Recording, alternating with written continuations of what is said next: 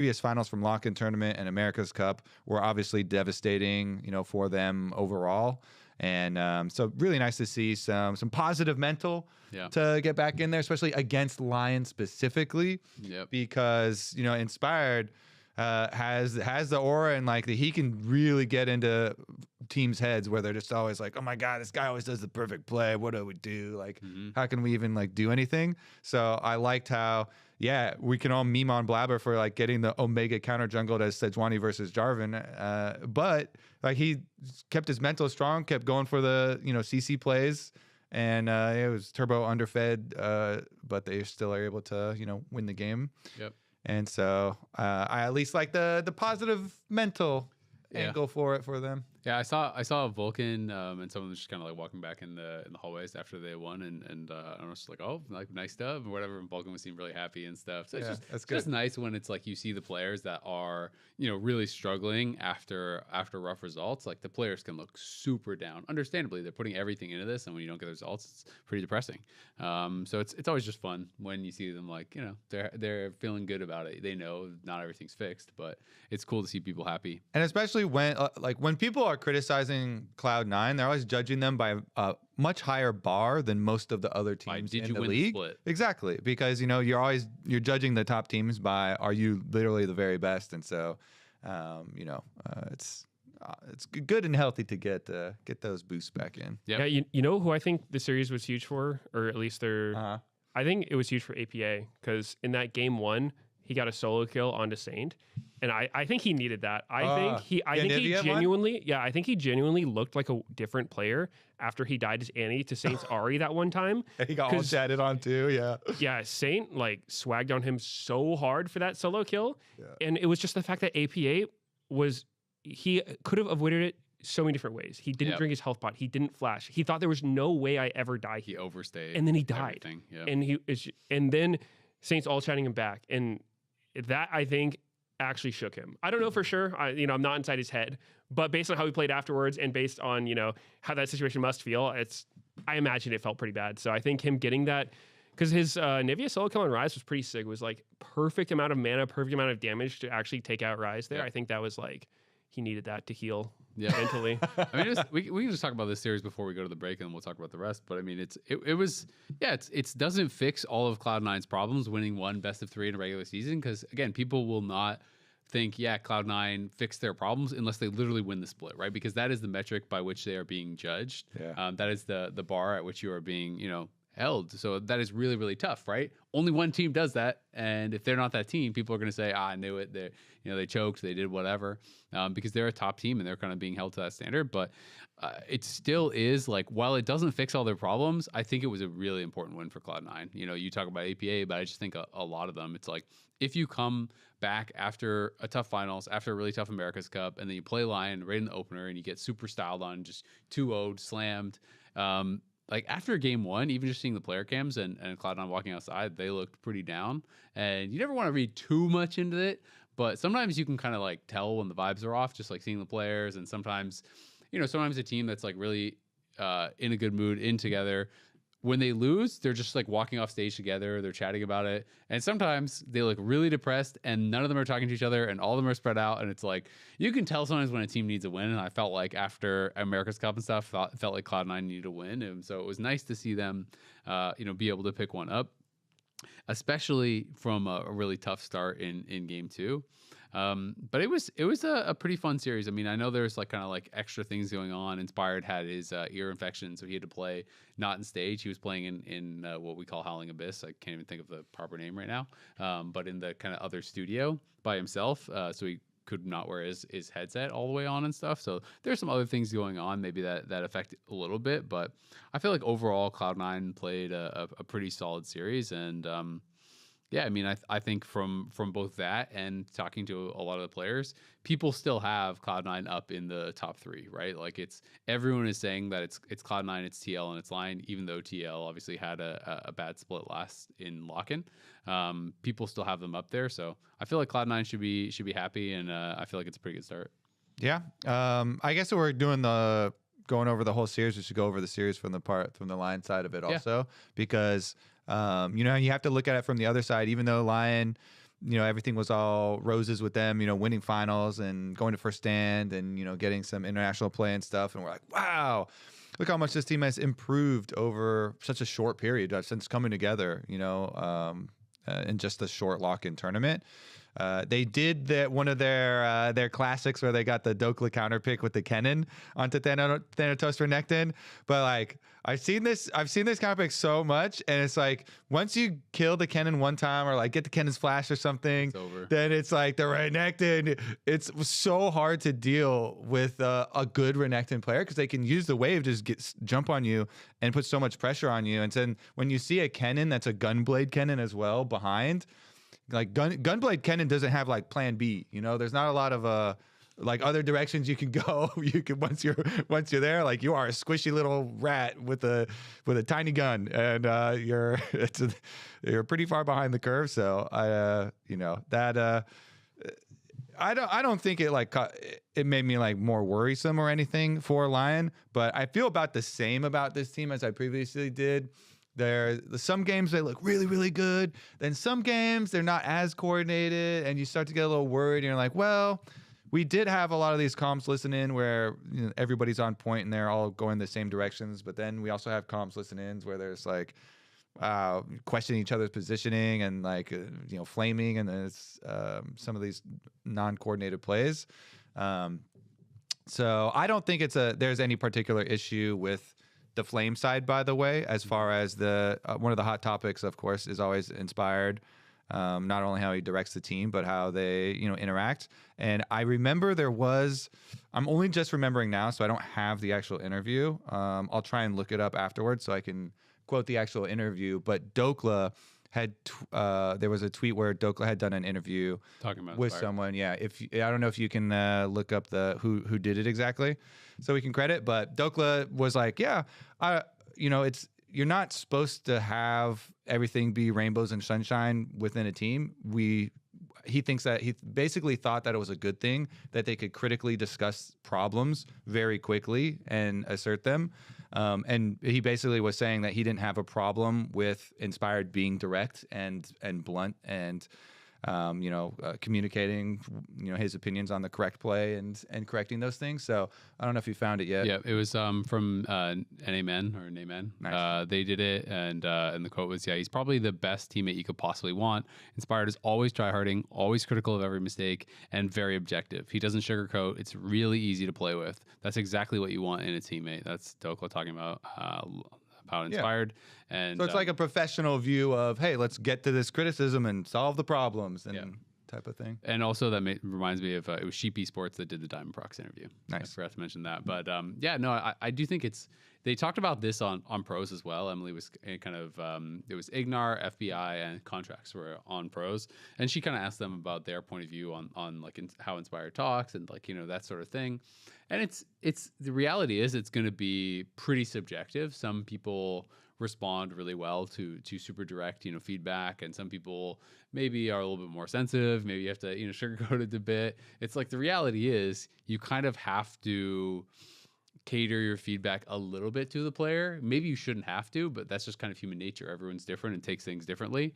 And also I think a point that was really good that they were talking about a bit is it's like, hey, if you're winning every game and things are going well, it's a lot easier to then hear, hey, like you really messed this up, like we should do this better, but you won the series, versus like everything is crashing down around you, you're struggling, you're losing all your games, and then this guy's like, hey, you lost us the game here. Yeah. It's like you have to take into consideration like the mental state of the team and the kind of like situation and stuff.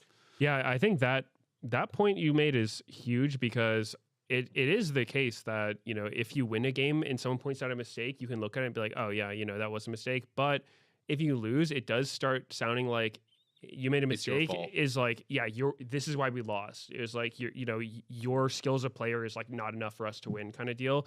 And so it can feel very personal. So I get that, and that's something that I definitely had to learn as a player, because I don't think I was quite on the sensitive versus like blunt scale of feedback. I'm more on the blunt side, but probably not like European levels where I think they're like, very, very direct about it. But Especially when I would have some Korean teammates. I think Korean culture is like very much so on the other side, where I remember, I think it was like on 100 Thieves with Ryu and Someday.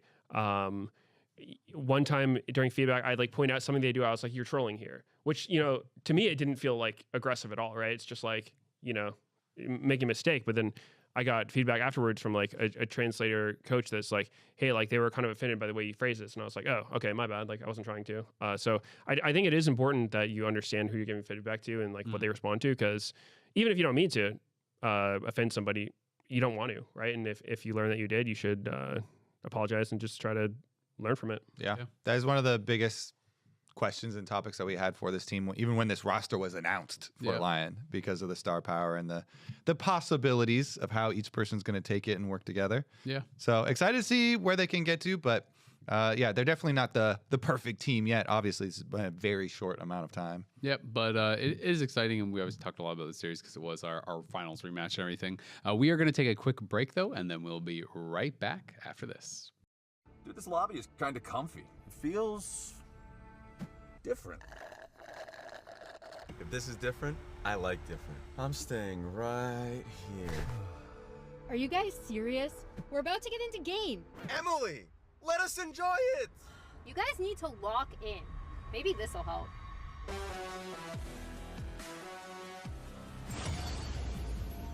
no, not already. Welcome back to the dive driven by Kia. It is time to talk about the next week's matches that are coming up. I think we'll just start looking forward from here on. So Saturday is going to be starting with Shopify versus Team Liquid Alienware. And these are two teams that, you know, did not have the split that they wanted in lock-in, but, you know, did have a bounce back week. Obviously, like differing degrees. You know, TL was looked at as a title contender, if not, you know, the favorite, and finished, you know, fourth. Shopify didn't get a single win, but both of them starting off on the right foot. And I think it was a pretty interesting one to talk about, because I feel like people are pretty high on TL, obviously from scrim rumors, but also from the fact that they like looked pretty good against Fly. But I feel like I was more negative on their series against Fly than a lot of people, and I don't know how you guys came out of it feeling, but watching a lot of those fights, I felt like Fly was trolling more than TL was outplaying in a lot of times. And I think specifically to the MF game where Masu was playing MF, where it just felt like they were so disjointed, or even the FlyQuest game where they won, where, you know, I mean, let's be honest, FlyQuest bot lane was smacking Core and Yon. Oh, That was the crazy. Corky Nami one? Basically all games. Yeah, even the first game that they lost, they 2v3 killed them, and then they 2v3 killed them again. I mean, Jose showed up later, whatever you want to say, 2v2 kill into a kill back with the jungler, whatever you want to call it. But they were smacking them. But even the Corky game, it felt like FlyQuest, it's like you have this teammate who's so fed, but you still want the game to be about you, and these solo laners just kept trying to do things and dying. And I'm just like, when you're that person who's Omega fed and you're in game, at least I'm always just thinking, like, just don't fight without me. Like, I'm 10-0. Just fight with me and we win every fight. And it just felt like the solo laners for Fly kept trying to do things. And so it's weird because, yes, TL did win. Yes, I think that is a positive step against a pretty solid FlyQuest team. But I felt like FlyQuest was trolling a lot of those fights, and I felt like even from gold advantages, some of their fights looked really close and had major mistakes from FlyQuest. So I came away from this a little bit uncertain still of TL and how to evaluate them, because it's like, yeah, you won. Yeah, everyone's still telling me you own in scrims, but like, you were up like 5K, 6K in some of these fights and barely winning with like big obvious mistakes from the other side.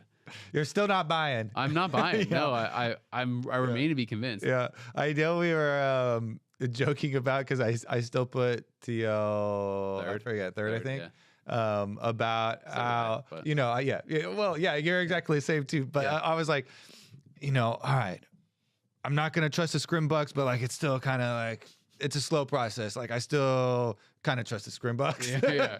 I'm not getting rid of all my scrim bucks. I talked to Spawn again, obviously, and you know, where I was basically like, well, sorry, bro. Like he was like, I've never won so many scrims in my life. This is crazy. Like basically, I'm like, all right, you know what? Scrim bucks though, they're not accepted on stage. And he's like, they will be soon though. And I'm like, ooh. So I'm kind of waiting for it. And then when you get a win, then I'm immediately ready to be like, all right, that's good. The scrim bucks are back. At least to me, the positive things I want to latch onto for TL were Quid and Jose, just individual performances. Yeah. Yes, definitely some team fights for sure for TL. Could definitely have been better.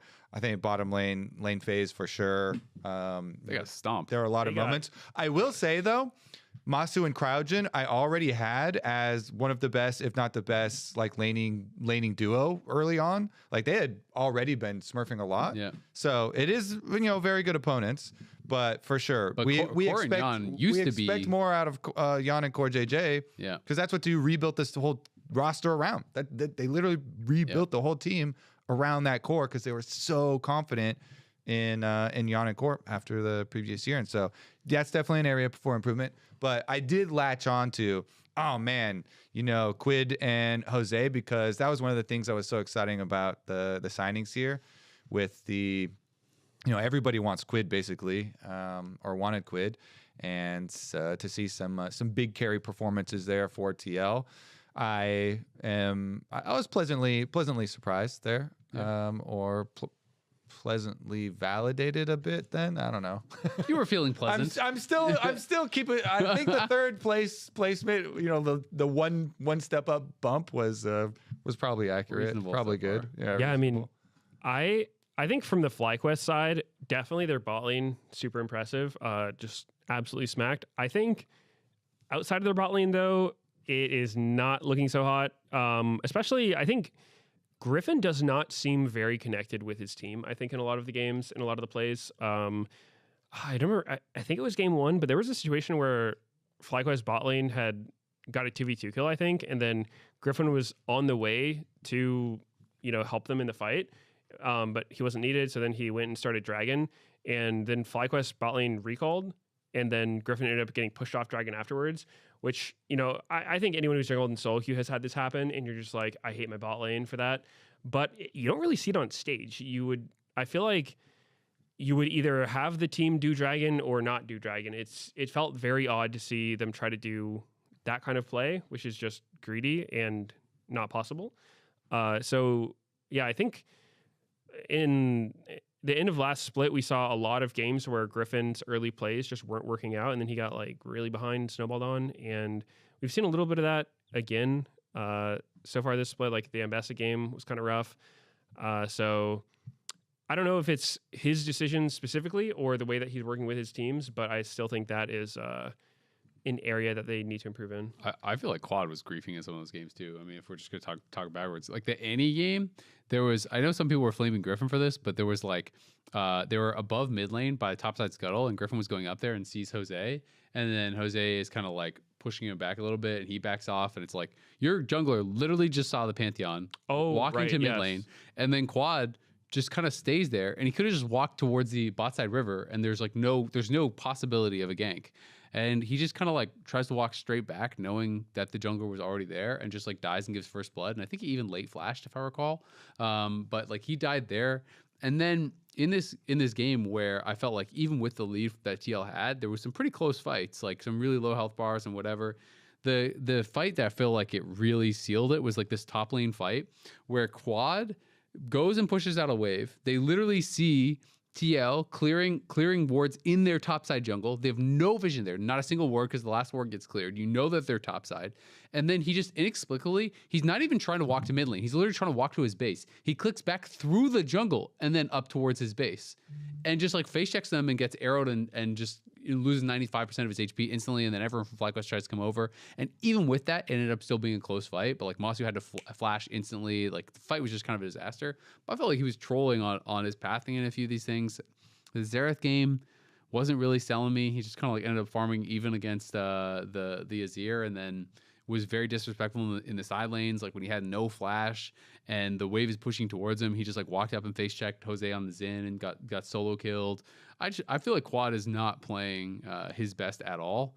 So I mean, I think you can go beyond Griffin, and really just like the top side to me has not been living up to expectations. I think Gatkos has been okay. I don't think Gatkos has been a weak link for them. He's kind of on the like tanks and whatnot. So there's only so much you can do, I think, in those situations. But yeah, I think that Quad and Griffin not playing great so far. Definitely going to need to see some more from them to kind of feel better about this team. It kind of feels like FlyQuest. I don't know if you guys get this vibe, but I feel like their players sometimes just get bored and they're just like, I need to fight. I need to do something. Like this Mundo game, even though they won it and, you know, Griffin didn't die in the game and Gatkos only had the one death. It was this, that Corki game where Masu super carried. And there's just this fight bot lane where it was like, it just felt like they literally got bored where Jan, like Gatkos just tries to like Ian on Jan with 0 Narbar and Cora's right there, and he just gets like wild growth and polymorph, and he just has to flash back immediately. He's low health, and then Griffin sees them, and you can freeze frame it. And Jan is, I want to say, at least 90%, if not 95% HP. Cora is full health. They have barrier. They have like all their stuff except for wild growth. And Griffin just pops his ult and runs at him. And I'm like, what are we doing? Like, just don't fight where the Corki is not. And Jan at that point was down, what, like 60 CS, 70 CS, or something like that, and actually got to get a, well, I don't want to say free because he uses flash, but he got to get a kill on Gatkos and like be back in the game a little bit. But I just get that vibe with FlyQuest sometimes where they're just like, not enough has happened in a little while. Like, I feel like I need to do something. You know, they just feel like they lack patience even in winning spots. Yeah, I don't know if I said this last week for them, but I see it as a lack of planning kind of issue. Like it usually feels like they don't have super long-term game plans within the game, and it would make sense. I don't even know if that's actually true. Obviously, this is all just theoretical and speculative, but it seems like they could definitely benefit with some more clear in-game leadership and like more long-term planning. You know, we need to do this and this and this. This is how we're going to win the game, and like they're agreed and in accordance a lot earlier than currently, because I feel like that would lead to a lot of the scenarios kind of like this where it's like more reactionary or spur of the moment or kind of take X fight, instead of having in your minds of like, all right, we need to get this item or this timing or something like that maybe. So obviously this team is all super, super young, so that those things can be hard to figure out within the team. I know that there are, Masu has talked about it several times about, I got to be a leader now. And, he's usually been like a fairly quiet, person in real life. And it's kind of similar things with Quad. They're kind of, the more quiet carries. And when Inspired was on the team with Quad on FlyQuest, they talked a lot about, he needs to ask for more, what he needs, and communicate more and stuff like that. So just kind of theoretically, you could see where that, might be an issue for this team. That is something where they could make huge gains if they can figure out some sort of system to help with that. Yeah, definitely. I mean, they're probably one of the least collective experience teams, so it makes sense that there might take some time to figure out what's going on. I think it's a good point though, because it's one of those things where it's like, if you just talk about in game, hey, Corki is about to hit this item, we have this many dragons, like just farm, play defensive, set up vision, we'll fight at the next dragon, we'll do this. If you have that plan set out, then people are less likely to just be like, ooh, I can kill this guy, and just kind of like go for it. So I think it makes a lot of sense. Maybe they do need to work on having more of a kind of like a long vision. That being said, obviously we talked about this individual series quite a bit. I still think TL is pretty heavily favored over Shopify. Obviously Shopify did have a very dominant series over Dig. They kind of smacked him. Oh man, that last game. That one was over in like 3 minutes after a 20-minute pause. That game was a smacking for the ages. Yeah, for sure. That was one of the funniest games I've seen. Like.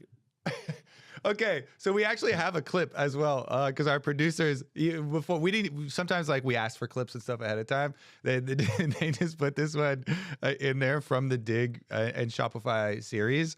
That is the top lane sequence, which is from let me check here if it was actually the first. It's from the second game, and it's the one where Dignitas are like trying to get back to their top lane outer tower.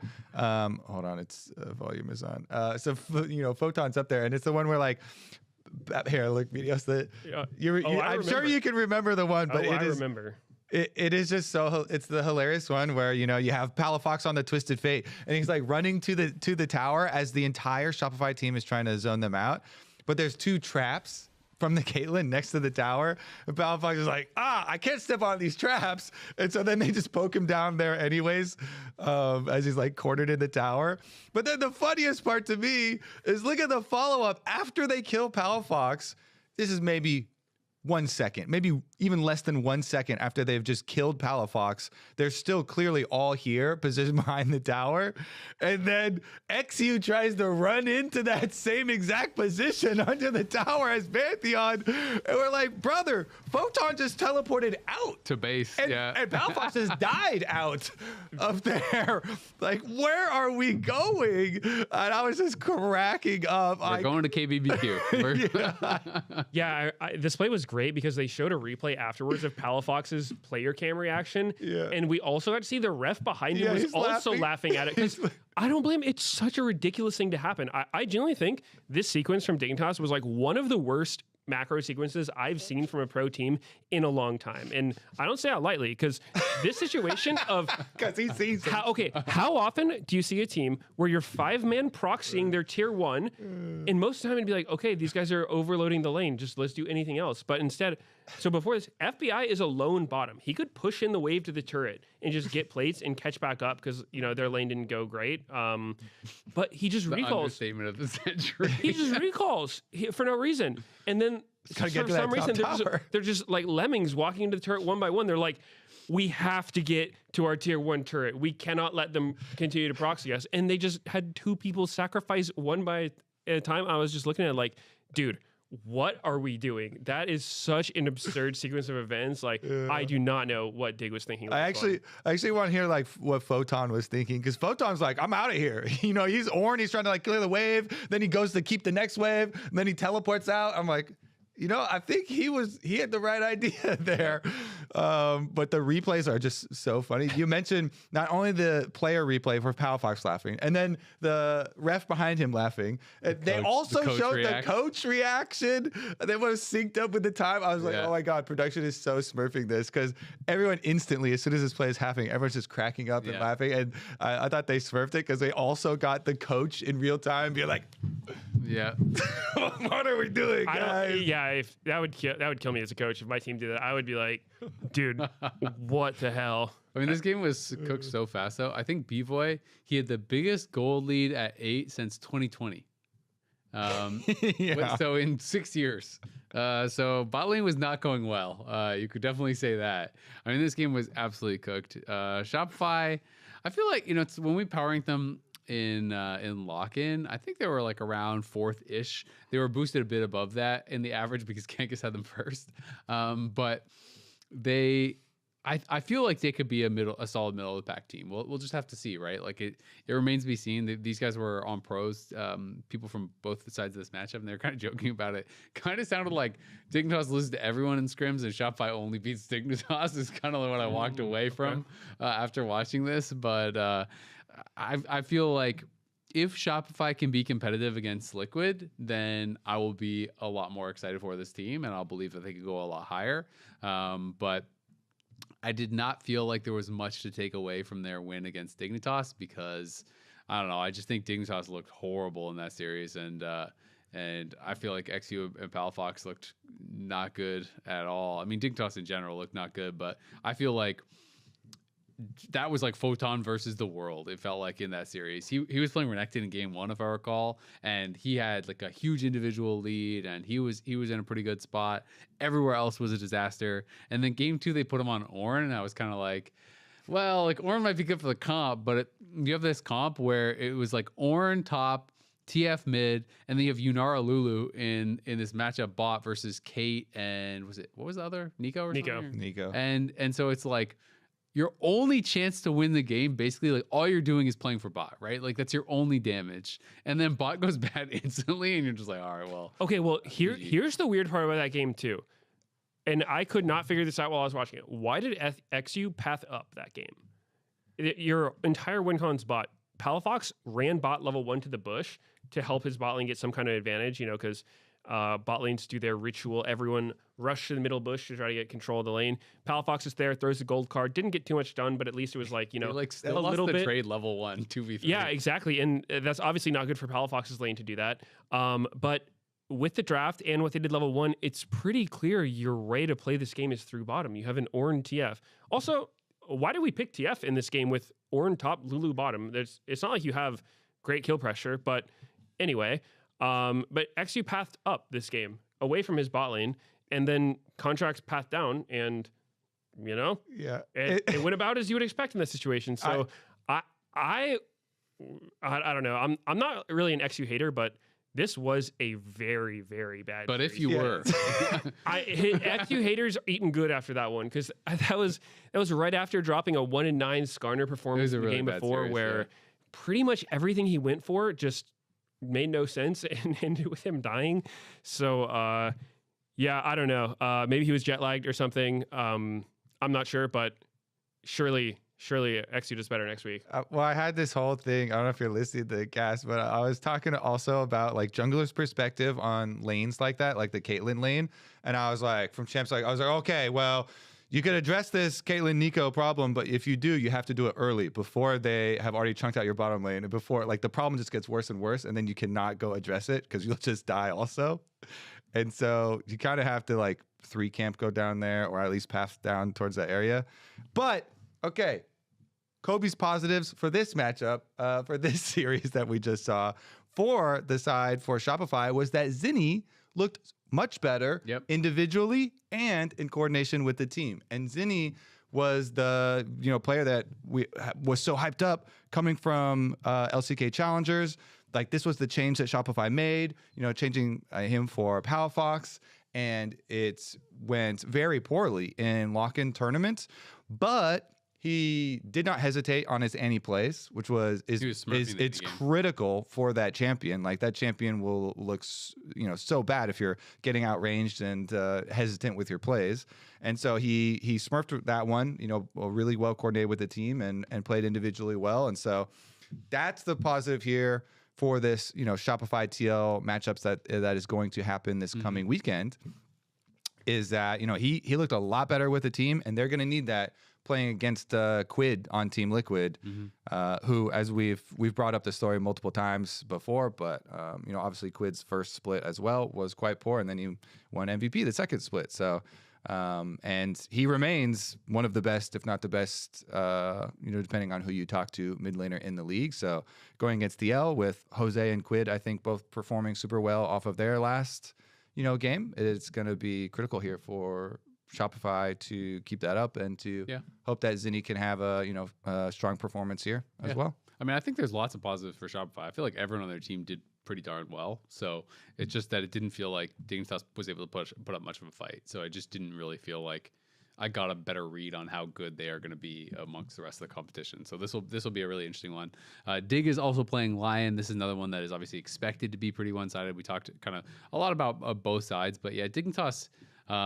Dignitas was one game away from knocking out TL and Lock-In and making playoffs, right? So they obviously did all right in Lock-In, and we're very close. Even in that final game, had FBI not gotten killed off on that Nico engage that we heard the comms he was trying to bait, which obviously didn't work out. But I feel like, I don't know. I'm hoping that this was just a bit of an aberration. Like, they played horrible. They looked completely hopeless against Shopify, but they looked pretty decent in lock-in. So I'm hoping that they can at least, put up a real fight and be pretty competitive, because I feel like coming into this split, I did expect that the midfield will be pretty wide open. And so I'm hoping that it doesn't just feel like Dignitas has the wheels completely fall off and gets just obliterated 2 weeks in a row.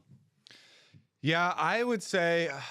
So I'm definitely not predicting Dignitas to win or anything. Yeah. I think everyone's going to predict Lyon. But I will at least say I don't think Dignitas is supposed to be as bad as we just saw this previous weekend. No. So that is the, hope angle for the squad. And I think probably the bar for Dignitas in this series versus Lyon is how good can you look? Nobody expects you to win.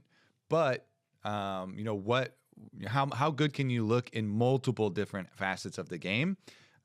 because there are so many honestly after the opening weekend, and obviously it's going to be really tough. Inspired led teams are usually very well coordinated. There have been some Lion games though where hubris gets the better of individual players and they're trying to limit test, or they literally versus Dig and Locking. They're desynced sometimes. So you can try and upset the kind of hierarchy of the LCS here and go big. People are definitely not going to be expecting it after the previous series. But again, I think that was, even with people expecting less out of Dig, I think that was an underperformance that we saw. Yeah. I am very low on Dig right now. I think that was... How low can you go? I mean, every series has a team that loses, but some losses are not like other losses. And wow, Dignitas looked so clueless in that one. I'm going to need to see more from them. Until then, if I could redo my power rankings, I'll move them down. Your expectations are low for Dig. Would you put them at 9th or 10th? Out of 8? Well, I would put them 8th, certainly. I didn't have them 8th before. I think I had them like 6th, maybe. Yeah. 5th? You had them highest. You had them highest. Yeah. Whoops on that one. So yeah, you had them 5th. Oh, how'd that happen? Maybe typo. But yeah, I would put them 8th after seeing what I saw. It didn't feel like a decent team that had a bad game. It felt like a team that really was just confused out there on the Rift. That they looked outclassed, and so yeah, I mean, setting up for the slingshot. Yeah, maybe I don't know. They're building momentum. The least expected. I don't know. That was bad. Yeah. It was tough. It was tough for sure. It was pretty bad. But yeah, I mean, only up from here. Nice to see Shopify do better. I think Shopify they're on the up, which they're inconsistent. Like I said, I think it was expected. They're the only team that can still go undefeated. This I split. never doubted them. Yeah, they're in first place. Sole possession. Now we just have to see are they good or are they just better than Dig? And with Dig, we're gonna have to see. Was that really the best you could show? No. I hope not. I really hope not. Or they'll be hard to watch because I don't want to see those kind of performances again. Okay. They're already dead, Medio. I don't know. I don't know. Is everyone and their mothers all predicting Team Liquid to win their series and Lyon to win their series? Yes, for sure. Okay. Yeah, for sure. Sunday, we have DSG Fly, which I think should actually be quite competitive. These are two teams that were really fun to watch in lock-in. They had a 2-1 series in lock-in. And despite some of my criticisms about FlyQuest against TL, DSG is definitely an easier team. And one of the reasons that I'm kind of interested for this and think that Fly is pretty heavily favored is while I think that Sajet and Lions can team fight pretty well, I think their laning 2v2 is the worst in the league. And I think Masu and Cryogen are smurfing the 2v2s right now. They just absolutely blasted Yon and Core JJ in their 2v2s. And this is a way easier 2v2 to go up against. So I am pretty worried for DSG through that angle, but that being said, if they can keep it close, I think Sajet is a really good team fighter. I think DSG showed us some really good stuff against Sentinels, and I think it's actually this or the Sen C9, but probably this is actually the most exciting matchup for me this weekend. Yeah, one thing I was looking at is did Yunara win a game this past weekend? I think. I want to say like almost every Yunara game ended up with Yunara just getting completely blasted in lane to the point where there's a C9 game where they went down pretty far with Yunara up against Berserker's Caitlyn. There was the TL game where they had to lane swap out of lane very early with Yunara. Like it was just a complete bloodbath down there. And then there was the DSG Sentinels game 0-4. Yeah, where they were getting 2v2 dove at level 4 by a Vayne. So I'm wondering, did maybe this champ's... Nice little average gold diff of negative 2,226 for Yunara. It's only 4 games, but every game Yunara got slammed. Like, she was getting rolled. It's one thing to, pick a champion and lose the game with it. It's another thing to pick a champion and just get stomped in lane. So maybe the prio on her is a little high right now. Maybe there's too many strong counters or something like that. But I think that could definitely affect how these lanes go. Maybe teams just didn't have the right read on her. Because if everybody's getting slammed with it, then you got to kind of look at the champion. Yeah, and I mean so especially we're getting like the Caitlyn Nico style lanes and stuff into it, and people building around countering it. That's why we didn't see a lot of like. Previously, we didn't see a lot of first game Yunara picks. Usually, it was a little bit into Fearless after some of these, strong answers and counter picks and stuff have been worked through. I mean, usually Caitlyn actually doesn't, show up super early in Fearless or anything like that either. But the heavy range stuff is definitely going to be difficult. I will say though, last time that these two teams did play, FlyQuest did win. So it was 2-1. That was with Kisno before they got the Kryra in, which obviously was the excuse me the plan all along to get Kryra, and he's pivotal for the team. But it did showcase. Jesus, my voice I guess is gone. It did showcase, I think, a lot of the snowballing and the power of the individuals in the early game for FlyQuest that they were able to utilize last time around. Yeah, I mean, one thing that was also just like super positive. Obviously, Disguise won their series against Sentinels. That's really good for them. This series, more than anything, though, oh my God, Castle was blasting Impact. That was rough. Impact got slammed in every matchup. He got slammed when he got counterpicked. There was the sick predict on the Q. Like, that Aurora kill was dirty. That was nasty. That was so sick. He predicted the Gnar flash with the Aurora Q and solo kills him under his tower instantly as he hits 6. Then the next game, Impact counterpicks him, and it's like, all right, time for some revenge. Got the volley bear. And he was up, to his credit, 20-25 CS. Good Ambessas, though, are very hard to kill because it has infinite dashes. They just kind of have to give up CS. So he was slowly winning the matchup. But then he just took the laziest recall of all time on this Volbear. And legit 10 to 15 seconds before it happened, I'm like, oh, he should be careful on this recall because he could get flash killed here. Because Ambessa just flashes forward and ease you and just kills you, right? Like, he was literally at 80 health recalling on his tower with Castle in front of him pushing it up. And he just didn't cancel his recall, didn't back off. And then, of course, Castle just flashes on Impact and kills him. And it's like, okay, well, there goes your counter matchup. Now you're solo killed in that one too. And then he got smacked in the Rumble game as well off of this early skirmish where Castle roams down and gets, 1 kill, 2 kill, whatever it was, that topside fight. But this was a horrible series for Impact and a really, really impressive series for Castle. So it's exciting to see. People talk very positively about Castle and have for years as an individual, but he's obviously always been kind of on lower end teams and sometimes the very bottom teams. So it was cool to see him shining against a team that's more expected to be like more middle or higher up, like Sentinels. And so I'm interested to see if he can kind of like maintain that level or at least an impressive performance against Gatghost too. Yeah, one thing I want to say about that Ambessa kill on Devolver is I honestly have never seen an Ambessa do a Q2 flash the way he did to kill Impact there. Like, obviously, I think Impact was being pretty disrespectful with what he was doing, but the way that Castle actually executed the kill on him, I thought was pretty impressive. Like, I didn't even know that was a mechanic that you could flash during Q2 on Ambessa because it's kind of a weird thing to do, but yeah, it was smooth. It was cool. I agree, but I also felt like it was coming, and I still agree with you. Like, I still agree it was really good, and but I could, when Ambessa, this champion, like, she has so many freaking tricks up her sleeve. Like, when he's positioning like this right outside of your tower aggro, and he uses Q1, I'm like, does Q2 flash reach? And maybe Impact was also like, nah, it doesn't reach. Yeah. But then it was well played by Castle. I think the way Castle was killing Impact in these matchups was really good. The Aurora predict, like, that one was just so disrespectful. That one was nasty. That was crazy.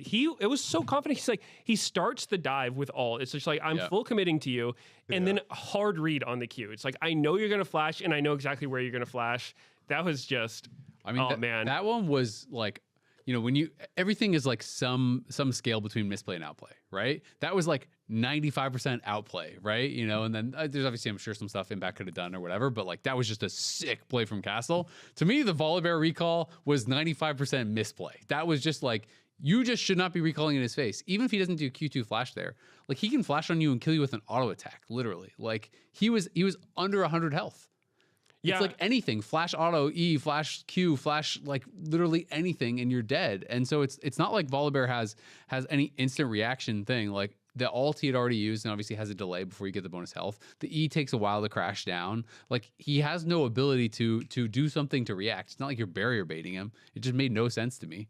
Yeah, I think it was definitely disrespectful, but I mean, I gotta give Castle some credit. Yeah, Castle played it really, really well. I think he did that cleaner than most people would have. I think that Impact was definitely ready to flash it if he did it, but I don't know. Like, when I watched it in real time, I was like, damn, I didn't think that Castle was gonna do it like that. Like, that was kind of sick. Yeah, that was super clean. I'm really glad that we got to interview Castle as well, because he was like, yeah, I've been in North America for like 2 years, and this is my first stage interview. Because he's been on so many, losing teams, and so that was super nice for him to get his moment, get an interview afterwards as well. Because Schmurf, yeah, I mean that one was kind of shocked me when I heard that. It's like, oh my god, like he's been here that long and he hasn't been interviewed. But then you go back and you realize, oh okay, like some of the teams that he was on basically just never won, which makes it generally we do winner side interviews. And when you think about so when he first came, he was on Immortals team that was like 7-22, and that's including game wins in best of threes, right? Like, I don't know how many series they won, but not a lot, a couple. And then the next year their win rate was like 10-27, so again they maybe won a couple. And it's hard because when you have a player in this situation, I think Castle definitely should have been interviewed before that or been on pros or something. Like, obviously he's a really fun player and he's a really impressive individual, but there's always, when it's a team that doesn't win a lot, there's so many players that you haven't heard from in a long time, so it's always hard to decide, like, who do you interview, right? Like, when Scary Jerry came up with Disguise and stuff, and like that was kind of a cool story. People were talking a lot about him because people were excited about him coming through tier 2 and wanted to get a chance to have him on pros one time and interview him, and who he's obviously been around for a long time and is like a great interview, so people want to talk to him. So it's always tough, but I'm glad he got his moment and had such a good series, and hopefully we'll get a lot more chances to interview him and have him on some content. Okay, so this one actually we should do predictions for everybody, because this one is not predetermined for sure. Even though FlyQuest won last time around 2-1 still. Obviously we already went over. We got Cry in now. Mm-hmm. And the teams have had some more tape. So are you still you already were leaning towards FlyQuest? I'm Fly 2-1. I just think it's the best laning bot lane in the league versus the worst laning bot lane in the league. And I think that is going to be a really big difficulty to overcome. And I don't see Castle being able to get the same kind of advantages they did against Impact. I think that's pretty hard to replicate. Yeah, this is a tough one. I am going to say DSG winning, just because I think that Kryra has looked a little bit more solid than Griffin to me. I think that also mid lane, Call Me versus Quad. I think the mid control is just going to be better for DSG, and I think that the way that they play together as a team is also better. And I think that FlyQuest, they got a great bot lane. I think Gakkos will absolutely do better than Impact did against Castle, but I think that even if your players individually are playing better, if you don't have that team play, it's pretty hard. So I'm going to say DSG, but not super strongly. I think it's going to be super close. Yeah, it is going to be super close, and this is a really fun matchup because both teams have so many young players and talent that is very fresh out of tier 2. And I think probably, I'm just going to guess that cumulatively, like, this matchup between these two orgs, these two teams, is the matchup that would have the least number of tier 1 pro games played over the careers of all the players combined in it. So I'm super excited for it. And I do think it's going to be close. But man, because I was going to bring up Call Me as well. I think mid lane might go that way, but then bottom lane the other way. Castle's performing really well. It's definitely dicey. Honestly, in the end, I guess I'll go FlyQuest this time around, just because they won last time too. Yeah, I'm surprised you guys aren't more on the FlyQuest side, just because I feel like Masu and Cryogen are playing so well, and yeah, there was this really cool Vayne game, but like Daejeon and Lions just have not been a good 2v2. Like, they are really good in team fight, but I mean, obviously it's not the whole game, but I just think it can be difficult. Like, bot lane is so important in the current meta, I feel like right now. When your bot lane gets out of the game and you have to do these like jank lane swaps where you're swapping before role quests and like putting people in weird spots, I feel like those games are really hard to recover from. DSG have just shown a lot of resilience in a lot of their games though, and have been able to weather the storm and get to some good mid game strategies. So we'll see. Yep, it'll be fun. Sentinels versus C9 is last one. We talked a lot about C9. Obviously, Sentinels, we just touched on a little bit. They had their series versus DSG. Obviously, Impact had a horrific series against Castle. Overall, the series was actually pretty close, though. I think, Sentinels were holding up. Hambach had a really, really good Skarner game. That was kind of cool to see after the Sentinels CEO Rob Moore was on the pre-show, and he came on and he was saying how his favorite champion to watch is Hambach Skarner. And then it's like, well, that's random. And then he just picks it and smurfs on it. You're like, okay, maybe it's not that random. Yeah, as soon as he said it, I was like, we're going to clip this, bring that back. Because well, Hambach did play it in the playoffs of last split as well. And Skarner has gotten buffed since then. So I don't necessarily think he's this unbeatable pro play menace that he was for a while after his rework, but I think he's pretty solid. I think he's definitely not bad. His solo queue win rate is like very pretty good. Yeah. That's comparatively, because he was down bad for a while. So I'm a fan of the champion, and I think Hambach plays it pretty well. Skarner's an interesting champion because he's obviously not. When you think of hard champions to play, you don't think of Skarner, but I do think if you don't put enough time into the champion, there are some like pretty big mistakes you can make on him. I think using his E properly and his R both take some getting used to. They're not that easy to use effectively, and they're like, obviously extremely important and punishable if you mess it up. So yeah, I think you can tell the difference between a good and a bad Skarner player. And stuff like chaining your CC together and like pulling them close to a wall to be able to get a good charge afterwards, and like getting them just over something, or knowing when they're not going to be able to bump over to the right position. So okay, here's a Skarner mechanic that I didn't actually know the specifics of it till I went on the wiki, and I bet you most people don't know. So when he grabs you with his E, if he's been traveling for 1.75 seconds or less on his E, he'll grab you for up to a second. But if it's past that, he'll only grab you for half a second. So that's actually a pretty big thing as far as like being. I didn't know that. Yeah, I didn't really know it specifically either. And he speeds up the longer he's charging. So like a really good Skarner player is going to know the times where you can grab somebody and actually get the full pivot into the wall to get the stun, or times where you won't be able to do that and you just have to pull him as close as you can. Because in XU Skarner game there was that one situation where it looked like he was gonna.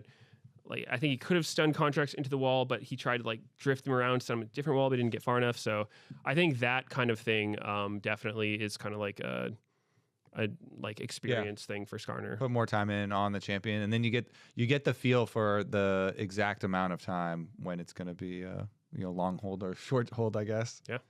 What did you guys think about the Smolder game in Game 3? It's like, was the Smolder answer to Yone? What? I was so confused watching this. He just kept trying to gank bot lane.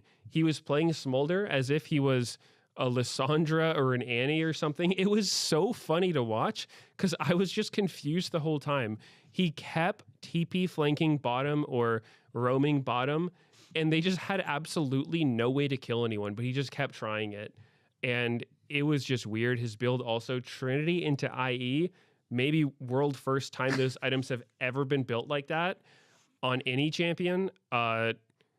This was like a season 3 Corki build or something. I don't know. I was so surprised when I was watching this. I was like, what are you doing, Dark Wings? Like, I don't know. That was weird. I mean, the TPs to me started after it was already kind of cooked, because they had that topside fight at the Scuttle where they lost that fight. He lost his flash, had an early base. Then he came back with no flash, and Cryer was there, and he was trying to help him push out the wave. And then they got 2v2 killed, died. Then he TP'd back, got solo killed by Call Me. It was like, okay, at that point, it's already pretty rough. And that was after his bot lane got 2v2 dove at 2 minutes or something like that by the Vayne. So a lot of things had gone wrong. But so I'm not saying he solo lost the game, but I'm saying the plays he went for didn't work, and I don't think there was any way they could have worked. And okay, it's like if you're playing a champion like Annie, I get looking for these things. Yeah. Go for the low percentage plays that have some chance of working, but you're Smolder, man. Just go stack your queue. It took him, 24 minutes or something to get his 225 stacks. And because he was spending his time just looking for very odd ganks. I don't know. It felt a little desperate. Yeah. A little desperate. this matchup already, the Sentinels Cloud9 that we are, looking forward to, is already really one-sided. So, last weekend's games didn't really sway my mind much. Currently, this year, Cloud9 are 6-1 versus Sentinels. They played a lot because they also played at America's Cup, and so we've got a lot of tape and data on this one, even though it was such a short split because they also played in America's Cup. And I got the stats ahead of time for basically people were like, well, what's the biggest diff in this series? And a lot of you might think, hey, it's probably going to be top lane, right? Thanatos beating up Old Man Impact. That's got to be the biggest goal difference in the early game at 14. Well, I've got news for you. It's not even the second biggest difference between these two. No, mid lane doesn't even score. That's the last one. The biggest difference so far, at least in the 7 games that they have played this year, AD carry has had the biggest early game gold gap. We take the 14-minute breakpoint because that's approximate for lane phase. Timing. Used to be when and jungle. So AD carry and jungle have gotten the biggest gold leads. Thanatos, of course, everyone's like, yeah, Thanatos obviously should just giga gap impact in lane, especially. But it's been overall a team gap. The averages have looked very, very good. Obviously, they've won most of the games, but it's not a great matchup. Are these stats from their head-to-heads? Yes, all okay. Because was that the one where Sven had the 8K gold lead or something? I think there was one game where Sven had one of the games was astronomical solo gold lead. So okay, I could believe that. Yeah, I could believe that. It's it's all of the 7 games. But when I look at paper, I'm still when I'm ignoring those, I'm still thinking, yeah, it's probably still top lane. It's probably still the biggest difference. Yeah, it's and kind of the way it's been has been fairly predictable, and Cloud9 have, I feel so much confidence in playing versus this team. Yeah. So it's kind of a good luck here. So honestly, I feel like this one's probably going to be pretty one-sided for our predictions as well. Yeah, I'm definitely going to predict C9 for that one. C9? Yep, underdog story for Sentinels. I'm always rooting for Impact though. Yeah. He's he's a good friend of mine. I really like playing with him, and he's just a great dude. But he has really been struggling lately. Yeah. So I'm always hoping for him to turn it around. I mean, last year I think he had a really rough year. Lock-in, I think overall Impact actually was playing pretty well. But obviously first week of spring was brutal. He got slammed by Castle, and then to be going from that into a Thanatos matchup is really, really tough. That is, the top laner that pretty much everyone will tell you is the best laning top laner in the league in Thanatos. So we'll see if Impact can have a bounce back week. I do believe in him and his work ethic. He's been so good for so long. So hopeful that he can bounce back because if you have a really bad year last year, and then if you're starting off rough this year, then it's going to be tough to to maintain your spot. That's kind of the reality. But it's going to be an exciting exciting weekend of games. I'm looking forward to it, especially the DSG versus Fly one. That's definitely the one I've got my eyes on. And that is going to wrap it up for us here on The Dive, driven by Kia. Be sure to subscribe to us on Spotify, Apple Podcasts, and YouTube so you don't miss an episode of The Dive. Also, leave a comment if you would like. We grabbed some questions here today for the episode, and we're going to continue to do that throughout the year as we so choose. LCS returns this Saturday, 1 p.m. Pacific, as Shopify Rebellion takes on Team Liquid Alienware. We'll see you all there.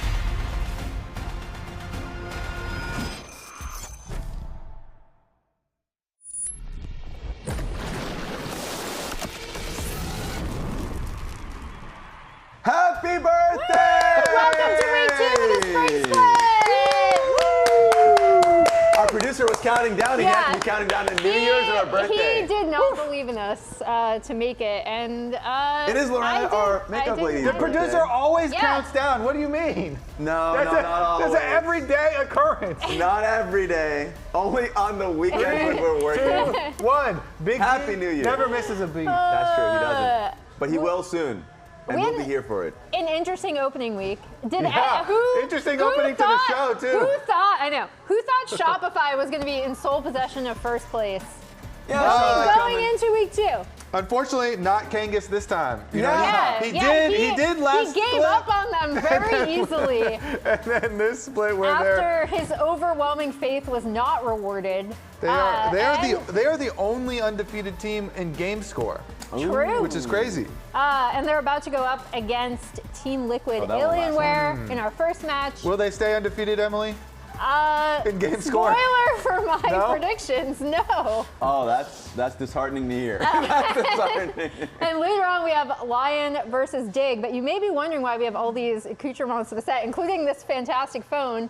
It's Stocks Day! Oh, woo! Get the visors out. All right, guys. Thanks, Kobe. We're going to decide if we want to invest. This is 3 of them in one. I'm going to put all 3 on.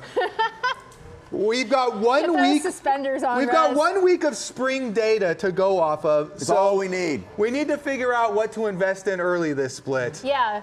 First of all, though, it's fantasy, and I rarely have bragging rights in fantasy, but this week I do. So we're gonna start with that. Oh, really? Because I went first. Let's go. What the hell? She cheated. I know she cheated. I didn't cheat. That's a lot of insider trading. It's actually because Contracts is on my fantasy Those team. points are incorrect as well, by the way, because the thing's saved wrong, so I actually have 120. They did fix it. Kobe is not that low. He's actually right below Jat in 4th. No. Canonically, he's extremely low alongside Kangas.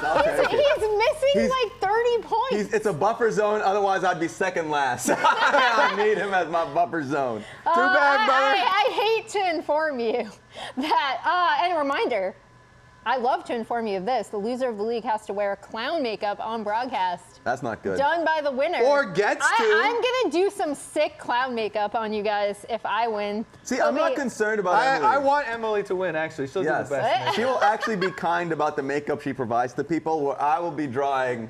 Good luck, Kobe. Yeah, I don't. They're not going to let me on camera. I don't trust Raz.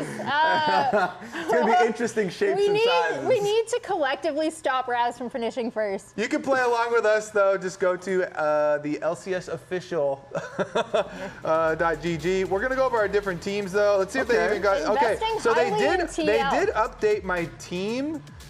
It's not fully updated, but obviously there were some problems with the website in the first week, so the team and the points and stuff are a little bit off. But this is generally the idea, anyways, that I went for. How many points are you working with? I think I got Masu instead of Berserker, who was a bit cheaper. But anyways, yeah, I went with a lot of Team Liquid in the first week. You went with a lot of Team Liquid. Wow. Okay. I went full Team Liquid, including former Team Liquid coach Swiffer. I just didn't have that much points to spare, and I felt like I got to dip into Team Liquid. Team Liquid was the best aspect of my last week, and I am doubling down. I decided to mix in as many Lion players as I could because they're playing Dignitas. That's fair. Yeah. That's fair.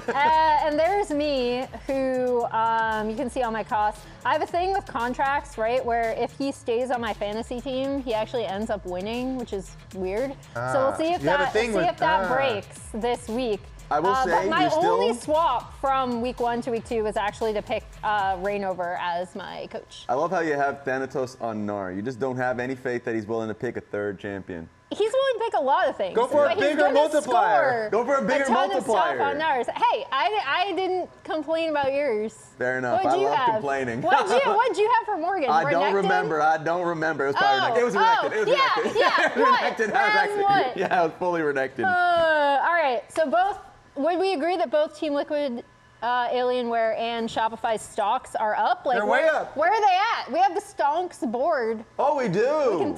We can move stuff around. So this is the interesting discussion.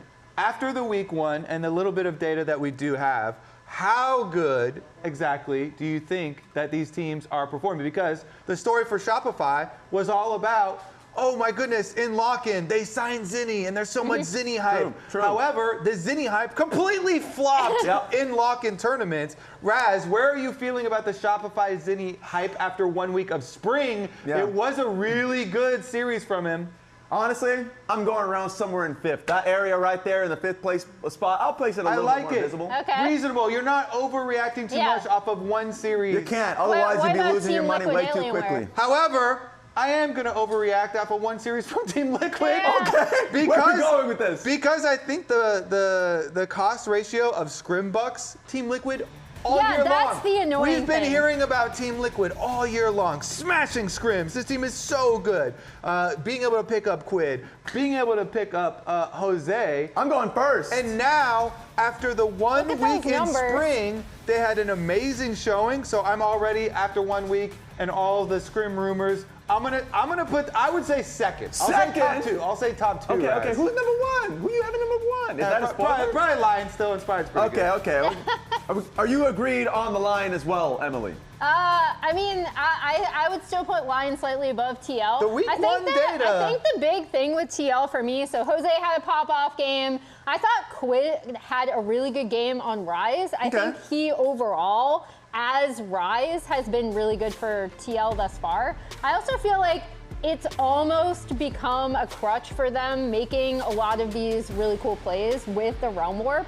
But I did like what I saw from him and Jose. I do just need to see more consistent team fighting, especially without the Rise from TL. Because even in their first game, I was like, ooh, some of these team fights are going a little wonky, even with the good start that Jose had. I really like this play. This Well, was I a fun have one. some news for you. But yeah. If you want to see consistency out of TL, then you may Look at be scrims. disappointed because, Jose and Spawn both have been giving these interviews where they want to play an exciting, action-packed LPL style of gameplay. And I they want appreciate to that. play strong early games and take lots of fights and skirmish really hard, and they think that it is superior to the LCK style. And so this is the goals of TL. So if you want to see control, So, if you want to see I don't consistency, disagree with that. But their maybe. 5v5 team fighting in the mid game has to get better. That's true. There you but go. that's the goal for TL, and I do like that. They're chasing after this brand of League of Legends that should be super exciting, and they want to embrace the creative and talented players that they have been able to sign to their team. True. The biggest worry is always going to be getting them on the same page and knowing when to reel them back, because there are so many instances they even talk about. Like anytime you remind them of the Nongshim incident, No. That's a pretty big throw. Exactly, just throwing gold leads. You don't want that to happen, especially when they play the line so consistently. But the fact that you look on the opposite side, Shopify getting their first win of the year, and a lot of it is just Zinni finally having his debut performance. First game of the year. Congratulations to Zinni. He's finally. So what were all the other performances? They were not his debut performances? Those are not fake? applicable. None of them actually counted. This is the one where he was just, especially his Annie game, was incredibly on point. And I feel like something that I liked about his Annie game in particular is that he was very connected to the team. Yeah. Something that was just not really there at all during all of lock-in. We got to see that, and it felt like all of that was happening in scrims were finally showing itself. Yeah, Annie is a champion where you can't hesitate or it'll look really bad. You get outranged, you do extra damage. So you have to have good flash engages for the team. Can't hesitate in lane either, and he did show that. So that's why we think the Zinni stocks are on the rise. But also, What are you looking for? Since we have both of these mid laners in this game, if you remember, I feel like a lot of people have been drawing this comparison, so I wanted to do a cool. Thank you, Kofi. Nice, perfect. I think we have a full screen graphic of this too. But it's basically their career trajectories, right? Because if you remember, Quid did not have the best start with 100 Thieves when he first came over, right? Yeah. And so obviously there's a little bit of a difference in terms of their challengers finishes. I think a lot of people were a little bit confused when Quid was brought over as opposed to some maybe other LCK challenger mid laners at the time. And that's another 8th place finish from Shopify. Zinni was did really, really well in LCKCL, and then had a rough first split. So now maybe this is the question. Are his stonks on the rise, Raz? I think it is. I can see the comparisons here. But is he going to be able to get to this level? Because that's pretty impressive. Second place and MVP, that is crazy. That is pretty crazy. I'm going to say no. Yeah, it's a no. That part is a no. Tough. It's tough. Just because that's super difficult, but it is good to see, an upward trend for the sake of Shopify. So we'll see. We'll keep on tracking. If he has more games like he did in the first week, an All-Pro is definitely calling him. And I think that just comes with practice and being. It is. You found out from the tip line. Yes. The problem is that this week he's going to have to do it directly against Quid, who's very good. Yeah, everyone's like, Quid's still the best mid. Yeah. It's just not even a conversation. The fact is, the stats actually looked pretty good laning stats-wise from Quid last split, and that was a pretty bad, horrible split for them as a whole. Even with him getting solo kill versus APA, we're not going to be seeing that at all from them. But that's my estimation. But I want to be hearing from some of the shareholders on the LCS I was going to say, Discord. we're getting some hot tips from shareholders. All right, might as well hear from the LCS them. Discord. It's not just about our opinions. Yeah, I don't trust Raz to have full control over my money. Winning Spring Split. Trust me. Who's winning? Wait. Throw that one more time. I want to hear that one more time. C9 will win Spring Split. Oh, who's believing? Who trusts? Are you investing? Are you investing? He said, just trust me. I'm not going to trust that. You need to give me an argument. After what happened last split, I need to hear a little bit more words. True. He said, just trust me. I still am a little bit shaky on C9, only because talking to Blabber, he was like, no. Even though we won this, I mean, I'm shaky. We still have so much to work on. I still think they're going to be a good team, and I think they're a contender. I need my shareholders to give me actual reasoning. If my faith has fallen greatly, I need to say, trust me because this guy's gotten a little better, this guy's got a little. He said, trust me? Hell no! I'm going. Maybe I think they're higher than that. Higher than that, third? Put them with TL, yeah. Third, no. I think they're a top 3 for sure. So to me, it is a viable take because anything in the top 3, you could see them winning. That's a possibility. Yeah, it's possible. But you're not going to put the majority of your wealth on that fact, right? You're going to hedge your bets a little bit. Lyon has been able to beat them last finals, even though Cloud9 came back strong and beat Lyon in week 1. You guys are both saying, week 1's not enough to fully invest in Cloud9 winning the whole split this time. Yeah. That's true. I think I'm in agreement. Also because I think TL is also going to challenge them. What does our next shareholder have to say? All right, take it away. Hey guys, Sean Antonin here. My predictions for the 2026 Spring Split of LCS is that Lyon will not repeat as split champions and will finish in 3rd place in playoffs. And the 2 teams we will send to MSI are Cloud9 and Team Liquid, and TL. with the Skies coming in a respectable 4th place. And the MVP of the Spring Split would be Vulcan, who would play a pivotal role in sending Cloud9 back to their first international since Worlds of 2023. I like the parlay here. He's got several things to hit. He adds on the disguised performance MVP. And the Vulcan MVP. I like that. He's betting big, Raz. He is, and he's a safe man. I was looking at those tabs just to see if there was any state secret, and he said all of them just said, don't read this tab. So that's understandable. I feel like I have to trust them. I mean, it's interesting because we could actually pair our 2 predictions from our 2 shareholders together. Because he said, okay, Lyon's not going to win. And the first guy said Cloud9 will be the winner. But can we just put them on the same? This is too safe. This is too safe for me, even as a shareholder in this. Do we all put them on the same line? Surely someone's better. Surely. I'm going Team Liquid. Look, I had them as... You're going to move them up to first? I'm moving them up to first. I need to hear solid reasoning. All right. Well, what's your reasoning for putting them first then, Raz? Yeah, what? Huh? Put your reasoning where your mouth is. I'm a man that loves money, and if someone's telling me the Scrim Bucks are looking good, you love the Scrim Bucks. I gotta go with the Scrim Bucks.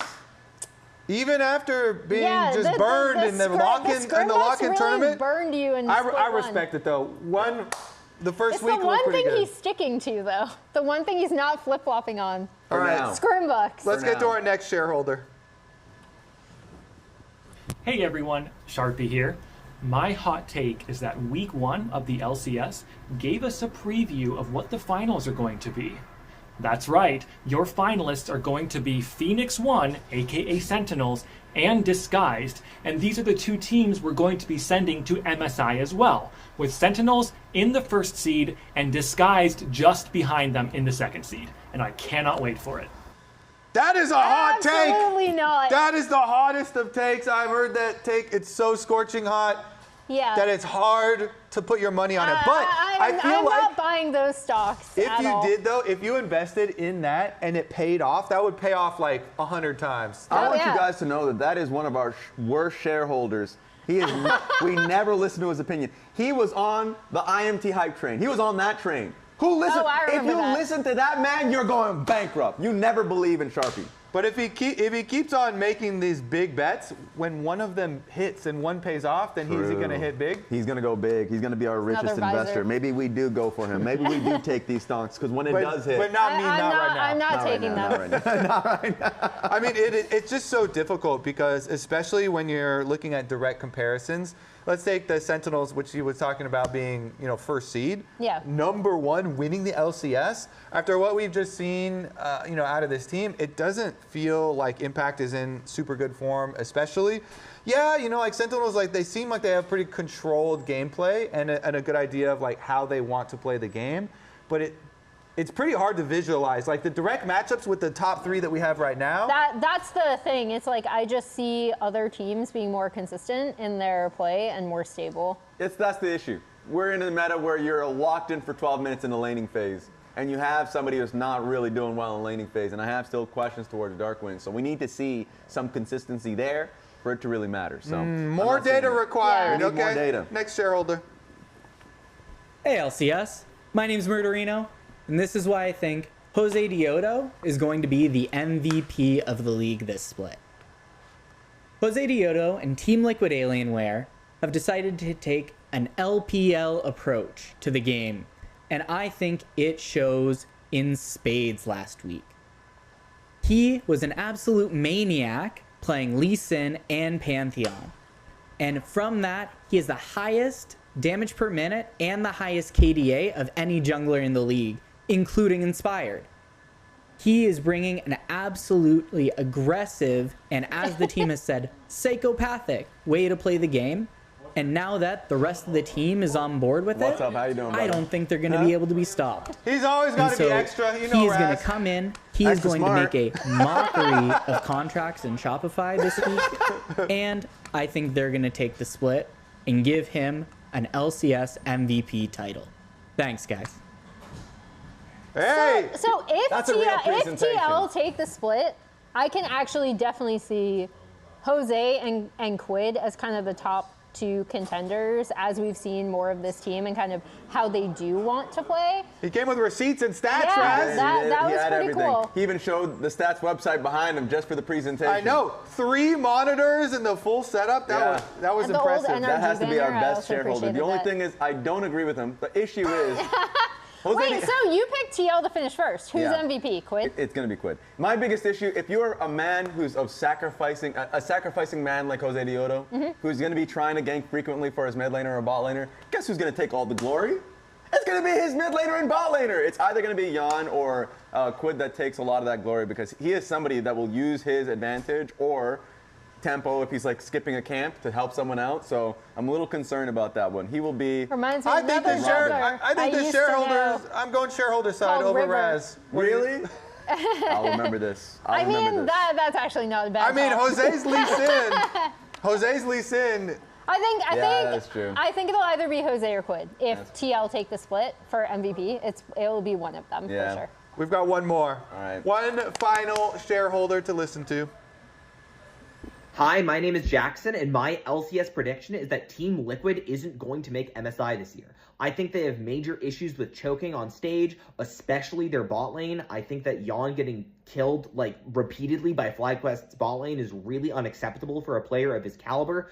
Also, historically, Quid is choked, so I frankly just don't believe in this team. Sometimes they look really, really, really good, like the 100 Thieves of last year type of energy, but sometimes they look really bad, and I just don't think this consistency is going to be enough to make it to an international.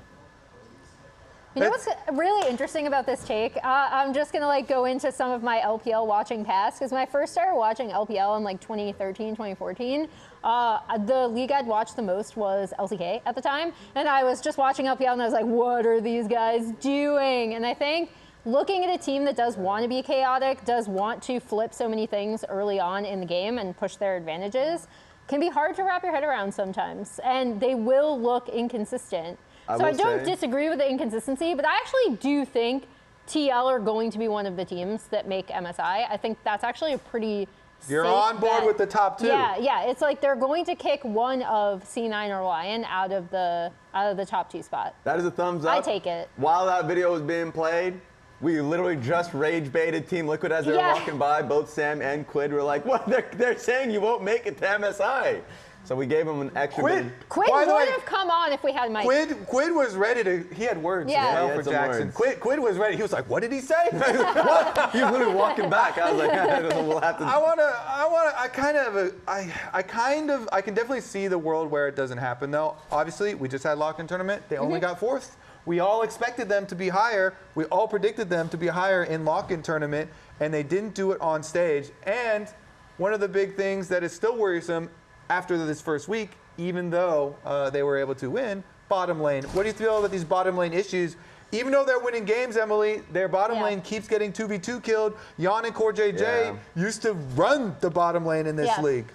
Yeah, I mean, that was a big thing. And it was also off of like some pretty optimistic trading from them, I'd say, in some of their matchups. So yeah, if they can turn that into an advantage though, then this team like skyrockets in terms of, right? Because like, I think that's how they feel about it. They were like, oh, we made a mistake in the 2v2. Next time we'll be better. I've got a question now. What do you think is the most like value stock you could invest in now that people don't expect? Like a dark horse to do really well, way better than people think. What is a team that we have not mentioned that you think is actually going to perform? You're staring at it right now, Rez. I feel like the one team that gets me, at first it was going to be Dignitas. No, you're not Rez, no. It's not going to be that. Dignitas gets you, huh, Rez? Unfortunately, it's not right now. We're going to have to wait a little bit for that one, but we need to see some sign of life. DSG, oh my God, we saw them beat Sentinels, which was like 3rd seed just last split. Maybe they hit 4th.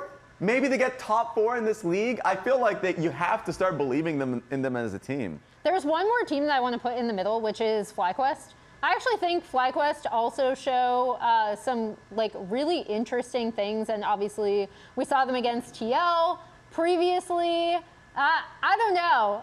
It's hard. It's hard also because they're going up against GSG. She's our most indecisive. I would like pick them. Shareholder. I am indecisive. I think I'm going to try and give you some confidence there with the FlyQuest choice, because I was going to say FlyQuest. I actually did invest in Masu for fantasy from a fantasy team. That is a great early. investment. Their bot lane has been the best bot lane. All right, Kobe, where are we putting this then? A lot of 2v2 kills. So again, you know, we're not going crazy, but I'll put them up around the 4th area. You know, 5th, 4th. To battle up here, understandable. Because I think there's a huge upside to this team. They're so young. They're really talented individually. If they can work out the game planning and like future planning in game on the Rift a little bit. This is also current stonks, by the way. We are going to adjust this as the day goes on. That is true. But I feel like say TL wins, are we then like dropping them down? Wait a second. Are we dropping them down? Where's Dig? Did you? Are I put them all the way down there below. You can't even see him on the camera. We can't even see him. We can't even see him. Understandable. We got to place him at least in Put it like to the sides in the corner by. Yeah. Oh, there we go. There we go. Right, peeking out of the. There we go.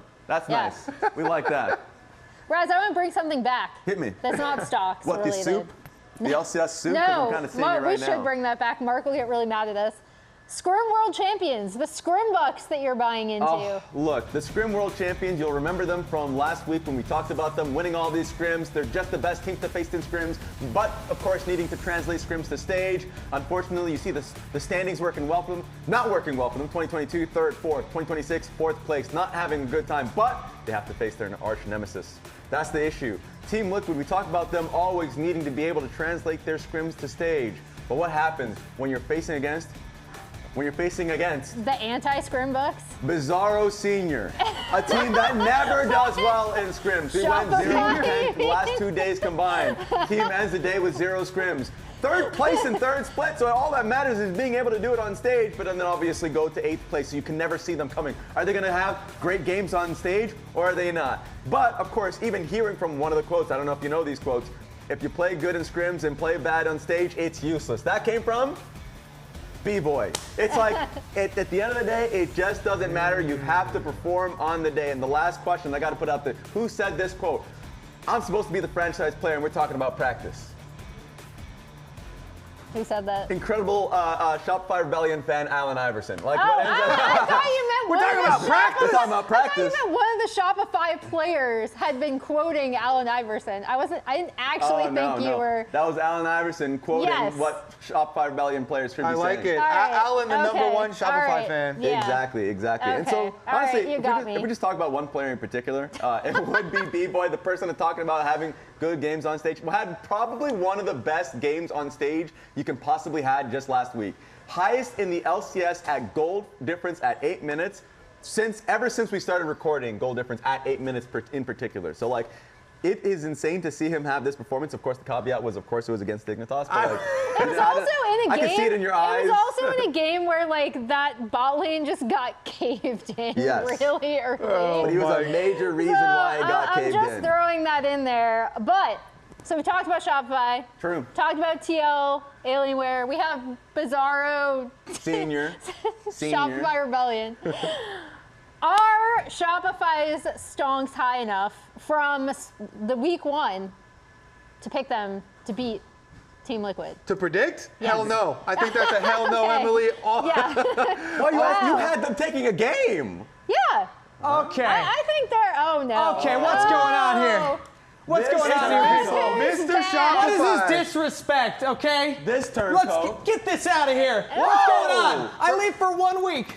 For 1 week. And that's all Shopify needs to do to prove Didn't that you I leave was for 2 correct weeks? in my power rankings last were in split. Europe But you put them last this split. Well, you're the one disrespecting I don't know. them. I couldn't hear You you put right them there. 8th in this split. Look, guys, we're having a bit of a rebellious streak over at SR right now. Okay, Joan of Arc, George Washington, Luke Skywalker. Benedict Arnold, go back to Europe. We're taking notes from the famous rebels of the past, and we're getting upsets. And I'm gonna fix this right here, because what is going on? Shopify Rebellion to the moon, baby. Team Liquid are dropping down. Shopify are gonna take the split undefeated for the rest of spring. Get some hair, buddy. Get some hair. Who's gonna carry them, Kangas? How's it gonna go? Zinni! Did you see Zinni? I did. The promise is being answered, everybody. We're finally seeing peak Zinni. Split 1, he's getting used to the team environment. He doesn't know what it means to be a rebel yet. He's coming from Academy. You got to be a goody two-shoes in Academy. Now that he's at Tier 1, he's got a split under his belt. Now he's knocking shit around. Okay. Yeah. I'm still going TL. Yeah, I'm hearing what you're saying. I think I'm going to keep my prediction the same. Can either of you be convinced by Dude Bro Kangas over here? The problem is, add a game. So I've heard a lot of great takes from one of our shareholders. From this man, what are you even coming in dressed like a homeless? I just don't see it. I'm a rebel. I don't see it. I'm a rebel. I would have believed it, but I feel like every time you start to put your weight behind someone, they start to fail. So maybe we should be going in the opposite direction. Whoa, 5-0? Kangas 5-0, baby. The last time I think someone predicted 5-0 was Azael in America's Cup. It did not go well. We don't talk about that, Emily. This one is the fact that Team Liquid's going to lose 2-0 and Shopify are going to say, we're not done. We need more stage experience. We only got 6 games last split. They need more time on stage, okay? Kangas, Okay. there's a phone call from a specific shareholder, a Mr. Zimmerman for you. Oh, Mr. Zimmerman. Yeah. Oh, that's my boss. Yeah, you better that's take that. Hello. Yes, Mr. Zimmerman? Yeah? Uh-huh. Oh, we're announcing it now? All right, well, I'll let them know. Well, that was the man who zimmers, everybody. And we have an announcement, a world first here, announcing that the LCS Spring Finals will be taking place in Mullen Arena at Arizona State University from June 13th to 14th. Tickets will be available beginning next Friday, April 17th for MasterCard holders, and then for the general public on Saturday, April 18th. Scan the QR code for more info. We got a road show, everybody! We got a road show! We're going to the Mullen Arena. And it's going to be hot. I think it's in Arizona. Yeah, It's probably going to be you're like not going to be able 120. to wear this outfit. No, I think I'll look cool. I'll look. It doesn't matter if the weather's hot. Sweating your butt off. Okay. Have you seen the back of it though? Are you going to be the live performer? Are you going to be the live singer? I don't maybe. The rock band? I don't know if anybody wants that actually, but. How long have you wanted to have a mullet? Yeah, this is actually canonically. It definitely does look. Canonically, the second time I've worn a mullet on broadcast. I don't care. You got to tell the crowd what we're going into. What are we going into? Start the game! Yeah!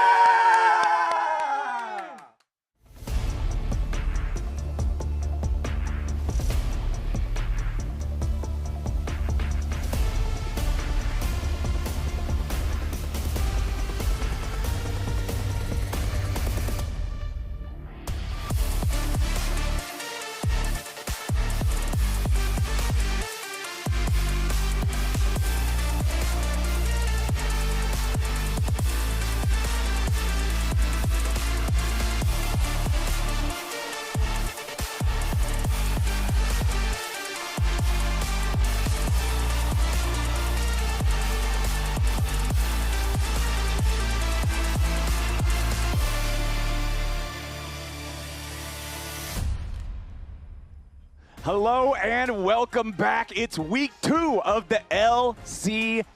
Later on today, Dignitas have their work cut out for them, going up against a Lyon squad that'll be pretty hungry and ferocious to bounce back after dropping their week 1 series against Cloud9 just last weekend. But first, we've got some other action taking priority. It's Shopify Rebellion going up against Team Liquid Alienware. Both of them off to a solid start here, but can Shopify step up and go blow for blow with TL? Yeah, I mean, that's the big question. Shopify did not get a single win in lock-in. Come in here, first week of Spring Split. They 2-0 Dignitas. Going to be really happy about that. Going to be feeling really good about it. But yeah, this is much steeper competition. Now you're going up against Team Liquid, and you have to kind of show, can you actually carry that over into being competitive with Team Liquid, or maybe even taking Team Liquid down? Right. I mean, that's what I was kind of looking at in week number 1.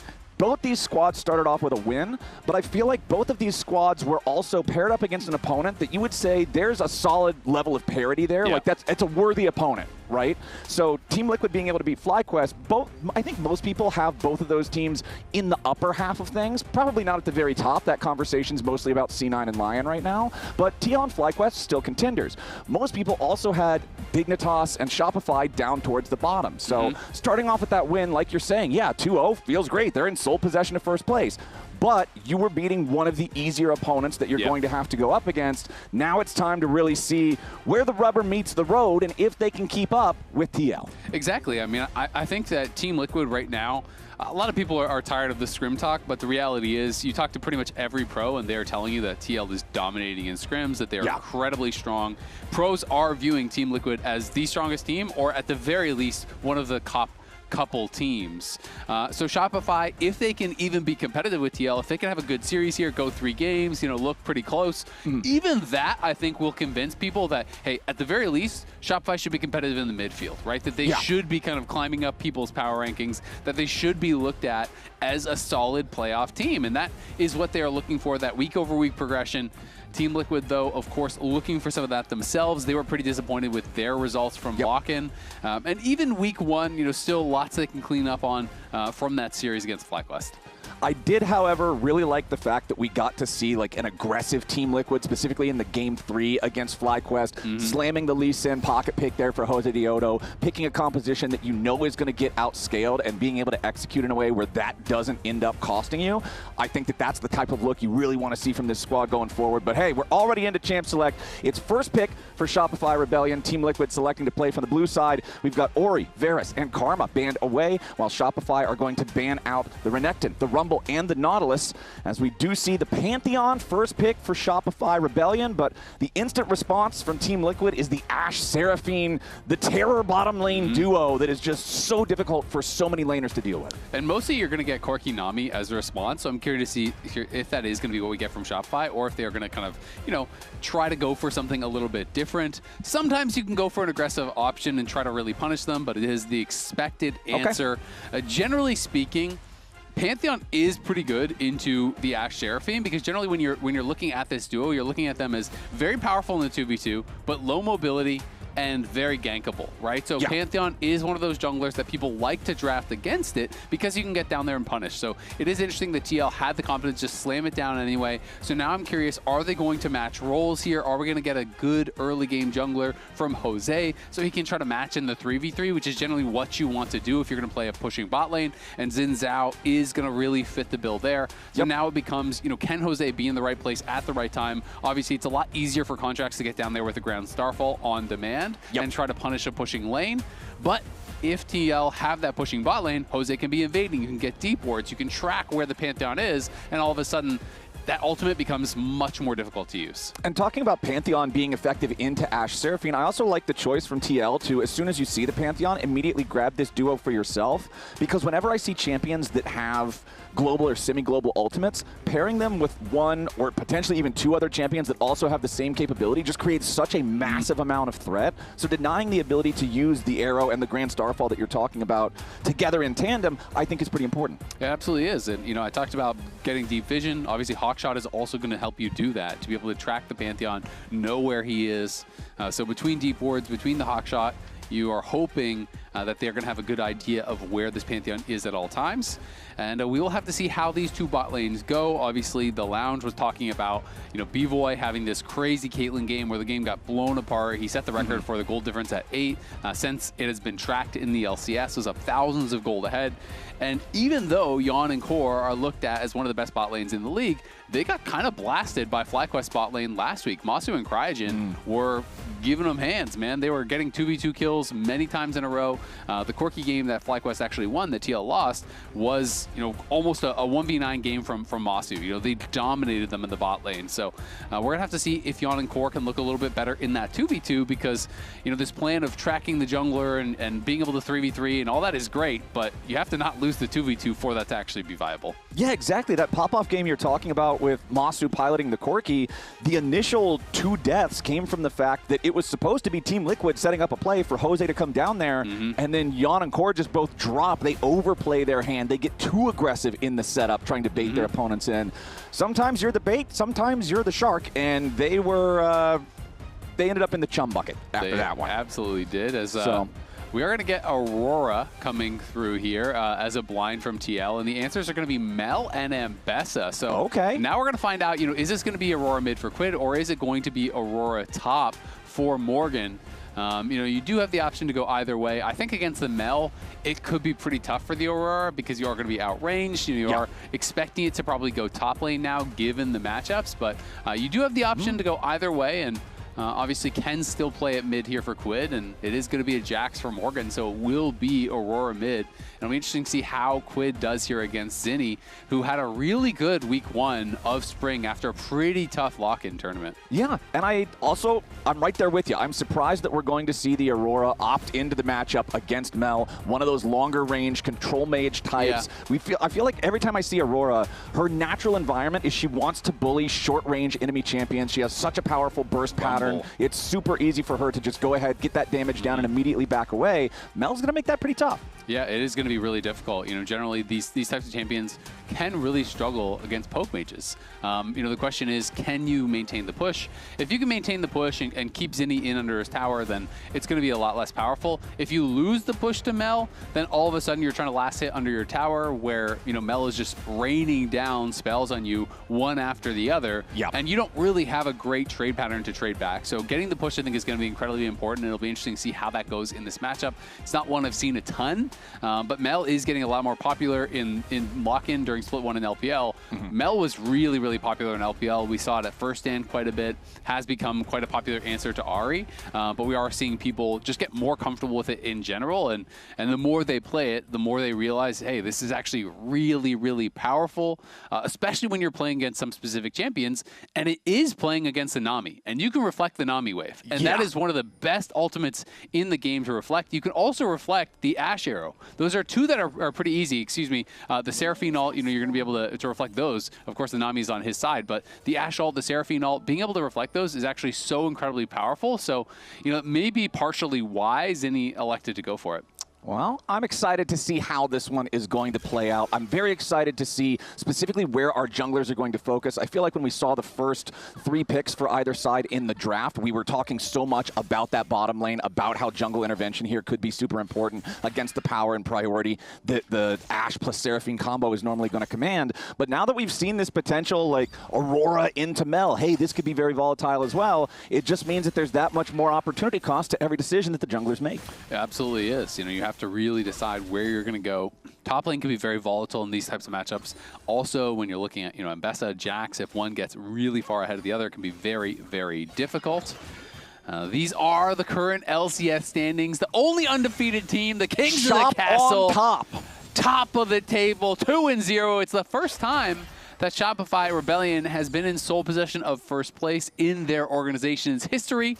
Not bad, Shopify. Not bad, but they got to keep it going. It's not just a 1-week league. We got to see how you can stack up against the rest of them. Yon and Core JJ. Now with control over this bottom lane, pretty much what you would expect here early on. Morgan versus Fudge, and the top side's not going to be super exciting here early. As you can see, jungler pathing right now. Everybody finishing up their first quadrants as contracts will path towards the bottom side of the map. But you can see Jose Diodo going to go ahead, invade here early on. Yeah, they love to do this. When they get the pushing bot, they love to go for these invades, and we're going to see Yon and Core come over and help if they need to. Seos and B-Boy are going to be losing this first plate on the tower pretty early on, and they are getting bullied quite hard. I didn't expect it to be, this one-sided early on, but if you're not able to get some of these nice trades out from the Nami and kind of utilize the sustain as your advantage, if the Ashe and Seraphine kind of keep their distance, it does get a lot more difficult. And Jose has no smite, so this is going to be a tough one to actually challenge for because his bot lane is not moving. But Contracts, I don't think, knows that he doesn't have smite. Yeah, Contracts also no flash on the Pantheon, so we'll have to be a little concerned if he wants to overcommit to any fights here. Jose Diodo gets stunned up here, trying to make his way back outside, steps outside of the Aqua Prison. Jose getting away now, reinforced by the shields from Core JJ. Team Liquid firing back as Quid rotates down into the fight. Burst of the Contract is a lot in their first blood over to Team Liquid as it is traded 1-for-1, but Zinni's about to fall now too, and TL wants even more. Seos has to try to flash back into his own jungle to stay alive, but no, it's TL 3-for-1. Well, Shopify 2-0. Good start to the split, kept that win streak going for 2 games. And time of death in this one looking pretty early on. At Shopify, it felt like they really tried to force this. They have the move from Seos first, but Quid is just hitting the back of Zinni this whole time while they're trying to chase into Jose. B-Boy can't join the fight at all because he's completely zoned out by the bot lane, and Shopify just did not have the proper setup for this whatsoever. Zinni's not even going to bother flashing because he knows Quid can just go across the veil, hop up the wall, follow him, no problem, get that kill regardless. And, we didn't even talk about it, but Morgan forced the flash of Fudge as well. Yeah. So it is a bit of a disaster. 4 minutes in here, 1.8K the gold lead for TL. They are insanely ahead just like that. And, yeah, you don't want the kills to go to Core JJ. It's unfortunate that he got 2 of them. But the reality is, it's still going to be good. Oh, okay, never mind. He did not force the flash. I just saw that being burned, and I assumed it was during a 1v1. Normally, I feel like that's a safe assumption, but hey, even pros make blunders sometimes. Unfortunately, a blunder means that much more in a game that is quickly spiraling out of control on the other side of the map. But I feel like we've already answered one of the questions that you posed back in the lobby, back in the draft, talking about Yon and Core JJ fumbling in the 2v2 against FlyQuest last weekend, needing to show up, step up, be more solid in the bottom lane this week. I think this is a pretty solid start. It is looking very good here. They had the push. I feel like this was more about Shopify forcing something that they didn't have the setup to, but they are able to, punish that pretty heavily. Quid gets a kill, Core gets 2. He's going to be early stacking that tier. Had a lot of gold, and Enchanters scale really, really well with gold. I'm honestly a lot happier to see an Enchanter get that gold than I am to see my Braum or whatever like be a able Leona. to pick that up, Leona, etc. Because those are kind of just like one-item champions that kind of get stuck there. Whereas these days with the support quest, you can easily get to 2 items. Sometimes sometimes even 3 items on these enchanters, and they scale ridiculously well. And now Contracts doesn't really have a lot of options besides trying to force. Oh, Quid going in for the solo kill onto Zinni. Doesn't quite have the damage that he needs. Looking for potentially the range here to fire off a 2-fold Hex, but he won't get it. So Zinni stays alive. Meanwhile, back in the bottom lane, Junglers still deciding to turn this into an honest 3v3, as Jose and Contracts just going to spend a lot of time covering for their respective bot lanes. So it was honest when they are even on gold. Is it still honest, you know? It's like, is it an honestly honest a boxing problem fight for Shopify. if it's me versus Mike Tyson? You know, is that an honest? Well, I mean, if you're meeting him there in the ring, it's going to be an honest 5 seconds or so. Not trying to hate here. I'm just saying. Yeah. Well, no. I mean, that was my question. You know, me versus LeBron, honest 1v1. Well, you know one what is stronger than the other. You know what I honestly think It's hard this to say might be? who, but I think this is Kangus's fault. Because Kangus is always wrong when it comes to Shopify. So now that he jumped back on the Shopify boat at the end of the show opening today, now the opening has gone terribly for them. Why does he hate Shopify? Why does Kangus do this? That's crazy. To Shopify Rebellion. Yeah, why would he do this to Shopify Rebellion? Why did he run on stage and press Fudge's flash like that? What a diabolical thing That to is do. crazy. Yeah, in Split 1 in Lock-In, he predicts them first. They win exactly 0 games. In Split 2, he predicts them last. They start off undefeated in week 1. Clean sweep week 1. Yep. Then goes on the lounge and starts talking about how they're going to win the split. And what do we have? We have a 2,000 gold deficit. We have 5 a minutes into nice the game. fair fight between LeBron James and Zale. Nice fair fight, you know? We're going to sell out stadiums with that card, man. That's I think people would pay to see LeBron beat up a random video game caster. Hey, a literal world champion, excuse you, as Morgan is going to keep the pressure on here in the top lane. Flash for Flash, so Fudge's earlier blunder on the execution of that doesn't actually end up punishing him, but by the time he does have the summoner spell ready again this time, he has to spend it just to stay alive. So Team Liquid maintains their control all over the map. The scoreboard says it better than I could. There's no individual advantage anywhere for Shopify, as Team Liquid are now going to also start prioritizing some neutral objectives. They'll go after Drake #1. Not a particularly fast Drake early here, just about 8 minutes on the clock, but early Ocean Drake always feels so nice. Yeah, it's really powerful. And their comp, I think, scales quite well, so they are not under any pressure yet whatsoever. Contracts does have 6, so he can look to try to find a Grand Starfall, see if he can get a kill on this Pantheon. It does feel like when you are behind, that first use of the ultimate becomes so important. The Hawkshot is going to get sent out towards the top side. They're trying to see, you know, are they over on the grubs? Are they taking those just yet? And they're going to get the info that they are not. But I really kind of have my eyes on Contracts now, because when all your lanes are losing, like it or not, the pressure really does become on the jungler to try to turn something around, to try to, you know, get a kill and see if he can make something happen. And that timer only becomes more and more suffocating as nothing happens, because a neutral game state from here is going to favor TL because they already have the advantage. The attempted arrow in the mid lane, not really going to come super close there to Zinni, so swing and a miss on that one. At least with that cooldown unavailable now, Shopify can feel a little bit more safe trying to make something happen. And you can see Contracts still up here in this top side river is going to look towards Morgan, who jumps away to the safety of the ward. He'll be just fine. Yep, going to be A-okay there. I kind of wonder if there was a bit of miscommunication. I mean, the arrow missed by so much, it makes me think that, because it was so far behind Zinni, I kind of wonder if Yon wanted Quid to all in and try to like push him back into it, or if there was something going on there. Because otherwise it's a little bit odd to see it missed by that much. So I kind of wonder what the comms were in that moment. You know, maybe Quid's like, oh, I could go for an all in, so Yon shoots at the arrow and then didn't decide to go for it. Well, Morgan's already going to commit the counter-strike up here as the ulti follows right after. Fudge forced all the way back underneath the tier 1 turret. Jose Diodo also shadowing Morgan. Meanwhile, down in the bottom lane, the 2v2 action continues. 2 Void Grubs have already gone over to the side of Shopify in the top half of the map as Yon and Core are thinking about keeping this fight going a little bit longer. That last little volley will turn things back in their favor overall for the trade.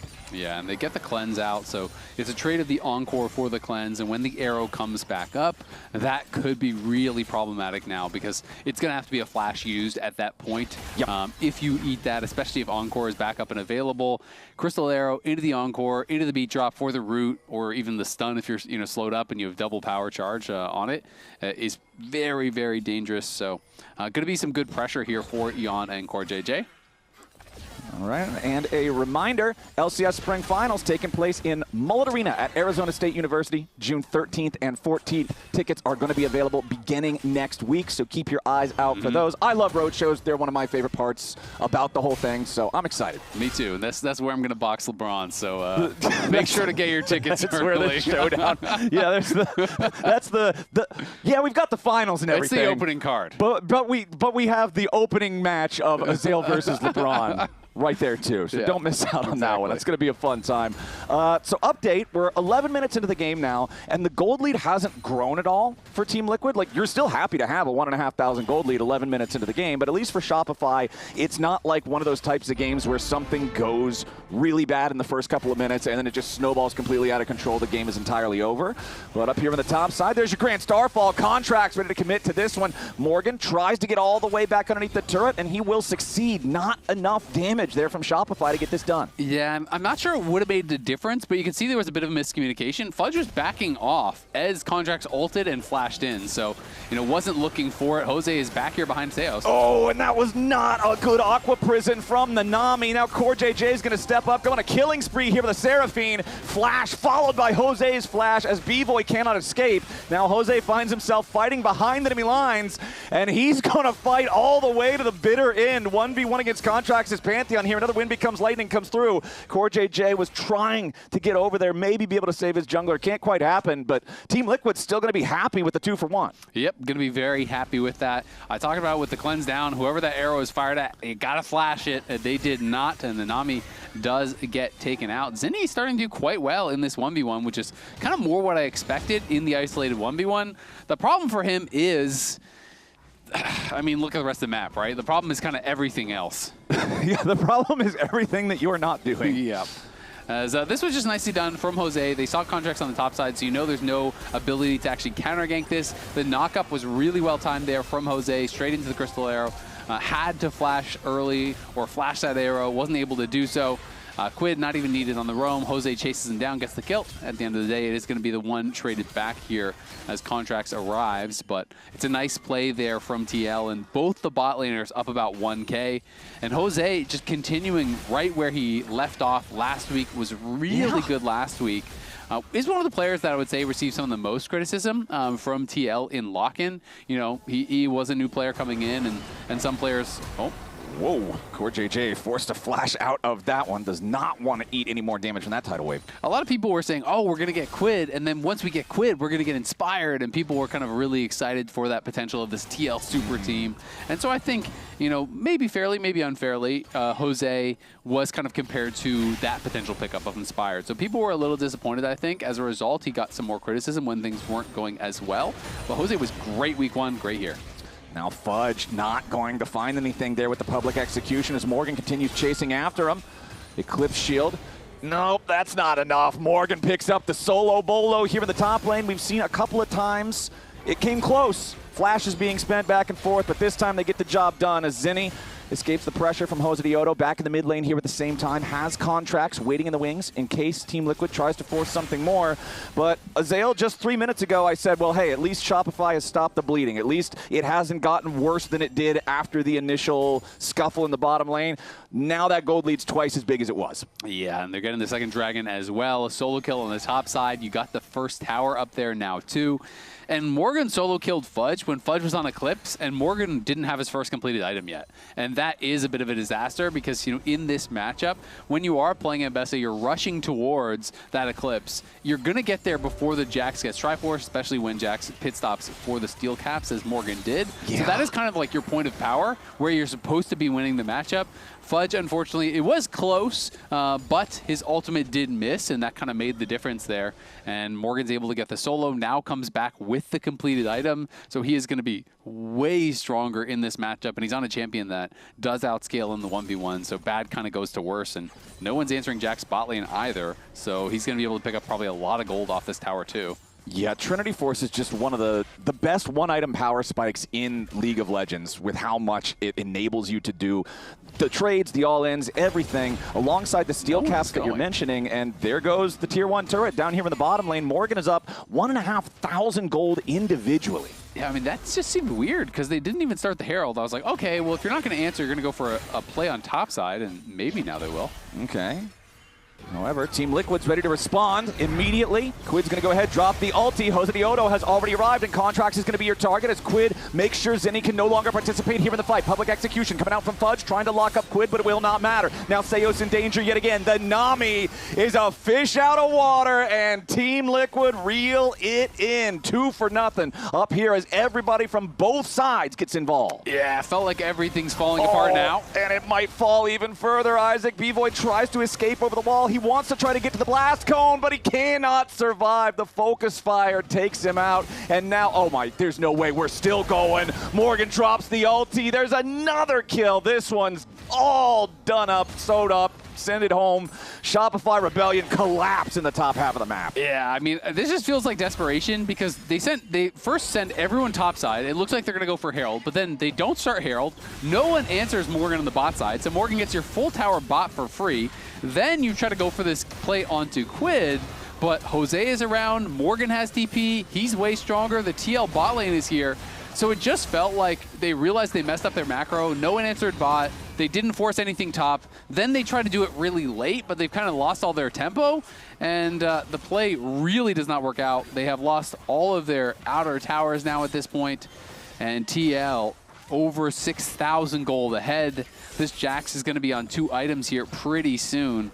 And Morgan is going to be nearly unstoppable, it feels like. And here goes Jose yet again, just jumps in with Quid alongside him, instantly finds the kill onto Seos. This Nami set behind early with the misplays in bot lane and has just been targeted again and again and again. Team Liquid up to a 6,500 gold lead now. The only person that has died on the team at all is Jose, because he's the one who has to go in. He's the one who has to start all these fights. But if the only thing that you've had go south in the whole game is your Xin Zhao that's making all the plays happen had to die 2 times, I think you're more than happy with that. Yeah, exactly. And it's not even like he died in really even fights. He died bot lane after chasing past the tier 2 tower to get a double kill, right? Like, that was one of his deaths. So that's a thumbs up emoji. Exactly. You die, you flash the emote on that one. Yep. Team Liquid are moving into the enemy jungle now yet again, trying to steal away the red buff. Point blank arrow coming out from Yon. Pressure onto Contracts, as the rest of Team Liquid is going to go ahead, secure the red buff, and walk away. Jose's not even done with just the red buff. He wants the Krugs too. Anything on Shopify's half of the map is about to be repossessed for Team Liquid purposes. Yeah, I don't think there is a Shopify half of the map anymore, unfortunately. Okay. That's fair. T-Law has taken it. They've drawn a new line in the sand, and that line is pretty much at the base gate, I would say. Yeah, it's pretty dangerous to go past that if you're on Shopify right now. The Herald is summoned up here in the top side, right in front of the tier 2. Point blank, slam that one in. Morgan does the last little bit of the damage to secure the objective, and they are not done. Jose and Morgan continuing to push forward here in a 2v3, but the backup is ready to arrive. Encore from all the way downtown. Morgan goes on a rampage. Yawns on a killing spree, and B-Boy and Seos are scattered to the winds. The Herald just runs them over. Shopify Rebellion is turned into Void Color Roadkill. They slam it into the bottom lane tier 2 at the same time. Everything's going Team Liquid's way. Call it Jose Drift. He's going through the base. He's using the Herald twice in the same play. Gets a double knockup for a double kill on the enemy bot lane. Crashes it into the bottom tier 2. Jose is going crazy in this game, and that fan take from earlier, Jose calling it for him to get MVP. Hey, maybe it's not so crazy if he's going to be playing like this every game. Yeah, maybe that guy was onto something, because as soon as Team Liquid took out that tier 2, there was no going back. Yeah, I mean, they just full send it. Morgan and Jose going in. They use the Herald to crack the first tower. Then he realizes, you know what? B-Boy and Seos are very low. There's no flash. There's no Valk. Knocks them both up. Drives all the way through the base. Crashes it on that tier 2 as his team cleans up the double there. Quid getting that. And this is just a slaughter. 15-2. Here comes the Grand Starfall. Okay, but what does it lead to? Nothing. Yon immediately just fires right on back as Jose and Quid are zoning everybody else away. Contracts has merely delivered himself into the waiting arms of the bottom lane yet again, while Morgan is going to pick up another one underneath the tier 2 turret. Seos' Nami is... he's dead more than he's alive in this one. It's a rough game. Yeah, it's looking tough out there for sure. Yon, I mean, he got his flash, but that's not going to do much for you as you're going to have to watch this Baron go down, no problem. And this one is over. Everybody knows it, and it's just a matter of how quickly TL will be able to close it out. They have more than enough power to do this just with this Baron. Yeah. It feels funny because it's like, okay, yeah, it's pretty good timing on this, and then you realize that's basically Baron taking on Spawn. Right? Yeah, it's 20 minutes and 30 seconds into the game, Blake. It's just the game has gotten so accelerated that TL is able to do everything all at once. They're going to be able to grab this third dragon, no problem, and work their way towards Cloud Soul as well. It was a 1,500 gold lead at 11 minutes. 10 minutes later, they have added 10,000 gold to that. It has been 1,000 gold a minute being built for the last 10 minutes of gameplay, which is pretty crazy stuff. And Team Liquid is now about to secure Soul Point here for themselves. And I feel like what you were just saying about, yeah, everybody knows this one's over. It's just about how long does it take. That's then the next test. You should be able to end it on this Baron push. I actually think that if you can't end on this Baron push, that's a little bit of an indictment of your cohesion, your shot calling, your ability to just like really push your advantage. Yeah, I think that's fair. I will say I think Zinni, overall has done pretty well in the 1v1. The game is just kind of falling apart around him. You look every lane but mid lane, it's a 3K plus advantage. Yeah. And Zinni had a rough debut. Did have a tough debut, but it's kind of a similar trajectory to what Quid has had in his career. Well, we'll see if they can bounce back, try to get that trajectory looking a little nicer here in game number 2, because game number 1 is about to seriously struggle as Shopify Rebellion are stuck inside the base. What you were saying earlier, my friend, you are no longer allowed outside of the base walls if you are wearing a green jersey in this one. But hey, the second split for Quid, he won MVP, right? Yeah. And this is the second split for Zinni. He already looked really good week 1. And need I remind you, they are still, for a couple more minutes, undefeated and at the top of the LCS.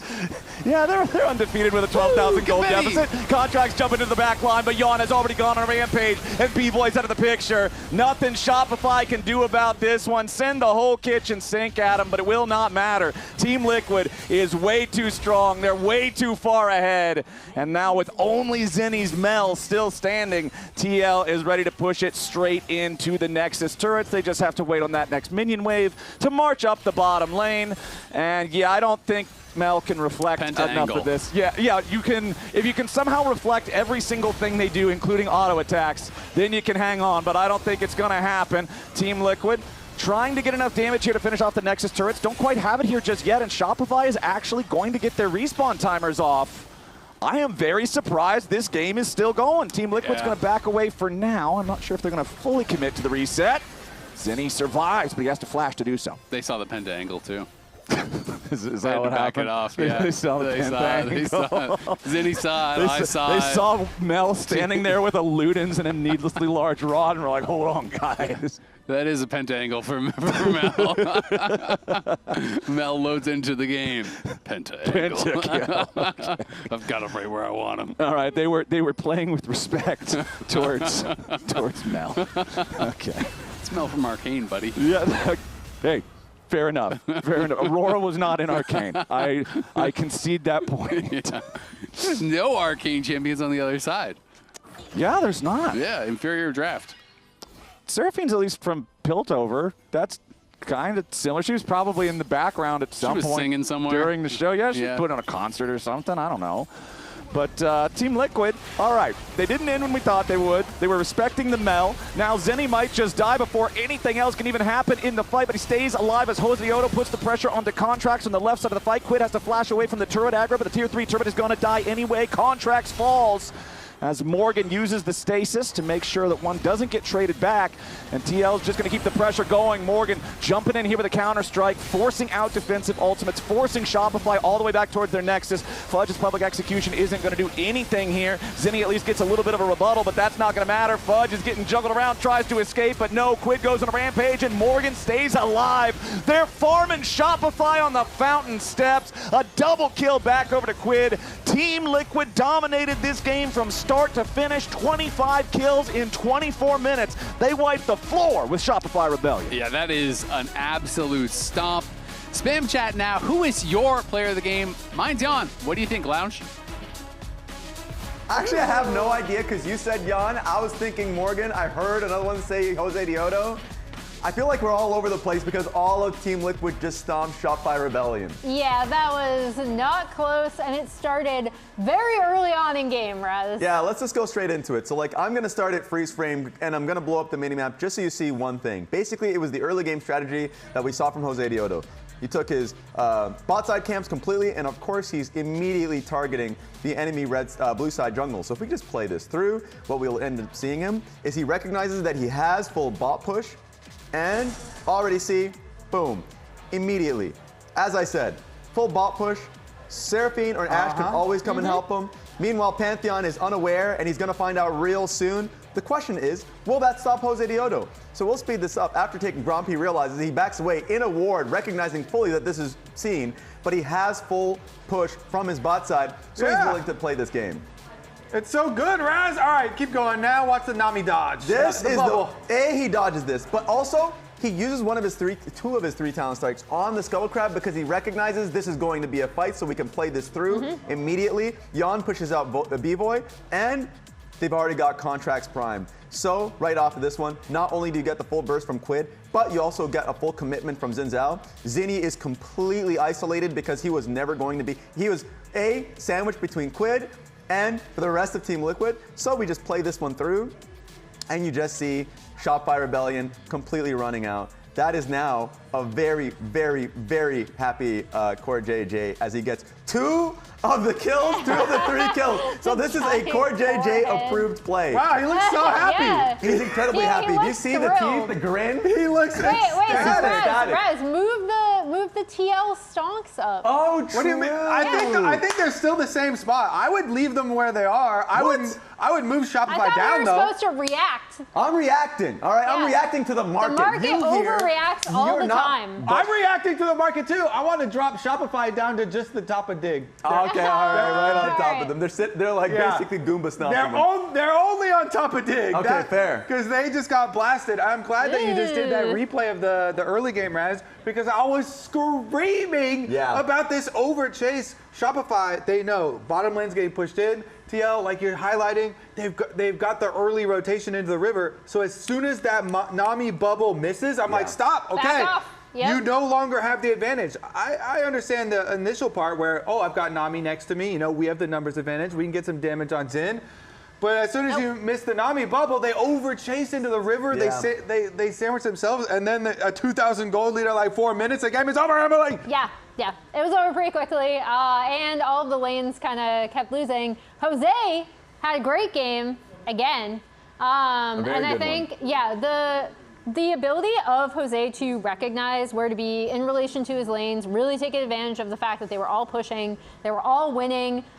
Morgan winning the fan vote. He had a fantastic game on Jax. What are you pointing to? Yeah, pointing to Morgan. I'm pointing to Morgan. On the screen. I thought you were pointing at something on Kobe's shoe. I was like, Kobe step in dog these are nice shoes. These are real nice shoes. I was like, what's wrong, guys? Anyway, as we had to break, let's take a look at our comms replay connected by AT&T and voted on by chat. They liked your shoes too. Yeah.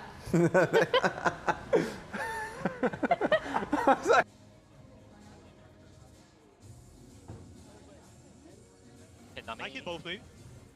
You go both? Maybe. No flash. Ready here. Nice job. I'm agree, but we need to. I'm running away. Can you connect on the side? Or I think you should connect left side. Connect left. Let me left side. Oh, yeah. Sure. I have nothing else to do anyway, Jose. Keep running left. No flash. If you dodge, copy. I might fight. Dude, this lobby is kind of comfy. It feels different. If this is different, I like different. I'm staying right here. Are you guys serious? We're about to get into game. Emily, let us enjoy it. You guys need to lock in. Maybe this'll help.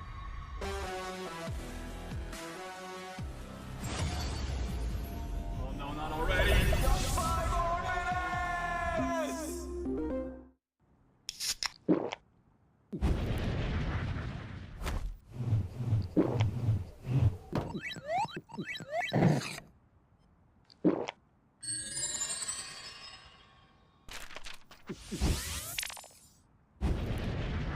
Red Bull gives you wings. Rich in the ground before Dub can even get there. In time to try to knock out as Impact gets bursted.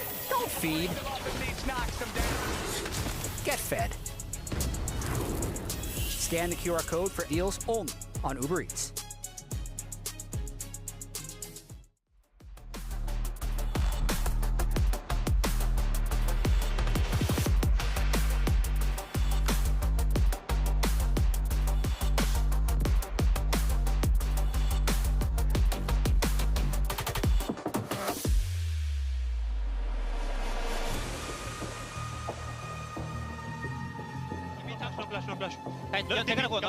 You care. You can I'm bad head split. I'm on Panther, guys. Panther. Coming. I'm looking right side. I'm looking right side core. Yeah, I think we can win. Has flash. Confidently. Come to us. I hit Nami. Chasing Nami down. Nami's gonna die. Let's play header. Yeah. I'm going mid. We can push mid too. Can you get team board? Yeah, I get Let's swap, guys. Yeah, good job. They can kill me now. Can I TP? We're fighting mid here, guys. I think it's OP5. All you guys. Coming now. Only that guy. We can chase it. We can burn. Only that guy, guys. I'm doing it. Dead. Nice, guys. Nice shot. Mid. Nice shot, core. No cleans. I'm gonna push mid too. I think I'm just gonna hit mid with Quid at this point. I think we have a lot of time. Yeah. Good job. Race dead. Team Liquid dominated this game from start to finish. 25 kills in 24 minutes. They wiped the floor with Shopify Rebellion.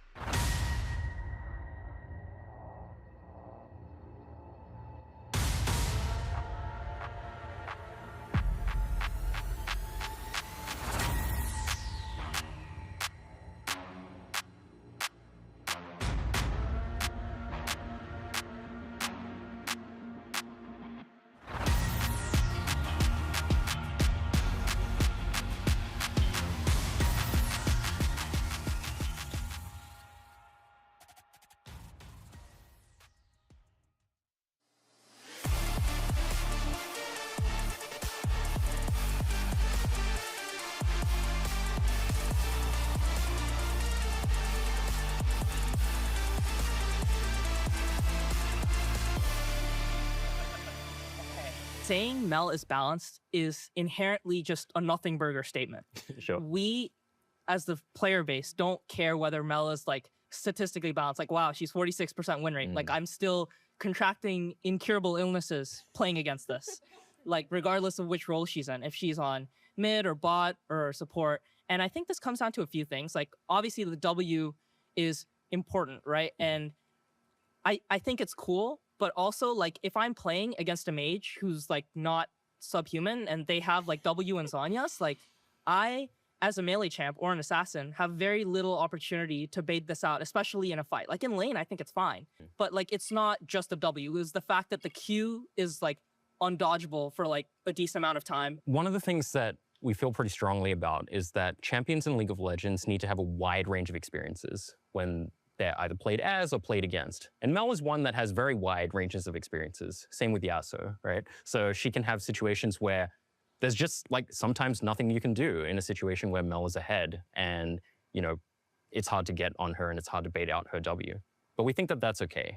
And there are situations where that has to be okay for either games to end or for champions to feel like they're strong, right? Like if somebody was 12-0 on Rengar, for example, would we expect there to be counterplay to Rengar in that situation? Like, okay. yes, right. Like, not really, right? Yeah. And so the same is true for Mel, right? In the cases where you're saying, hey, like hit them with 2 Qs and press Alt, that only really happens either if she got in range of someone who's really squishy, in which case they probably mispositioned or Mel was a god or something like that. And does Mel deserve to win in those instances? Like, probably, right? And so one of the foundational premises of League of Legends is that when you get super ahead, you're allowed to feel awesome. Okay, that's it. All right, welcome back, everybody. It's time for game number 2 here between Team Liquid and Shopify Rebellion. You just heard a little bit of a conversation between the devs and the player base talking about Mel, her position in the game, the role that she fulfills, the frustrations that players can have dealing with her. But I'll tell you what, Team Liquid was able to deal with it, and everything else Shopify brought to the table just fine. Yeah, they smacked him 25-2 in a sub 25-minute game. Is an absolute shellacking.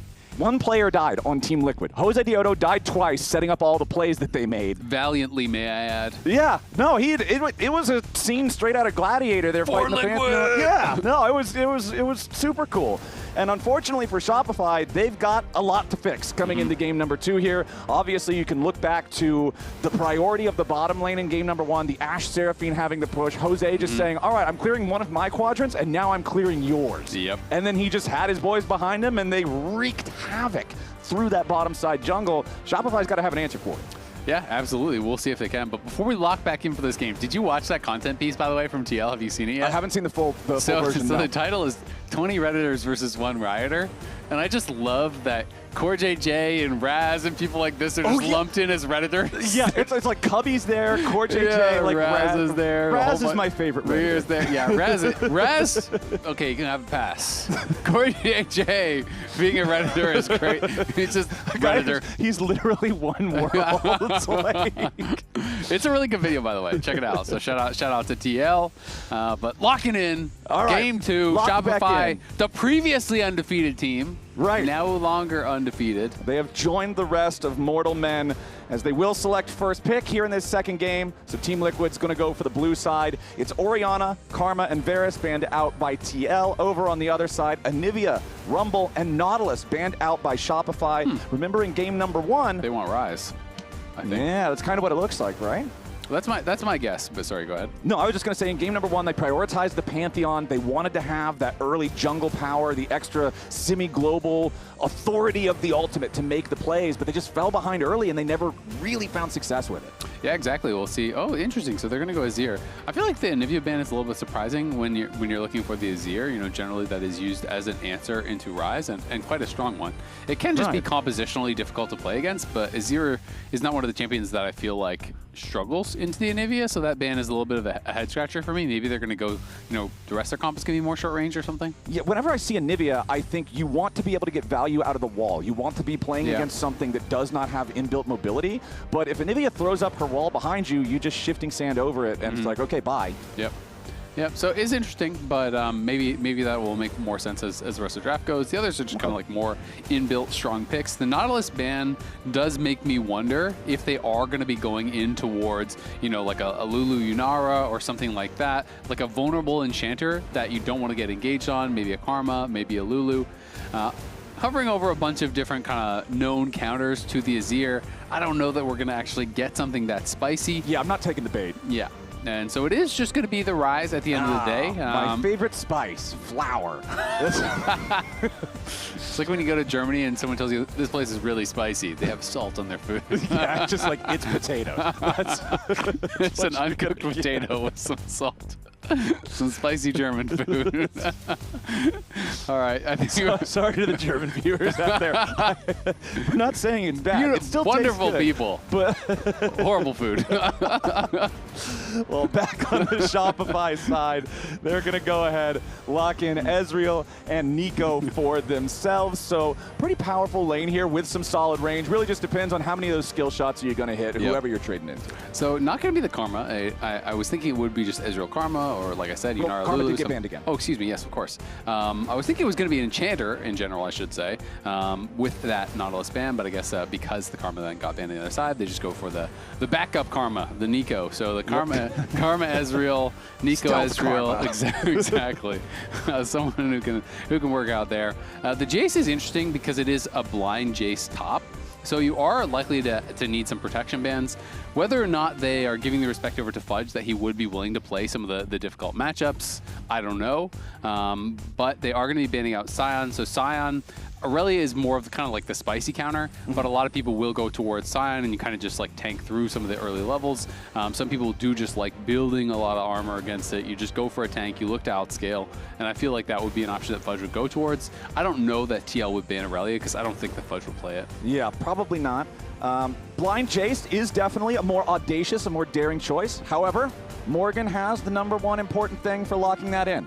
Korean passport. The passport, yeah. Passport check. Yep, we checked the passport. Yep, that's the Korean all right, flag. buddy, you can come in. We're doing all right. Okay, lock the Jace. Hold your horses there on that Chase blind pick. Where are you from? All right, okay. All right, yeah, sure. Fair enough. This will pass. Yeah. Well, we've got some bottom lane bans coming out from Shopify. They want to ban out that Bard, which can be one of the stronger laners to deal with things like Ezreal and Nico. They'll also ban out the Sivir.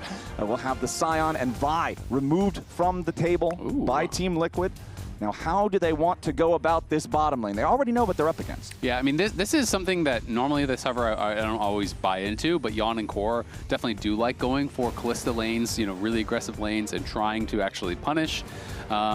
I don't think that you would have the best time in the 2v2, so that's kind of my only question on if they're going to go for it. And instead, they're going to go towards the Xayah, which is kind of interesting because Xayah isn't generally considered a champion that is great into range. You know, generally, you are really good at absorbing hard engage, right? And so when people are showing Vi and when they're showing Ahri and when they're showing these types of champs, that's generally when you see it. But on the other side, we have Ezreal plus Nico. Yeah, Nico can engage, but like their 2v2 is about poke, right? Yeah. And Azir is pretty long range and low commitment. Oh, we got the Garen as the answer. That is actually pretty spicy. So I mean, egg on my face, I said he wouldn't go for a more kind of spicy answer, but he is going in towards the Garen. This is going to be pretty interesting. So I'm expecting it to be like Stridebreaker Rush. If you can survive the early levels, I think these kind of matchups can become quite good into the Jace. I do think the early levels can be quite difficult. If you get too far behind, you never actually get the ability to look for all-ins. But Garen has a very powerful post-level 6 all-in. Jace doesn't really get anything from 6, so if you can kind of live till that point, you can start threatening. Your wave clear gets really, really powerful. So my question really is, how do you do in the early levels? I do think the Poppy feels a little bit out of left field, but I think it's kind of with the assumption that we are going to have hard engage as the support option here for core, and it looks like with champs like going down, we must have some sort of issue. Yep, I was just told by producers one of the most depressing things I have ever heard in my entire life. The Garen lock-in was accidental and is instead supposed to be Cassante. No! I was kind of surprised by it, but I am sad.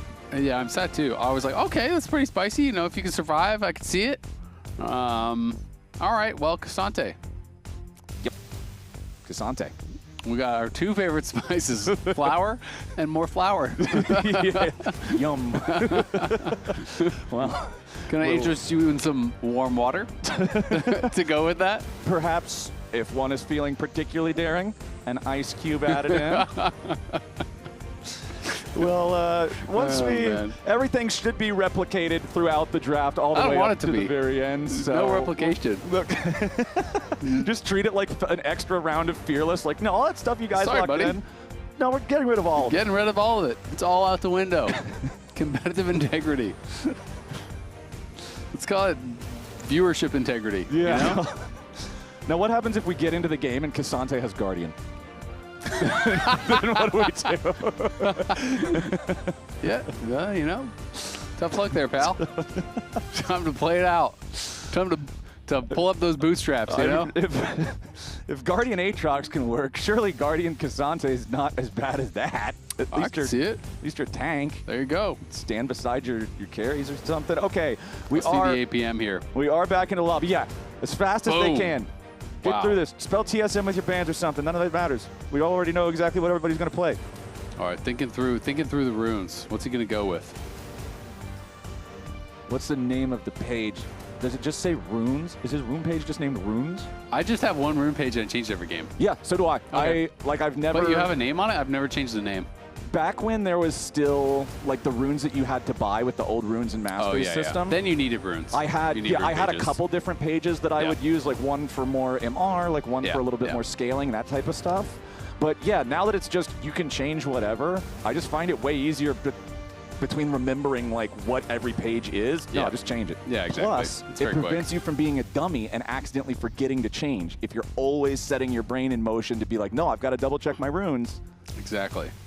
Which is what makes it even better. When you check your runes, you set your runes, and then you load into the game, and it didn't change your runes. What are my runes? Like, hold on. You get in, you're like, all right, going in, we're going to play some Cassante here. And I have Spellbook. Like, what am I going to do? Okay. With it? Melee versus melee matchup. I always love the ones. My favorite, what is happening with this rune is Kayn. Because I'll see people like play a game, and it's like, this is the most obvious blue Kayn game of all time. Yeah. Entire enemy team is just all squishy champions. Yeah. One shot literally anyone, loads into the game with Conqueror. And I'm like, brother, if we're playing blue Kayn, it's never going to activate. Like, there's no way this is the intended You choice. get one spell, and then they are dead. Yeah, it's like 2 stacks of Conqueror. Fantastic. You look at the tooltip at the end of the game, it's like, total damage healed, 84.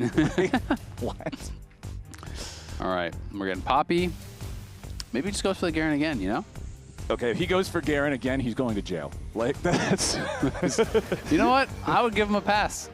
Because it would mean we had to rewatch the draft, but we didn't have to watch Game of Cassante. Okay, all right.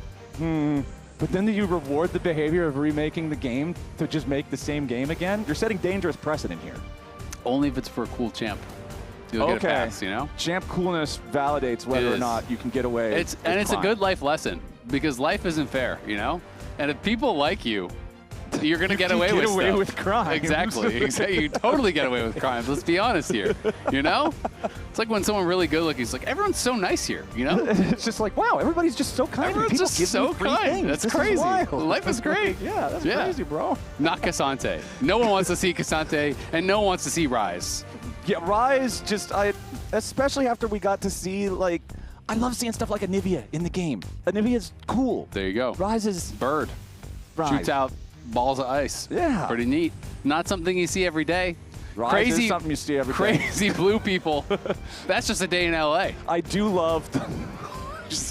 They're on the street. You're seeing them everywhere. To be fair, a lot of the Rise mains do act like that. The Rise community is one of my favorite communities in all of League of Legends, because you would think that people that play a mage that's, you know, kind of like one of the main characters in the overarching story of the game would be pretty rooted, grounded, logical people, but it's all just the most insane people you've ever met in your whole life, spamming EQ to each other like some sort of strange, bizarre Morse code. I love Rise players. I kind of respect it. They're completely crazy. You never know what you're gonna get. You know, when people really commit to it, at first you're like, "Come on, bro, this is kind of weird. What are you doing?" And then they keep going, and you're like, "I don't know if it's a joke anymore, but I'm starting to think it is one." And they kind of, you know, goes full circle. It's like when you're watching a really bad movie, it can be pretty enjoyable. But if you're just watching like a mediocre bad movie, right, that's trash. It You needs gotta to turn be a that off. 1 out of 10. Like, it needs to be so bad that it goes back to being entertaining. It goes around in the circle, you know? It's like with those Elo graph memes, you know, with Iron and Challenger, and they're doing the same thing. Yeah. But then the person in gold in the middle is like, no. Yeah, the You Iron can't and do Challenger that. guys are both just vibing. Yep. You know, I one time saw, I think it was actually on one of the Rise rework like YouTube videos on the official Riot channels, and there was a guy talking about how his wife is going to divorce him because he played too much Rise, and now he just says EQ out loud, and she doesn't understand what's going on. So he's just fully embracing it and painting himself blue. I'm like, what are these people talking about? This is the kind of conversations we have to have after a game like that, you know? Yeah, well, I mean, we had a champ select delay. It's not a super spicy early game. We're just enjoying our time here on Summoner's Rift in the early levels. But Shopify at least have push down here in bottom lane this game. Again, going back to game number 1, looking at how things fell apart so rapidly, bottom lane control was a huge part of it. So Bivoy and Seos being able to breathe in this early lane has got to be a relief compared to the last one. Breathing is a positive for sure. Another positive, FBI, who was on pros, was talking of Quid, saying he thinks he's the best mid laner in the league, that he's always creating a lot of pressure by himself. And that is something that is so valuable, because there are different tiers of players. I mean, there's like the players that obviously are going to struggle on their own. There's players that with some assistance, when they get a lead, they can really kind of, you know, generate some pressure and do a really good job.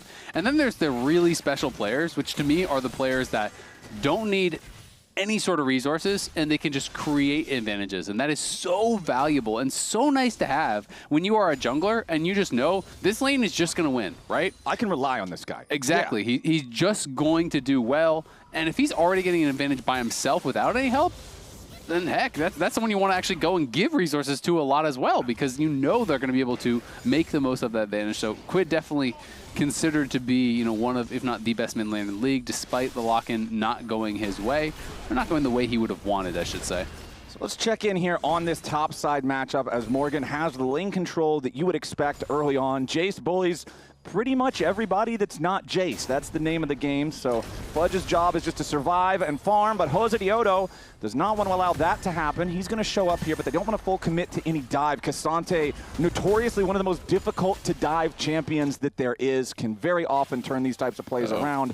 But considering Jose showed up, Contracts is now looking for opportunity down here in the bottom half of the map, but the wave is not in the right position here just yet. Yeah, it's taking too long to actually get it in, so I think he is worried that it would be able to be responded to. Like just now is the wave crashing.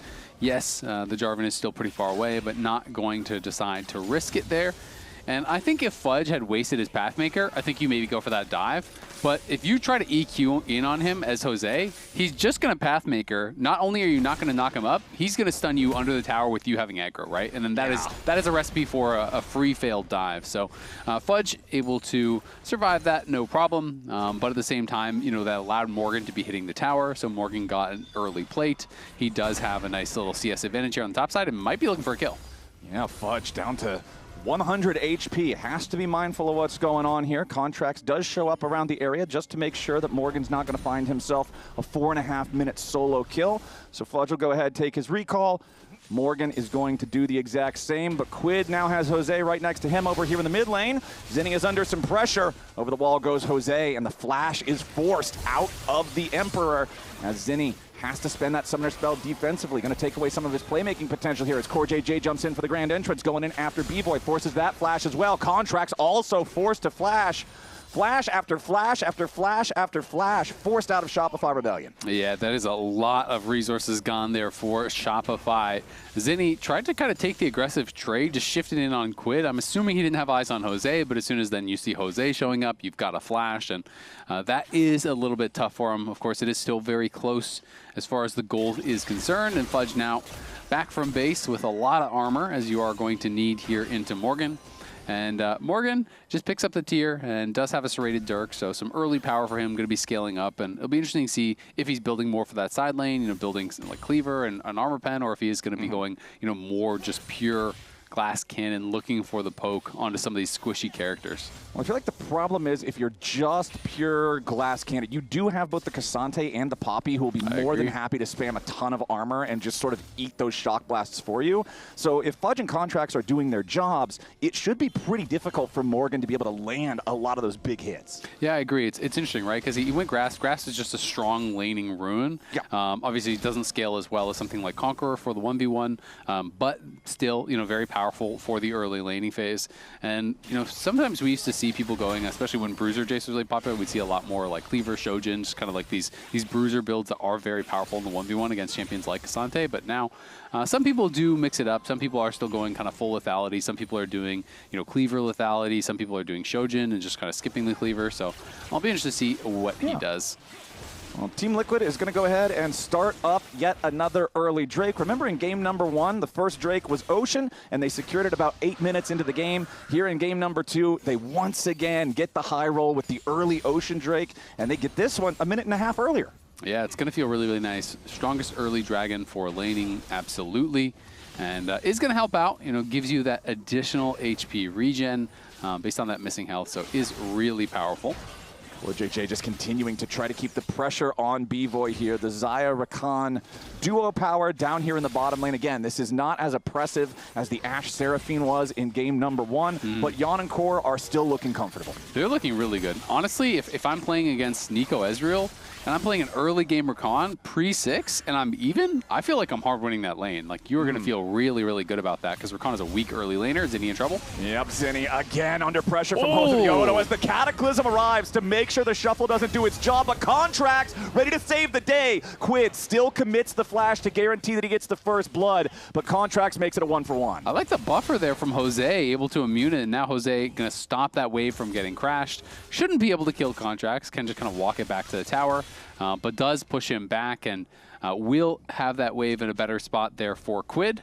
And this was really nicely done on the engage. They want to punish the missing summoner. Always love when you see people looking to attack there. There was a lot of pings going over in that area, so I'm assuming that is Contracts pinging that Jose could be there, because there was a lot of caution pings over by the enemy Raptors, and so he did have an idea that he could be there. Zinni incredibly low. Quid decides, you know what, it's for first blood. I'm going to flash in. Even if you trade the kill, that is going to be good for you.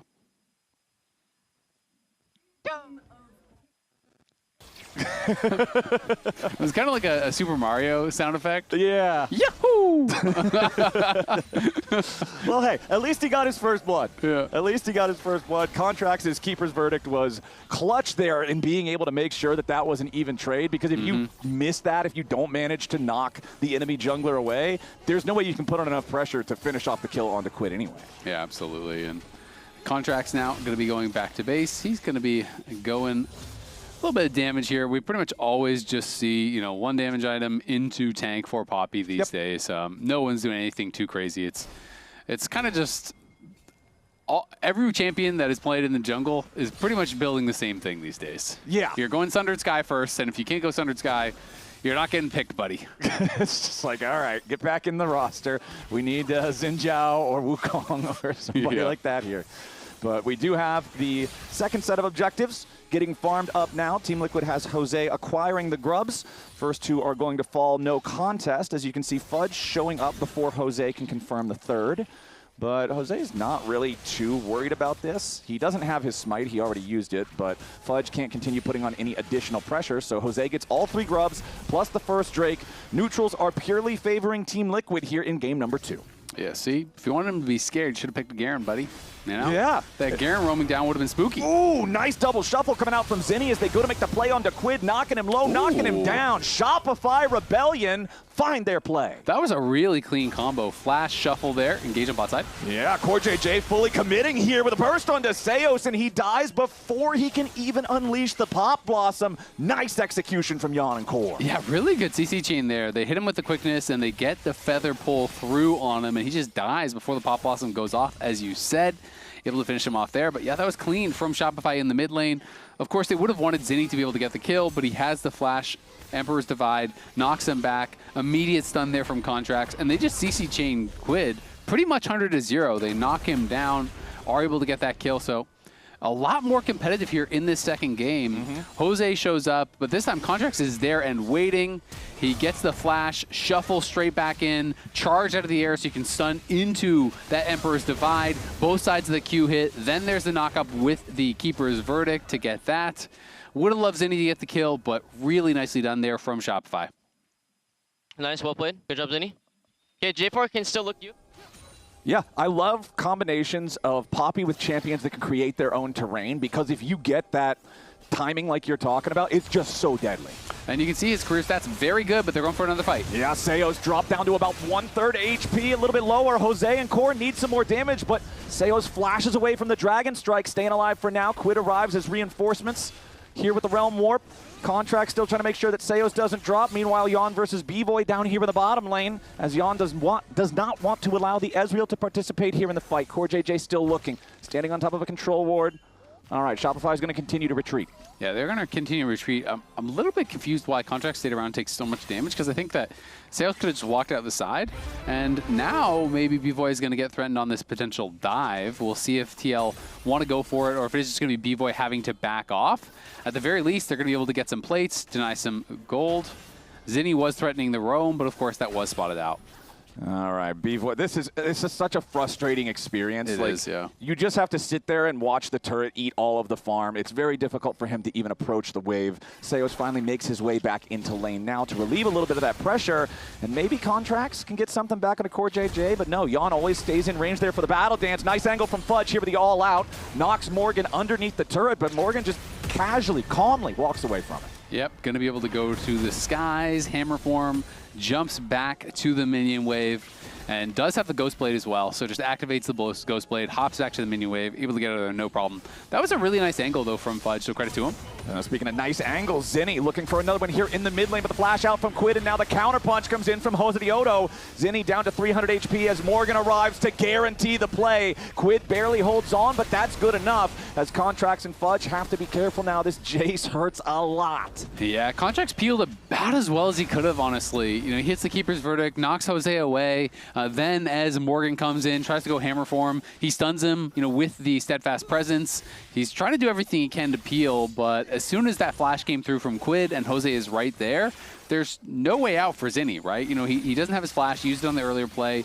You used your E to go forward, and now you don't have any way out. Yeah. It's, we've all of a sudden found ourselves back in very dire straits for Shopify Rebellion. We were just talking about how, yeah, it's a better look for them here in game number 2. But the problem is, they're now behind just as much as they were in game number 1. It was that 1,500 gold lead 11 minutes into the game that had then ballooned to over 3K around 14, 15 minutes. And now, you know, it's still about a 2,000 gold lead 13.5 minutes in for Team Liquid. Shopify have got to make sure this doesn't go the way of game number 1. They've got to make sure that they dig in and don't allow this lead to get any further. Yeah, absolutely. I will say, you know, they have really good scaling. You know, if they can kind of hold on here, you have a super strong front line. You have very powerful late game carries in the Ezreal as well as the Azir. You have some strong range. So they have a lot of good tools here. But TL also have some strong tools on their side. Jose walked over that ward, so Zinni will just back it up. Because TL can play 1-3-1 very easily. And you can also trail on the 1-3-1 with the Jarvan or with the Rakan, look for really explosive engages. And if Shopify do not have vision like they don't around this dragon, it's so tough to walk in. Because if you don't have eyes on the Jarvan, if you don't have eyes on the Rakan, and you try to face check, you are going to get instantly CC'd. There's no way for the Poppy to necessarily react when they're just flashing out of a brush. Well, Team Liquid still with control over the entire map right now. Zinni goes in for the swoop onto Quid, and he finds it. Contracts right behind him with the slam into the wall. This 1-2 punch. Shopify is landing time and again. Yeah, I love that. Just the rinse and repeat. They go the first time it works. They go the second time it gets flashed. Go again. Just go right back at him. And that was really well played by Zinni. That was the very edge of the hitbox, it felt like. I wasn't sure if he was in range or not, but that's one of those things, and we saw his career stats on it. When you have extreme comfort on a champion, you can know those slim margins.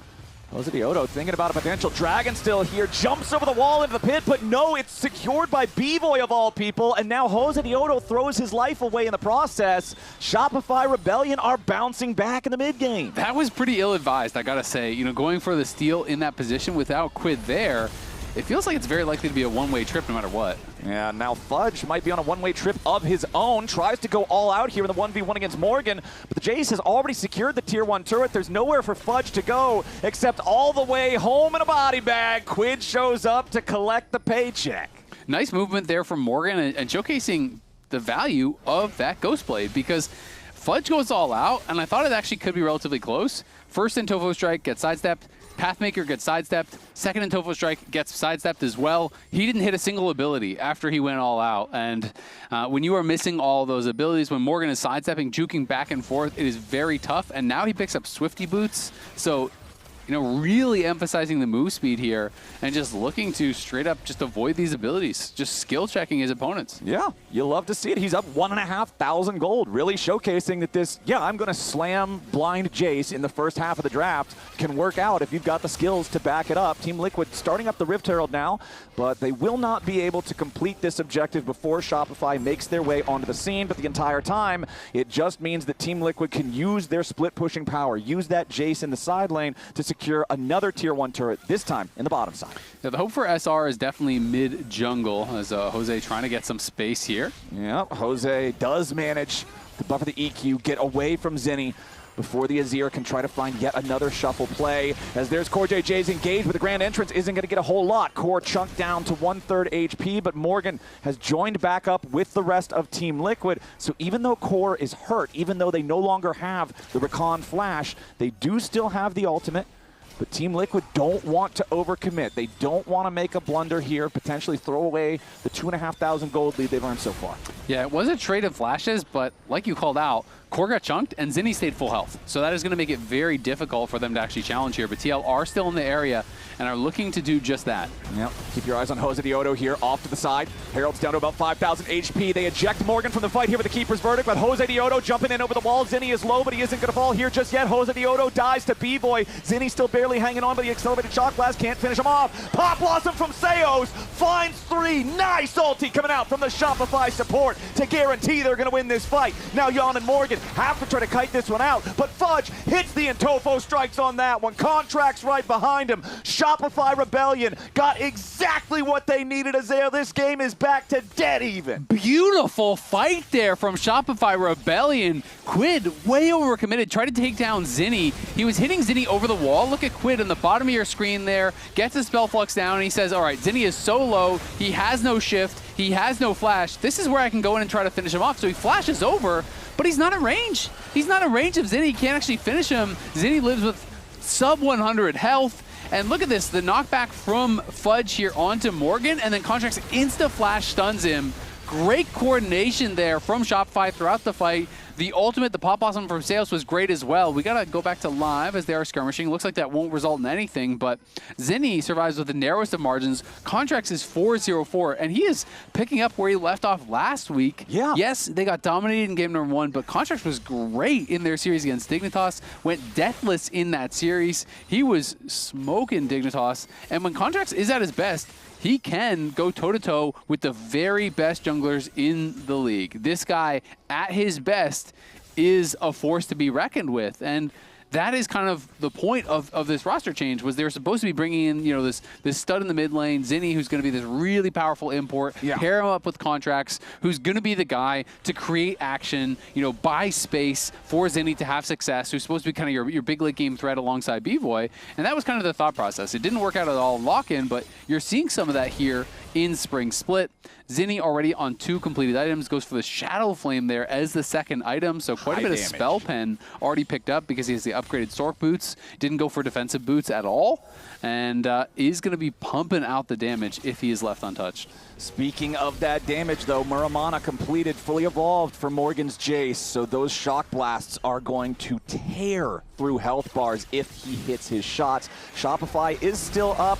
A little bit over 1,000 gold now with that tier 1 turret taken down in the mid lane thanks to the Rift Herald, as Fudge finds himself under pressure here in the top side. Gets back close enough to the tier 2 turret to try to make some kind of an outplay. Goes all out, but finds himself further away from that protective structure, and Jose Diodo knocks him over, and now it's just more money flowing back into Morgan's pockets. Yep, now he's going to be uncontested on that tier 2. Look where Jose is as well. Jose's saying, you know what? Someone might actually walk up to try to defend this from mid lane, so he's standing behind the tower there, anticipating that, but instead it will just be a trade. But TL are trying to start a Baron. They want to try to go for Baron, knowing that they have the man advantage right now. Baron at 20 minutes is risky from this game state, though, and it is going to get spotted. Yep. True Shot Barrage flies right on through, finds the Baron before any meaningful damage is done to it. So Team Liquid's going to have to stop there. I like the fact that they looked for that. They're thinking, okay, we're up here topside. We know that you can't do anything about it. The natural play is probably just to try to take the Dragon as a consolation prize. What if they're not paying attention? Exactly. I mean, it's a pretty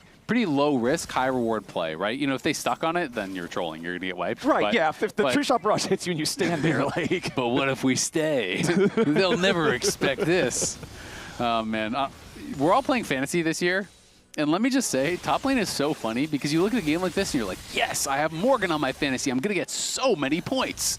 You know, he's dominating the game. He's crushing through the top lane. He's so powerful. And then you look at your Fantasy and he's got you about like 3.8 points so far, you know, 2 assists. Top laners are just not even involved, man. You need to start giving top laners Fantasy points just like for gold. If you get a big gold lead, that counts. Yeah, just be like, all right, yeah, he's got 2,000 gold up on his opponent, bro. That's a pentakill for top lane. Yeah. Might as well be. I mean, hey, a kill on average in League of Legends is worth 300. If you're up 2,000, that's more than a pentakill. That's almost a septa kill or something. I think that's the right prefix. There you go. Well, get an Akshan in there, they res their team, you kill them again. Just bring everybody back. Well, unfortunately, they will not be able to bring back that tier 1 turret there in the mid lane. So the map is going to become more and more dangerous here for Shopify as Zinni is the target. Realm Warp arrives. Defensive ulti, but the Emperor's Divide might not be able to keep him alive long enough. Jose Diodo is going to full commit for this one too. Sundis puts a lot of damage into the Rise, so Quid might just fall. All out from Fudge guarantees it. 1-for-1 trade with the mid laners, both dropping up here, but we aren't done yet. Fudge is eating so much damage from Yon's feathers, he has to flash out just to survive. Yeah, has to run away there. Zinni did a good job buying time. They got to keep retreating though, because Morgan is here now as well. Zinni bought a lot of time there with the Emperor's Divide, with the Flash, really tried to just delay the maximum, summons up the Sundisk, really try to put that pressure on. It allowed Contracts and Fudge to come in to trade that kill back. But at the end of the day, it's a lot of flashes used there from Shopify. Zinni sees the Realm Warp coming in, knows he's going to be in trouble. Instant disengage there onto Core, flashes away from that grand entrance. Then it's a flash in from Jose to try to seal the deal. But Quid got CC'd under that Sundisk for so long. Then the knockout comes through, allows Fudge to get in behind him. So that was well played. But the problem here was B-Boy was not around at all during that time, and Yon was. So Yon was pumping the damage out, as you had called out, and that just meant you can't really go for the extended play. Well, we've still got ourselves a very close game state compared to what we saw in game number 1, right? Compared to a game... The game was basically over at this point in game number 1. Right, yeah. I mean, it ended at 24-something on the clock with 25 kills for TL. This time around, yes, it's still a very marginal gold lead for Team Liquid, but Shopify's keeping it much closer. They're able to find ways to guarantee that Team Liquid has consequences for their actions, right? Like you're getting the kill back in topside. You're not just letting them get everything for free. Team Liquid now, we'll see how they want to continue playing this one. They are posturing towards the bottom side of this mid lane stare down we have here. Contracts with the Dead Man's Plate fully completed now with the Poppy. I really like this item on Poppy because so much of the character is getting the angles that you need for the wall tackles, and that just gives you that extra little bit of mobility to guarantee the stun really is a stun. Yep, completely agree, and it's also 3 physical damage dealers over on the side for TL. Jose has gotten the Black Cleaver, so Morgan does not have to. Did go for more of that kind of pure glass cannon style in this game. Has gone for a Last Whisper third. And Zinni was hanging around mid lane, just waiting to see if anything was going to pop off. But as soon as he saw it was not, he goes back to base, grabs Seeker, pushes out the wave. Probably going to grab the blue buff for himself, and then we're going to kind of repeat this dance over in the mid lane. While these two teams are just trying to play for vision around the Baron, that is the objective that everyone is kind of focused on right now. Even if you are Shopify and you want to play towards Soul, which they probably do, you still at least need to have some vision in the Baron area to make sure that you're not going to give that away for free. And honestly, Shopify has been doing a really good job focusing on Quid in this second game. They have 9 kills, and 5 of them are on Quid specifically. He's 3-5-1 here on the Rise. And Team Liquid has also made a lot of attempts at Zinni. I think Shopify have just pulled off their mid lane gambits better, and since both mid laners now have the Seeker's arm guard, I'm really going to be seeing who gets the greater value in the next team fight, because I feel like both of those arm guards are getting broken. Yeah, they are going to be really powerful. Both junglers missing flash. It is just that one extra flash for Morgan. TL starting up this Baron.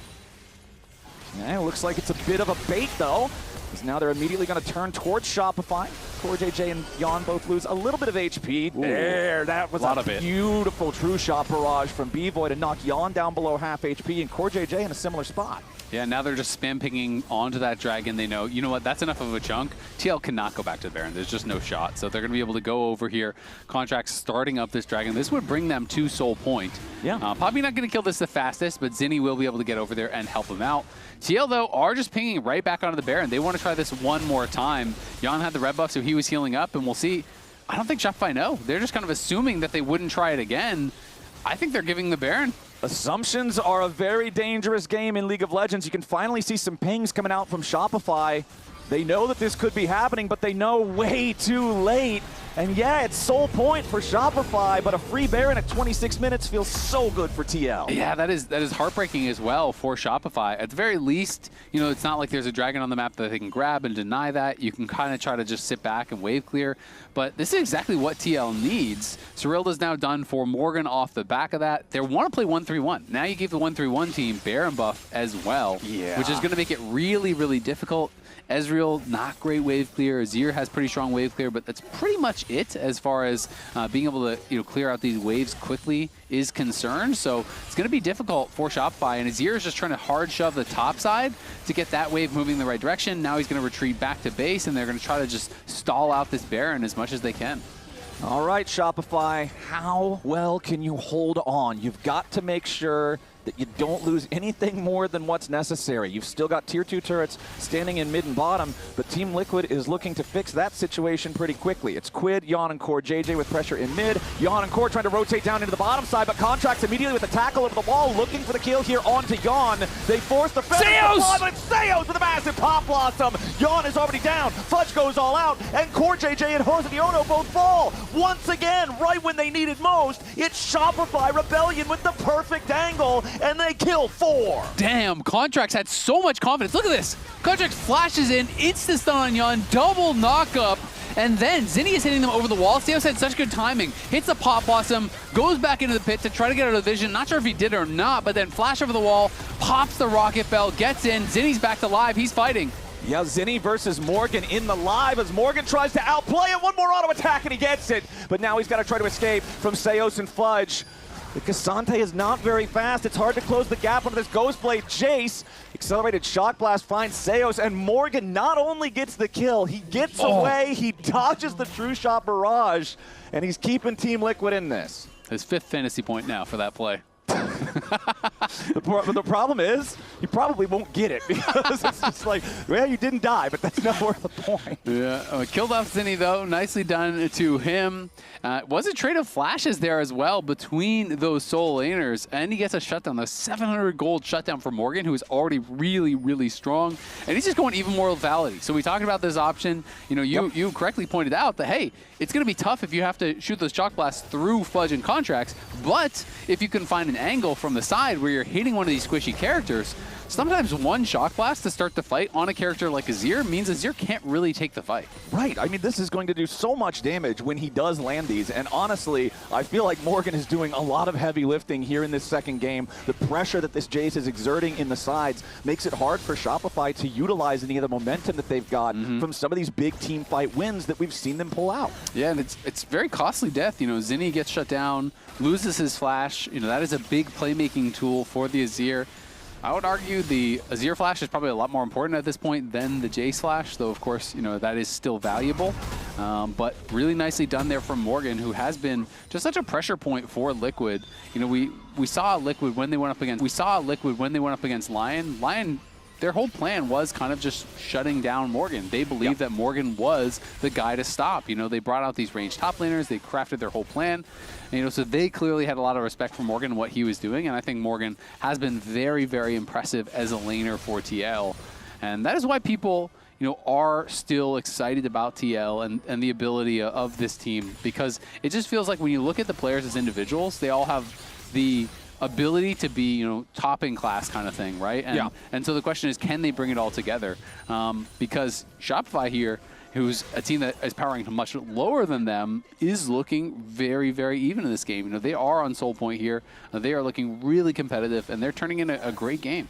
And I think so much of this is going to come down to this Dragon fight here in about 45 seconds, right? If Shopify locks in the Dragon Soul, that's going to mean a whole lot. Especially, Chemtech Soul always usually catches some flack for not being as strong as the other ones. But when you have some characters that are naturally slippery to catch, difficult to kill, Cassante and Poppy can both be such a big pain that extra bonus that you're getting from the Chemtech can really turn it from annoying into a total nightmare. Yeah, exactly. If you're not getting one shot, you get a lot out of the durability, right? As you get lower. So definitely these tanky champions, a lot easier to get value from it.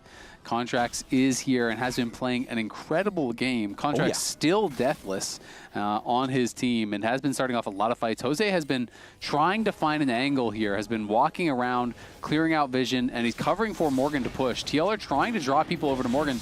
If no one responds, it's going to be a bit difficult. Okay, Morgan rotating down to the Dragon fight now, though. Shopify starting to DPS it, but it's not dropping particularly quickly.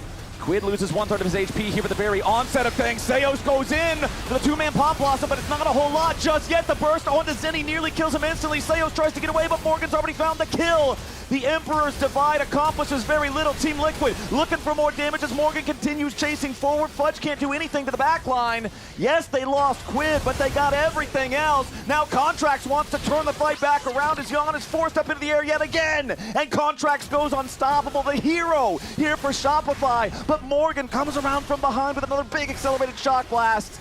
As Contracts is the last one standing in a green jersey. They'll knock him out as well. It's the Morgan show, and Shopify Rebellion unfortunately have front row seats. Yeah, Seos hits a double root, gets the Pop Blossom in onto Morgan, but the problem is no one can get over there. And look at this engage from CoreJJ. Zinni gets the Zhonya's off, but he gets the Zhonya's off at 100 HP or thereabouts, and then Quid is able to pop into his stasis to immune the Emperor's Divide. B-Boy got pushed out by Morgan. This is a great re-engage from Contracts, though. Finds the angle to get back in on Jan. They knock him down, which makes it a little bit closer, but then Morgan is back. Another Shock Blast gets him another kill. This guy on the Jace is ridiculously strong at this point. Great counter engage from Core, and really nice stuff here from Morgan, who is just on one. He is a 4.5K. Yeah, that is totally insane. He's nearly full build. He's got his Serpent's Fang completed now. The Sorelda's already got completed a while ago. BF Sword in the inventory, working on the last item. The Baron is already down to half HP. CoreJJ waiting in the wings for if Shopify tries to fly in and do something. Stolen away by B-Boy! Oh no, Jose, that is not supposed to happen in this season, man. Oh no. It used to be more of a flip sometimes in the old days. To be fair, a lot of people were hitting that, you know, it might have died quick. But Smite does a lot of damage these days, and you're not supposed to be losing it. Let's see, 1,700. Oh, he just kind of smited late. It went to 1,700, and then it went to 1,000, then went to 500. Yeah, did he even smite? No, he never used smite. Yeah, sometimes I know that the spectator UI can have dishonest cooldown timers, but yeah, I didn't even see the smite come down. He didn't use it, so it was a bit slow there. Maybe there was something going on, like he's like, okay guys, stop hitting it, I'll finish it, and then they didn't or something, but I mean, either way, that's one you got to hit. That's one you got to hit. That's a blunder for sure. So Shopify are going to wipe the sweat off their brow a little bit on that one. This does buy them some time, does help them out. We'll see what they can possibly earn with it, because the problem is that 5,000 gold lead Jace is marching down the bottom lane, and nobody wants to even be on the same screen as this guy. Yep. But if he's not there, then you know what? It's actually Shopify with the gold lead. Morgan now has the GA, so that is a big buy for him. It's Shopify on the march with that stolen Baron, trying to put the pressure on to TL here. All right, first Shock Blast doesn't collide with anybody on the Rebellion. As Shopify want to continue using this Baron pressure. They've got the double Baron cannon minions sieging the tier 3 turret here in the top lane. Those are finally going to get cleared out. Fudge providing a second point of pressure over in mid as Morgan jumps in after the Cassante here. Does get knocked back. Morgan might just get ripped through the wall. The all-out finds the Jace, but Fudge loses a lot of HP in the process. Sunday's still standing here in the top lane, so Team Liquid doesn't want to overcommit chasing after Shopify. What Fudge was trying to do there was get the right angle to pull him over the wall to where Contracts was on the side, but he didn't quite get the angle right, so ends up pulling him into that wolf pit. And as a result, Contracts didn't have his flash. He tried to hex slash over to try to help him out, but it was obviously too late. And now Zinni and B-Boy may be caught. They're going to try to TP back in and defend it. And it looks like that will be enough to stop the play. But yeah, good attempt there from Fudge. Of course, looks silly when you don't get the right angle. But if he hit that angle correctly, hey, that is exactly, that is the best target to go for. And remember, Spring Finals, we are going to the Mullet Arena June 13th, 14th. This is going to be tickets on sale next week, I believe. So scan the QR code and find out some more info about it. Well, the next thing I want to find some info about is Dragon Fight Chapter number 6, because we've got that here 90 seconds from now. The last one was the big win there for Team Liquid. Morgan, again, flexing those muscles, being the carry, but it's still Shopify on sole point. If they can get this Dragon, it's still a big power spike for them. Team Liquid does not have priority over the bottom side river right now. Shopify doing a good job maintaining control of that, and that's just another advantage that you get for stealing the Baron. Yep, exactly. Going to be able to control that space, looking for this soul, and it's going to be up to TL to try to stop them. Shock Blast does a lot, but B-Boy had that Bloodthirster shield, has a ton of lifesteal, so You know, if he has access to a wave, he is kind of chilling at this point, unless you can hit Shock Blast after Shock Blast on him. And Core is on a deep flank. He's trying to get way behind them here. But this is always risky if you get spotted. Seos is not with them right now, though. So Shopify for now only have the 4 members, and Core now does reveal himself. Yep, Core stepping out of the fog of war, gets spotted out. Seo seeing if there's an opportunity to punish the Team Liquid support, but no. Core can manage to exfiltrate in time. Now Fudge going to check into the brush. Core JJ goes in for the quickness, immediately finds the back line. Tons of pressure here on the contracts already. Seos wants the pop blossom, but he's forced into the stasis. Zinni is already down. It's a disaster for Shopify. Team Liquid find exactly the angle. Core JJ instantly engages. It's a 3-0, and TL's looking to end the game. Zinni was dead before it even started. Even with the stasis going off, that explosive engage from TL, they fully commit, and that should seal the deal. Yeah, I don't really know how you stop this at this point. B-Boy's going to do whatever he can to try to slow it down, but Team Liquid have made their way onto the Nexus turrets, and those will both crumble before I can even finish my sentence. Seos falls here too. Josedioto just flashing over the wall to keep B-Boy busy, as Morgan and Quid will pad their stats with a little bit of extra minion kills. They're just making it painful at this point. It was a much closer game, but it's still a Team Liquid victory. 2-0. They'll take out Shopify Rebellion. Dominant game 1, competitive game 2. But what a performance from Morgan. He was looking unstoppable on the Jace. Blind picks it, and Shopify did not have an answer. Zinni, I think, played quite a good game, but TL were so of one mind, it felt like, with those engages, that as soon as they went, even if he was quite quick on the stasis, he was losing 80-90% of his health instantly at the start of every fight, it felt like. Yeah, it makes it really tough. I think Zinni had a solid game overall. I was really impressed with contracts specifically on Shopify in this one, but unfortunately for him, it wasn't enough to overcome TL, to overcome the absolute raid boss that was this Jace. I feel like if you're not saying Morgan's the player of the game, you didn't watch the game. Lounge, how are we feeling? We're feeling like if you don't say Morgan's player of the game, then you're fired. Fortunately, we voting blocked Morgan before the casters. I went yawn. No, you Morgan. didn't. Raz You is liar. fired. I'm calling up. Wait a minute. I'm just calling Raz as a liar. He definitely voted Morgan. Yeah, I definitely voted Morgan. I don't know what I was saying. But yes, as you can see, we got Josedioto coming in for that one. That one's. We also got to change our stock valuation. Yeah, we do. Wait, we should Jump on that board. Honestly, well, you already put hey! Let's go. We're doing stock evaluations. Do you agree with Team Liquid being the our highest Team in Liquid stocks? now. After this game? Yes. Yeah. Let's go. TL to the moon. Who do you think is player of the game for that game? I think it could be Morgan. Morgan did some good carrying. I think Morgan, when he escaped bot lane, that was like crazy play, and I think it broke their mental, you know? Yeah. So it was him, I think. True. Also in game 1, that like entire sequence where he like took bot turret, then TP top, like everything was happening in game 1. So what do you think about Shopify's current form this split, like compared to Lock-in tournament? I think they're way better. I think their mid jungler improved a lot, like their synergy. So I thought it wouldn't be that easy as like last split. But yeah, I think they're better. I don't know how much better they are because I don't know. But I think they're better. Yeah, I can feel it when I'm playing. Yeah. That's fair. You've been on fire so far this split. Like last week, everyone was going crazy about your Lee Sin play. This series, you were going really well. So of course, what we want to talk about was this play coming up. You don't even have to. You just almost spoiled it. I almost spoiled it. We'll run it. We'll run it. That'd be Talk perfect. us through. Like if we end up getting it, but like. Yeah, here we go. What happened? What happened here? No. Okay, I said this doesn't happen that often in scrims because usually you're not in these spots that you flip the smites. But I told Dion after the play, I'm like, can you tell me when you're gonna use your E, like, so I can burst and everyone throw everything. I was like, damn. We don't have a smite, I guess. You know? That's what I'm saying. I'm trying to defend the junglers here. You know, Zion pullback does a lot of freaking damage, man.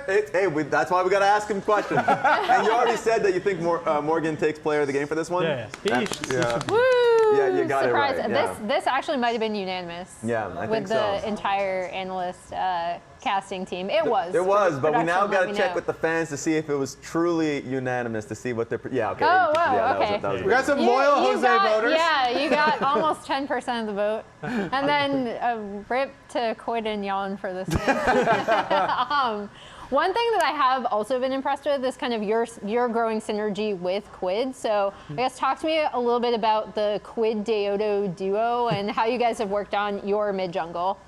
Well, I mean, we speak a lot during scrims and how we want to like approach the scenarios and how we want to play the map in general. In the off season after we lost, we had a lot of like meetings and stuff for how we want to play through mid jungle, and I think it was really good overall. We came to a lot of agreements and like with certain champions. I think even in this game when we are missing like the 2v2s because they're also playing well, I think we still have like the right idea to play through mid, and I think if we keep improving on it, we will be better. And there is always room for improvement more. So I don't know. Because I know you guys have been talking about being able to bring your aggressive skirmishy style from scrims to stage. I think game one shows that a lot, the first scuttle fight. Well, not even scuttle fight. It was like you were heavy invading, and then they're trying to push you back, but then you're getting like your 3 talent strike on scuttle crab and like really searching for that fight. Is that something that you are constantly now looking for, is trying to abuse and be one of the strongest early game team? I think so. I will say our team is way better when we play aggressive and we have info on their jungler. I think last split what we missed, it was like sometimes we miss like jungle info, or like we don't know what he's doing, or we don't know what we're going through or what we're doing. And now that we're playing like this style, it's like, okay, now we're going for Grump, or we're going for this Scuttle, or we're going for Dragon, you know? Yeah. So there is always like a pace to follow, and it's way easier to everyone to adapt to it. And I think that's what we improve the most, and that's why the game looks better for me, because we play around like my timers more. Yeah. So yeah, I think we did a really good job over the season. And even like this game, when everything is wrong, we also improve a lot in fights and how we want to play 2 lanes. Yeah. Because before, when we were behind, we will instantly lost the game. So now it's like we also have the option to go behind and come back. So I think that's nice too. Oh yeah. Nice. Let's go. Well, thank you so much for taking the time, and congratulations on your win again. TL stocks going All up. the way up. After the break, we'll find out whose stocks are going up between Dignitas and Lyon. That game is up next. I don't know if this is a spoiler for Who's gonna win? All the way out. Dig or Lion? You can know. Yeah? No flash, no flash. End the game. We can end. You guys can end. Oh! Oh. Can we kill this Nico? Yeah, I wanna kill. With my KD. I'm fighting. Oh, I'm killing. I'm helping. One person in. No flash. Who? You, don't end. Okay, don't end. I don't want to die. Okay, I wanna die. Oh, Okay. nice. Good job. It's a tough game, but it's fun. Just top game, but it's more fun. More fun, yeah. It was Poppy stupid, man. Some fun. Yeah, I didn't care about Poppy, Jose. Looks like you care.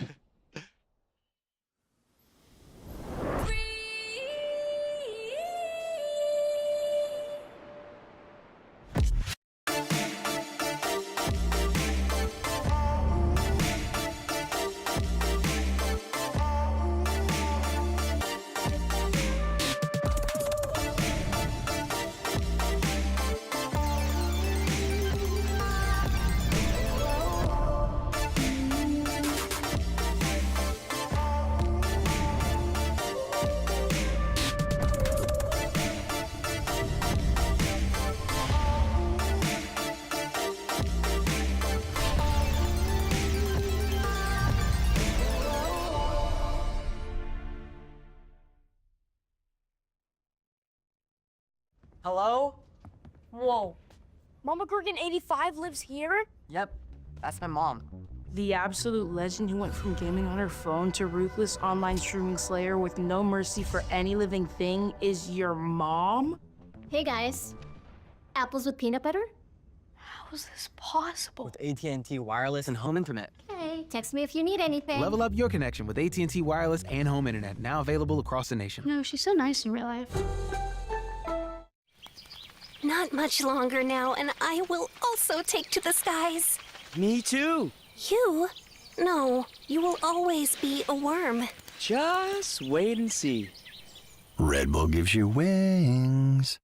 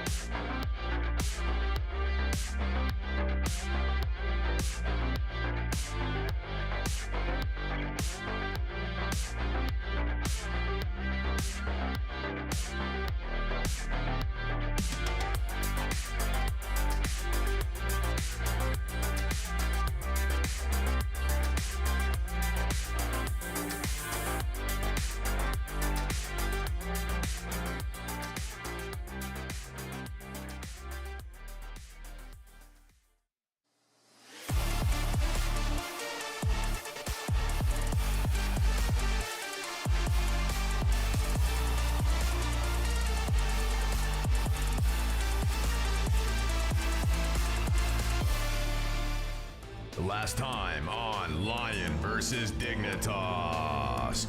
Week 2 see the lock-in winners take on the North American hopefuls, but there's more to this battle in the LCS than meets the eye.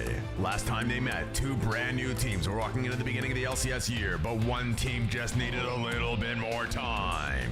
Lyon spawned into the Rift with basically their intended roster, but for Dignitas they were hit with the affliction not uncommon among teams: visa problems.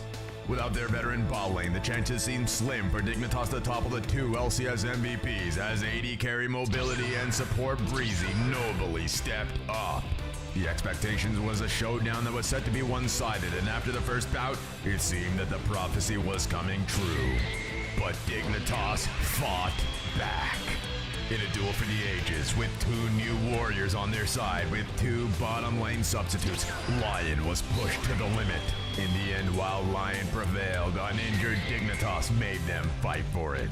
Now that enough time has passed, and our 2 teams are taken to the arena once more, with their full teams, it's anyone's series to take. Find out who will triumph in this episode of LCS.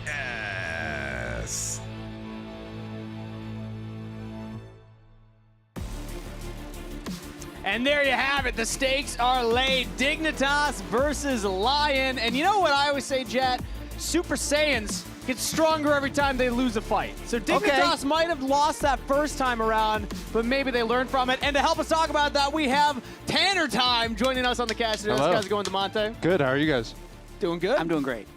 I'm excited to watch League of Legends. Thank you for joining us. I thought you were going to flame him with the losing getting stronger because they were coming off a loss. You know what? Are we getting stronger from the loss? I mean, that game 2 from us did look stronger. It looked better than the game 1. Absolutely. Yeah. What game Also, 1? I think it is official. I need to stop ever saying nice things about Shopify Rebellion or believing in you. I thought we figured that out already. Yeah. Are you still saying good things about us? I got a short memory, you know? right. I remember like a goldfish, so. I'll give you a sticky note on your Honestly, yeah. desk. Yeah, just wake up to it's like on my monitor. But have you seen his sequence? He put you first in lock-in. You finished last. He put you last in spring. Then you're in first place. But then he wanted to show off that at one point he put you first, so he said you were good again. And then you lost immediately. You're jumping ahead of things here. Yeah, I know. Curse and Shopify Rebellion, but I don't believe the curse extends beyond your team right now, as it is Lyon up against Dignitas here. Lyon, I would say, are heavy favorites coming into this one. What are your thoughts, though, DeMonte, on this matchup? Because this is our first time getting to hear your thoughts. You were just able to take down Dignitas before. What do you think the odds are that we get a close series here?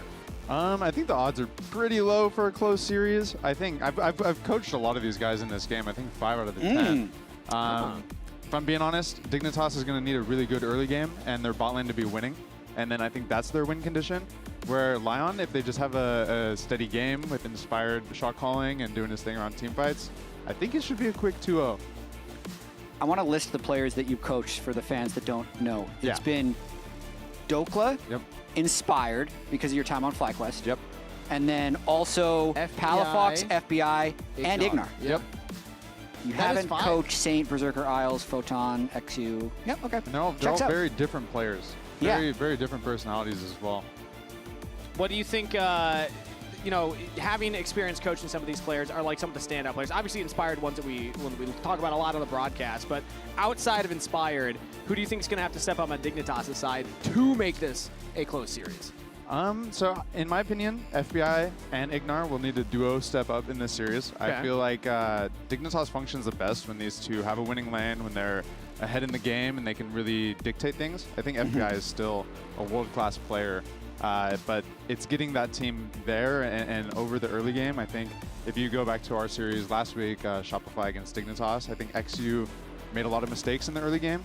So it really hurt the chances that their bot lane had of carrying. So that's what I'm really watching out for. Yeah, you say bot lane has the pressure on them, and I'm getting flashbacks. FBI and Ignar did not have a good time, specifically in game 2 against you guys. So hopefully they're able to turn things around, and yes, XU impacting that as well. Let's catch up on some of the bans here so far. Is it Seraphine, Karma, J4 taking off on Lion's side, Dignitas banning Varus, Pantheon, and LeBlanc, and first picking Orianna for Palafox. Interesting that they banned LeBlanc to set up the Orianna, but that might be a bit of a response. I saw a ton of LeBlanc in LEC recently. Usually it's a ban for a Azir first pick. Yeah. So this is a little interesting because I think Orianna is completely fine in that matchup, but maybe they expected Lyon to also ban Orianna and they just prioritized that over Azir. And now we have, this is an inspired special. If it's a control mage mirror, he takes the Nocturne and then just ganks the other control mage the whole time. So with obviously the LeBlanc ban there, I kind of expect Saint to play Azir, but I've seen Ryze pretty frequently as an Orianna answer as well. What would you think that Saint's going to go for? It's Azir. Yep, Azir. I mean, you kind of have to take away the Nocturne from the Orianna side once this trade starts going down. I think most teams consider it a little bit too powerful, the combo of Nocturne ult and Orianna ult. So this makes a lot of sense so far. Yeah, and plus Azir, I mean, it still has a lot of engaged potential. The Nocturne can go in. Azir has some ability to follow that up as well onto the Orianna, or even set it up with the shuffle. So the Xin Zhao is going to be locked in for XU to help keep your mid laner safe, and also harder to ult onto that guy as the Nocturne. Going to pair that with the Rumble. So double AP solo laners for Dignitas. Yep, and we'll probably get a Ornn or a Cassante in the top lane here, maybe a Scion. I think these matchups are very common, works well with the Azir, and you can always neutralize the Rumble. So. Which one? Flip a coin. I'm going to say it's Ornn. Yeah? Yeah. More engaged? What about the sneaky Galio could slide in there? Maybe too many globals. Cassante for Dokla. Yep. He's back in his Rumble Cassante roots. Yeah, they're all the same champs. Yeah. I was looking at LCK draft last night, and I saw it working its way into LCS a little bit. Jace was actually the most picked top laner in LCK, which made me no surprise that Morgan wanted to play it. But then Rumble's been banned in all but one game of LCK so far in Spring, so I'm a little surprised that it actually even got through draft, and then after getting through draft, fell this far here. Yeah, I mean, Rumble's strength is super high. I feel like the champion it can play weak side, it can play strong side, it can clear waves from so far away.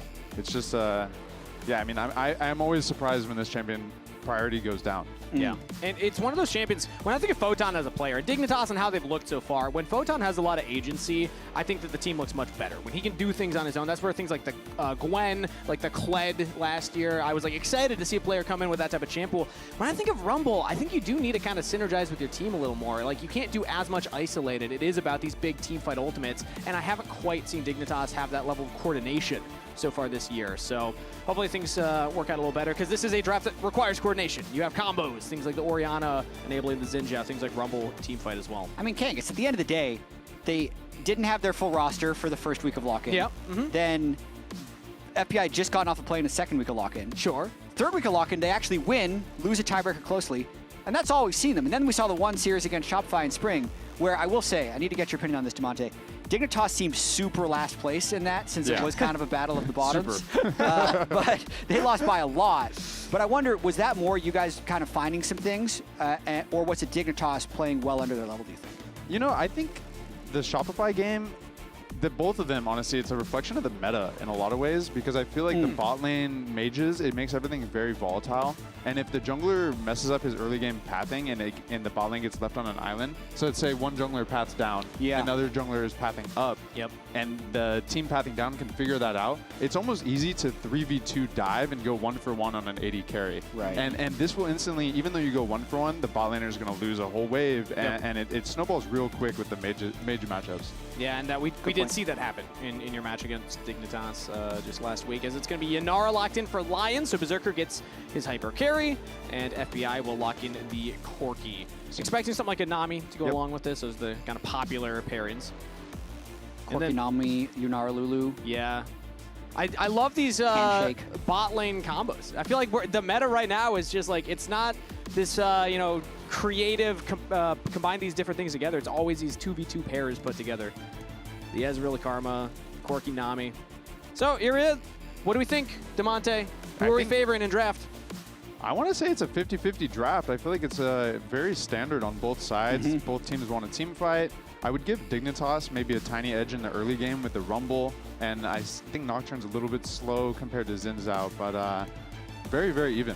It seems like just a draft full of handshakes. Yeah. They handshake the Orianna to give over the Azir, but because they picked the Orianna, they get the Nocturne, and then because they prioritize the Azir early, they can get the Rumble afterwards, and then they didn't even ban out that many. Like, the fact that 2 bot lane pairs were left at the end, like, no one was trying to snipe the Enchantress supports. I'm a little surprised about that in Phase 2 of bans with, you know, Bard, Nico, Caitlyn, Jhin, that, especially with Karma, Seraphine banned as, like, the 4 Enchanters, that one team didn't just ban one of the Enchanters to pinch, so it was just a huge handshake draft. Yeah, we will have to watch bot lane a lot this game. One of the win conditions for Yunara Lulu is to all in, whereas Korkinami can just more naturally push. And I would say Dignitas kind of has 3 pushing lanes this game, so I'm looking forward to see what XU can make out of this. Eyes on bot lane, eyes on jungle for Dignitas and how he wants to play around it, as it's the rematch of Dignitas versus Lyon.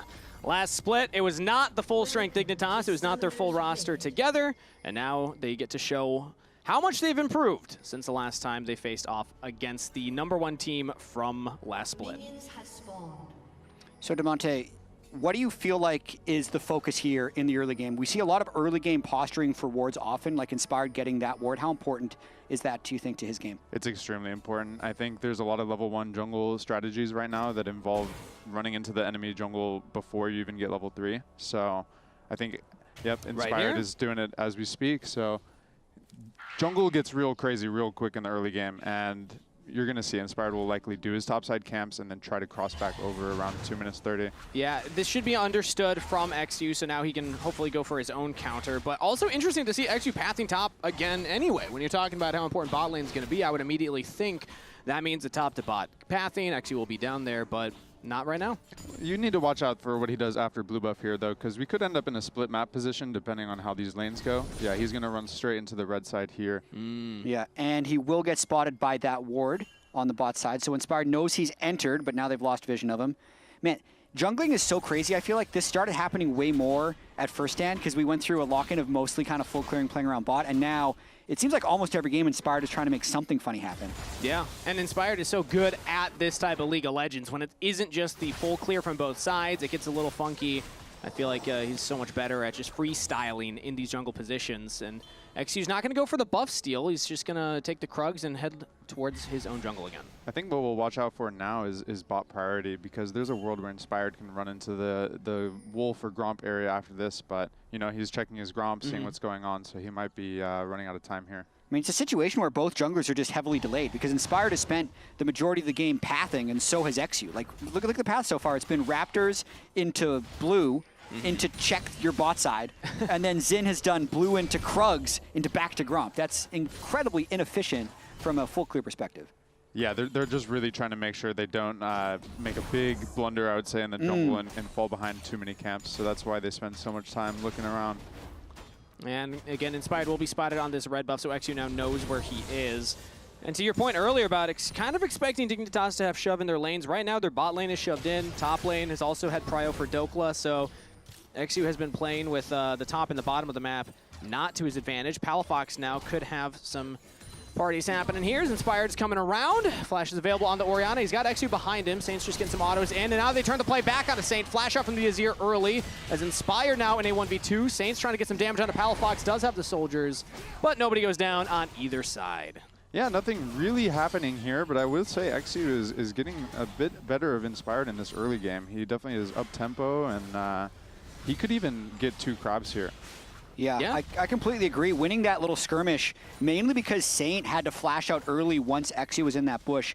I am a little interested in Inspired choosing to cross there with his mid not having prio. I know that he did have top push, but that's so far away from the fight, and it definitely delays him a little bit, but it does mean that he's still going to be able to go bot side and clear his camps. Like, in some instances, when you lose the crab, you have nothing left to farm, but I feel like because the early game was so inefficient, so to speak, even after losing that, he still gets to full clear, reset, and then his Krugs will be up. So I think Inspired won't be hurt too much, even if he gets double crabbed.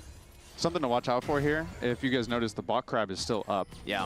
A lot of junglers have been doing this intentionally lately to avoid the 5-minute 30 scuttle respawn. So if they think their team is a bit weaker around this level 5, level 6 timer, they will leave the second scuttle crab up and try and take it later, so that way the 5-minute 30 classic scuttle crab fight usually happens around maybe 7 minutes or 6 minutes 30.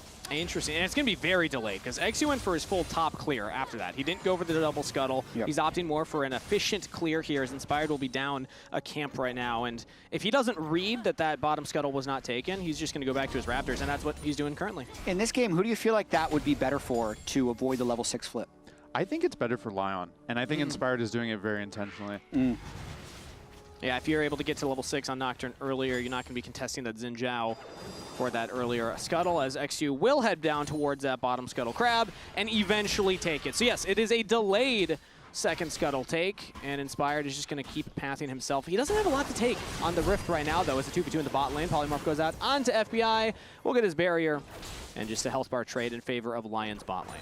Really slow early game so far, mostly about the jungle posturing, but to your point with Dignitas having a lot of pushing lanes, the Saint doesn't even get the flash there, actually, so that's going to hurt that lane. Yeah, I imagine, unless it's like a visual bug, but it looks like Palafox flash is still up, and Inspired is here. He has nothing to clear currently, so he could look for a gank. He's going to wait for the minions to path away. Now Palafox is going to realize that he is not alone in this 1v1. But with his flash available, really no chance of Inspired threatening a kill there. Palafox will even get the wave back in. Yeah, I think Dignitas are playing to their win conditions, I said in the champion select here. I feel like XU's pathing very well. Bot lane's doing pretty 50-50 so far, so great first 6 minutes out of them. I'm going to double down. I'm going to say XU's pathing fantastic. Like, he is 3 camps up over Inspired, the MVP of all of last year. And Jad, I know that we kind of made a joke, or I made a joke earlier in the week of like, you know, Inspired versus XU is an interesting matchup, because I feel like Inspired's never going to know what XU's planning, because like Inspired likes to read enemy junglers and get in their heads, and like the Griffin matchups and stuff. Is another 2v2 bot side. Actually, FBI's got a Valkyrie away. Heal used from Isles. Just no, keep going through but flame. The talk about the jungle is that I feel like XU's the guy. He's like the perfect jungler to send in against Inspired, because how's Inspired going to know what XU's doing? I can't tell if like that's a good thing or a bad thing of what you're saying right now. No, I think it's massive flame, because the whole thing was Inspired always said he did so well against Griffin and Krywer because, oh, they try to play like me, right? He would say that. But XU definitely doesn't try and play like Inspired, is what he's saying. Yeah. But the assumption is Inspired is the best. So well, you're there's two sides to a insinuating pendulum. that XU is bad. Well, okay, but sometimes you just need to have a wild card, Jad. Okay. Sometimes you got to predict the team to go undefeated for the rest of the split. True. Sometimes you got to live a little, Josh. All right, Dragon Shard up by XU right Steve. now. He's level 6. Inspired yet to hit it, so no contest. Dignitas' jungler will continue to win the early game jungle matchup. Yeah, I think this is they're getting the reward of the early game right here is this first Dragon. I think XU's having a great first part of the game. Yeah, I completely agree. He's going to be able to move up to Sundered Sky pretty quick. Ocean Drake being the first Drake as well can help Dignitas continue to play these lanes aggressively. So it's hard to call a Nocturne team out when they're 200 gold down by the time Nocturne hits level 6. So Inspired is definitely going to look to attack, but I'd say this mid lane is going poorly. Saint has no flash from the earlier play, but he's not actually punished. Actually didn't want to pull the trigger. Yeah, but so much of what Nocturne wants to do is punish people without flash. And in an ideal world, the lanes are able to burn flashes organically. You hate to use your first Nocturne ult to get the flash, because then your second Nocturne ult is the one that's going to have payoff later. So that's why Palafox not burning flash in any of those early skirmishes is really huge for Dignitas to maintain this lead in the game. Yeah, we didn't get a replay of what happened when Saint went for the Emperor's Divide earlier, but him not being able to hit it, definitely not ideal, as now XU's invading Inspired here. His bot lane had a bit of a timer to roam up and back him up, so Ignar makes sure that he can get the red buff, and Inspired is pinging the grubs. Actually, no, that is Dignitas pinging that Inspired's probably on those grubs. Yep, XU stole their red buff, so now he's pinging his own camps. Don't let this guy come and get these. I'm so far ahead, and Inspired just going to look to snag the free grubs because they knew that the Xin Zhao was on his red buff. Yeah, I mean, that bot lane is also lit up like a Christmas tree. So many wards from Dignitas. There's nothing to take down there anymore, so XU should know exactly where Inspired is on the top half of the map right now. And because it's not on the Raptors, and there we go. Void Grubs gives it away. I will say that taking the red buff there, I think is a little bit greedy from XU. I feel like they could look for a fight around this Grubs here, and just letting Inspired get all 3 of them there. He's kind of back to being even XP. I think he might even be a little bit ahead. And also Inspired hasn't purchased in a while, so if XU had gone for the contest, would have had the stat advantage as well on top of it. Yeah, might be going for a return bot lane invade, though. They already have 2 control wards set up after this Gromp. I'd expect them to path bottom. Good look at the Krugs as Berserker pops the ultimate. FBI trading damage back. Aqua Prison will not land, but Berserker's not going to go for much more there. Paranoia is not in range yet for Inspired, but he is heading towards that bottom side. XU's already here on the control ward.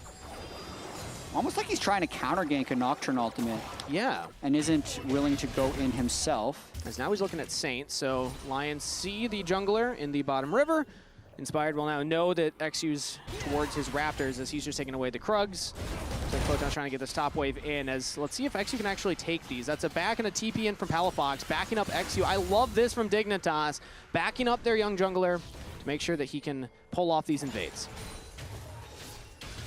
So, Tanner, feel free to have no comment here, but you coach so many of these players. Yeah. And there was a lot of discussion before the year and even after first stand of like how Inspired and Saint and the big personalities are going to be able to interact with each other.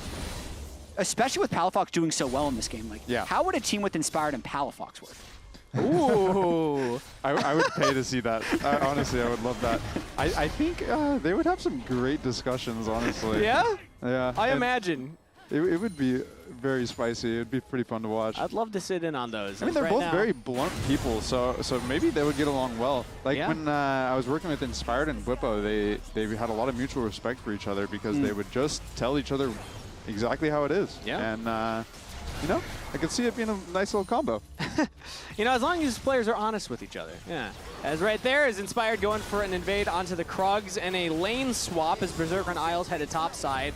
Now answered by Dignitas, but then they're going to go for a reset here. It's just ignore the headed up. It's actually FBI still in this bottom lane, so he'll still be getting that bot lane experience towards the little mini game of the boots. And we missed the whole Rumble versus Cassante laning phase, but I feel like now that he's gone to Kanik, especially up against the Orianna, Dokla's really in a fine spot in this lane. And that was a really interesting swap to me that it happened so quickly before role quest completion. But I do feel like that swap has really flipped the tempo where it feels like Lyon is the one dictating right now. Yeah, they got bot priority, and they choose to swap into topside, where Rumble is a squishier champion than Cassante. So I think generally that's always going to be a nice little play if you can get bot priority.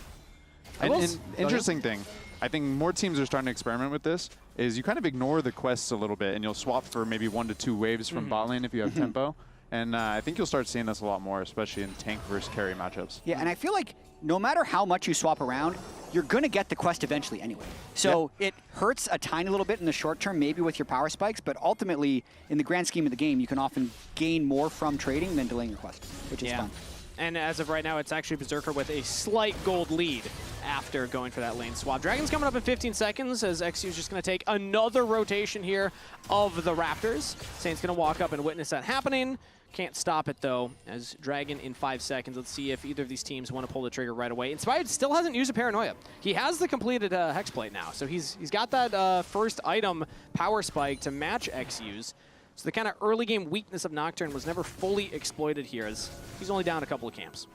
Okay, Demonte, who do you want to see stepping up at this Dragon right now? I think Lyon is much stronger. They have a full item completed on their AD carry where FBI doesn't have one at all. So this is really the early game that I would say Inspired is playing for, waiting for this first item. Corki's Triforce is more expensive than the Kraken on Yunara, so I wouldn't be surprised if Dignitas just dropped this, and I think that would be the better decision. Even Palafox didn't have a first item completed. Saint had the Gnasher's Tooth, so Lyon with the priority in mid and bot side will take the second Drake, deny the stacking from Dignitas, and pick up their first of the game. Maybe Inspired and Palafox are on the same page, right? Like Inspired knows he's stronger, so he takes Drake, and Palafox like, we don't have our items yet. We need to wait, give this Dragon away. It's not this mindless fighting that these other teams do. I'm loving this like alternate universe that Jad's building up here. Like, just what if? They're the two most successful international NA players of the last 3 years. They should team up. The genius jungle fielder and the genius midfielder coming together. Now I'm thinking of other combinations, like Palafox and Canyon. You know, just what happens. Yeah. You're going international. Yeah, you know. And I'm assuming, of course, Palafox is going to LCK. Yeah, Palafox, traditionally clutch, Canyon not so. Yeah. So he can bring him up a level. And they even out. It'll be amazing. They even out. They make each other better. You know, it's about, you know, synergy. Well, currently, though, it is still a slow early game here. We're approaching the 14-minute mark with no kills on either side. And nice from Photon there, not stopping the back as Dokla walked up. This is another reason I didn't want to put any Line players on my fantasy team this week. Because even if they win, it's going to be this slow, plodding game state. Yeah, you had mentioned that. Because we had a conversation of, like, what are the obvious, you know, one-sided matchup? Theoretically, Lyon, everyone's going to say, is going to 2-0 Dignitas. But yeah, Jed, that's an interesting point. That doesn't mean that they get a lot of fantasy points. Definitely not. And Demonte, I want your opinion on this too. Lyon did lose their game last week, and throughout a lot of lock-in, there's an invade. They might fight finally. XQ's going for another Raptor as Inspired pops a Paranoia. Tidal Wave will land, and it's just a disengage from both sides. Ult for Flash and Nami Wave seems like a fair trade. Man, it's a good play out of Dignitas. I think XQ should just stick to his guns a little bit more. Yeah, that just Flash stay in. was very, very defensive. Yeah, had the Crescent Guard available. Could have just traded ults. But, end of the day, he's able to walk away, and still a slower paced game here. Where do you see the scaling going here, Demonte, in this matchup? I would probably give it to Lyon. I think Azir generally is always one of these champions that can win any game once it's past 25 minutes. Also, the Baron threat that you have on this champion is massive. And Yunara Lulu, I would say scales just better than Corki Nami. Yeah, also the fact that they have a dedicated front line. Like, Dokla will be able to tank up and soak up a lot of damage. Dignitas, I mean, they got the Crescent Guard on the Xin Zhao, but that's about it. So I'll always favor in late game team fights the team that has the tank. And you'd also mentioned, Demonte, that like Dignitas, one of their win conditions is going to be through bot lane here. How do you feel that like the bot lane has gone? Is this to your expectations? Because I feel like we haven't actually seen XQ play towards them very much. So I would say this is not really towards my expectations. I would say a lot of this kind of shows how Lyon is just a better team. We talked about the swap that they did earlier, and then they finished their first item first. They secured the second dragon. It feels like Lyon's bot lane is really playing around their power spikes well.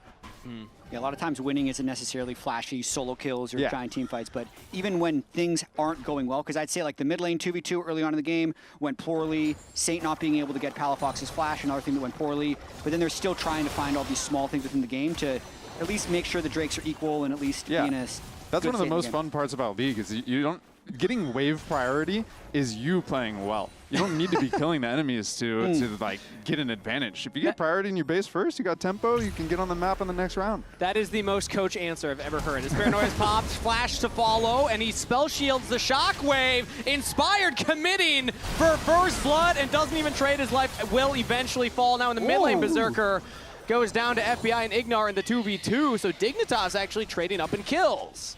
I mean, that's what Inspired always wants to do. He always wants to gank the control mage side. Very close. It actually does trade the kill over onto Inspired, and they get the kill onto Berserker, so they'll lose gold to Azir because he's free hitting the turret, but I think that's still a positive play for Dig. Yeah, I think Berserker got a little bit too saucy there. He was trying to flash predict or W predict the FBI flash, so man, this was really close. Taking a look at exactly what happened. Yeah, Berserker kind of gets hit by everything. Oh, see the flash there? I did. Yeah. I guess. But he still didn't have the damage. I agree with you. Yeah, if he angles it differently, I could also imagine he's trying to dodge like the rockets or the phosphorus bombs, but either way, the damage comes through and FBI picks up a kill. So first turret picked up by Saint in that bottom lane. Answered as the more kills went over to Dignitas. So still a very even gold game. But also another Raptor camp stolen by XU. 152 to 120 in the jungle CS. I'm telling you, Inspired does not know what XU is going to do next. Is he going to hop in here? Is he going to take the... No. Palafox, obviously. Yeah. And it's going to charge in. Looks like Dignitas want to take their first turret of the game, but don't have quite enough damage off of just that. FBI will walk up and does not get the auto on the turret, actually. So looks like losing Lyon a will lot hold of that for minion now. waves on bot lane right now. Yeah. Photon a little late to be able to cover that wave. Do you think there's any level of being able to get inside Inspire's head? I know some junglers get really emotional around getting their camp stolen. Is there any level of that, do you think, that could happen with Lyon? I think the way to get inside of Inspired's head... I think we have a fight happening right here. The Paranoia straight in onto the back line. Shockwave only lands onto one as Crescent Guard's trying to keep XU alive. Palafox the first kill, answered back as Dokla flies right in onto the Orianna. But Dignitas are winning the health bar trade in the tail end of the 4v4. Flash for it from Photon. They want to continue the chase onto Dokla. The harpoon will land, and he's roasting down Cassante. Photon will find a second kill for Dignitas. Big fight there for Dig. Inspired and Palafox go down right at the start, but then when Rumble arrives and Corki does damage at the end, they'll win the fight and take the Drake afterwards. Man, Dignitas is doing it. Playing pretty good here. By a ton of time with the stopwatch for Palafox. Yes, he falls, but Inspired is down as well. And then with that equalizer, it pushes Saint and Berserker completely outside of the fight, so it gives them time to free hit Dokla. And then they'll have the confidence, not only can they chase in this 3v2, but XU gets to start up the Drake, so it's an efficient end to the fight as well. Okay, Not bad. Dignitas. I mean, and that was another instance. Both teams were jockeying for that line brush, but the fact that Inspired used the paranoia and they try and fly in to get onto, I believe that was Palafox that they full sent it on, but he's got the stasis and he's able to survive long enough that the rest of Dignitas can punish. And now 2 dragons plus a 2K gold lead. The first time we've seen a substantial gold lead, I'll call it, in this game. And what's interesting about this is it did feel like it was going to be super one-sided. It felt like it was going to be super one-sided last time, but if we remember back to that game they had in lock-in, Photon's Kennen actually had a bunch of massive flanks. He had a really strong game, made this really close, and this was with a sub-bot lane. So something that worked aside from the Kennen and these great team fights was Palafox XU actually had a pretty good game against Inspired Saint as well, and a lot of that we kind of chalked up to maybe luck or early season success, but now Dignitas kind of running it back and does seem to play Lyon pretty well on stage. Yeah, they're not faltering at all to the Nocturne, and it's really nice to see. They found a full 5v5 without Nocturne picking anyone off, so credit to them. Yeah. And man, some of these replays, you can just see the impact that Photon was able to have. And again, I love him on these champions that can find these types of moments. Rumble's more so just pure damage. You know, you're not going to be going for this big engage, but still he's playing it well in these fights, flashing to follow up on Dokla there and make sure he picks up another kill. And Photon, his story's been fun to follow, you know, joining Dig very late last year when they were making some like summer last-minute roster changes, sticking around for this year, and has had a great start to his 2026. He really has, and I mean, after that team fight, when Dignitas is trying to accelerate the game a little bit, there's always these small windows after team fights where you don't have to be as fearful of the Nocturne ultimates, but now at this point, you can see Palafox in the top lane there, has the Xin kind of in his back pocket. That's the only way he's going to be able to push that side lane safe, and they go mid instead. Paranoia here onto Ignar, flash and heal used, so 2 summoner spells burned, Inspired with a high-value ult. I think just watch what Rumble's doing here. He's coming mid to help defend the play. I think it's just a little bit too slow, though. This is where I would say, once again, you can still tell that Lyon just has a better pace to the game, and they understand when their strength timers are. Yeah. Rumble is catching bot wave on bot tier 2. Doklo runs all the way up the river, and they Nocturnal and find themselves in a 4v2. So they get to burn the Nami flash, and this will increase the strength for the next round. And I mean, because Photon walked all the way up, again, he's kind of losing waves bot side. It's basically frozen close to the middle, so you could say the argument's same for Dokla, but he pathed towards the top side, then Palafox heads up there, so Photon just has to go for the reset and will now get back to this bottom wave and start CSing. Yeah, and even FBI and Ignar are in a pretty good state in this game against Berserker Isles, and it wouldn't seem so with Dignitas versus Lyon, but if you just look at the actual players, right, like FBI and Ignar do have a history over Berserker. I know we're pulling back 3 years at this point, but you remember that type of stuff as players, right? Like, you were we've there, beaten this guy before, yeah. we've dominated them in the past, and they're playing with a lot of confidence here. That's why I said, like, you can never discount FBI and Ignar. These guys are good players. And even if they're not given the early game resources, XU is not pathing towards that bot side. He was not heavily influencing the 2v2. It was more so going for invades and Ignar backing him up. FBI and Ignar can still show up later in the game here, even on the Corki Nami. But the big standout still has been mostly Photon. He's the one with the biggest gold lead. It was a 1.2K, and now Dokla walking this wave in, getting the plate will actually make that only a 600 currently. So Photon losing some of that, but still, like, as an individual performer, he's the one that had the most resources in his pocket. But you can make that argument for pretty much everybody at this point. It's only Saint with a slight lead for Lyon. Yeah, but I'd also say Inspired being, it feels like he's down in this game. The gold only says minus 322 to XU, but just the normal power of Inspired Nocturne, at this stage in the game, I see him solo killing control mages the other times he's played it, because he's usually got 3 or 4 kills under his belt. Well, maybe he's going to find one right here as the tidal wave will go out, but the Fear Tether lands, and Berserker with the kill credit there. First ult, Jet, you get the flash. Second ult, you get the kill. Well, he's taken, instead of control mages, he's going for supports, but he's still found the windows there. And that wasn't a 1v1, but you know what? I'll still give it to you. It works. Yeah. So Lyon do find a play right there. Now Dokla's just going to go for a dive onto FBI. Flash out, flash follow. Valkyrie to safety as Dokla will take a few turret shots. The equalizer slowing him down, roasting him up. Photon looks to continue the chase. Dokla has the TP. No CC on Photon, but he's just got the damage. Overheats and autos him to death.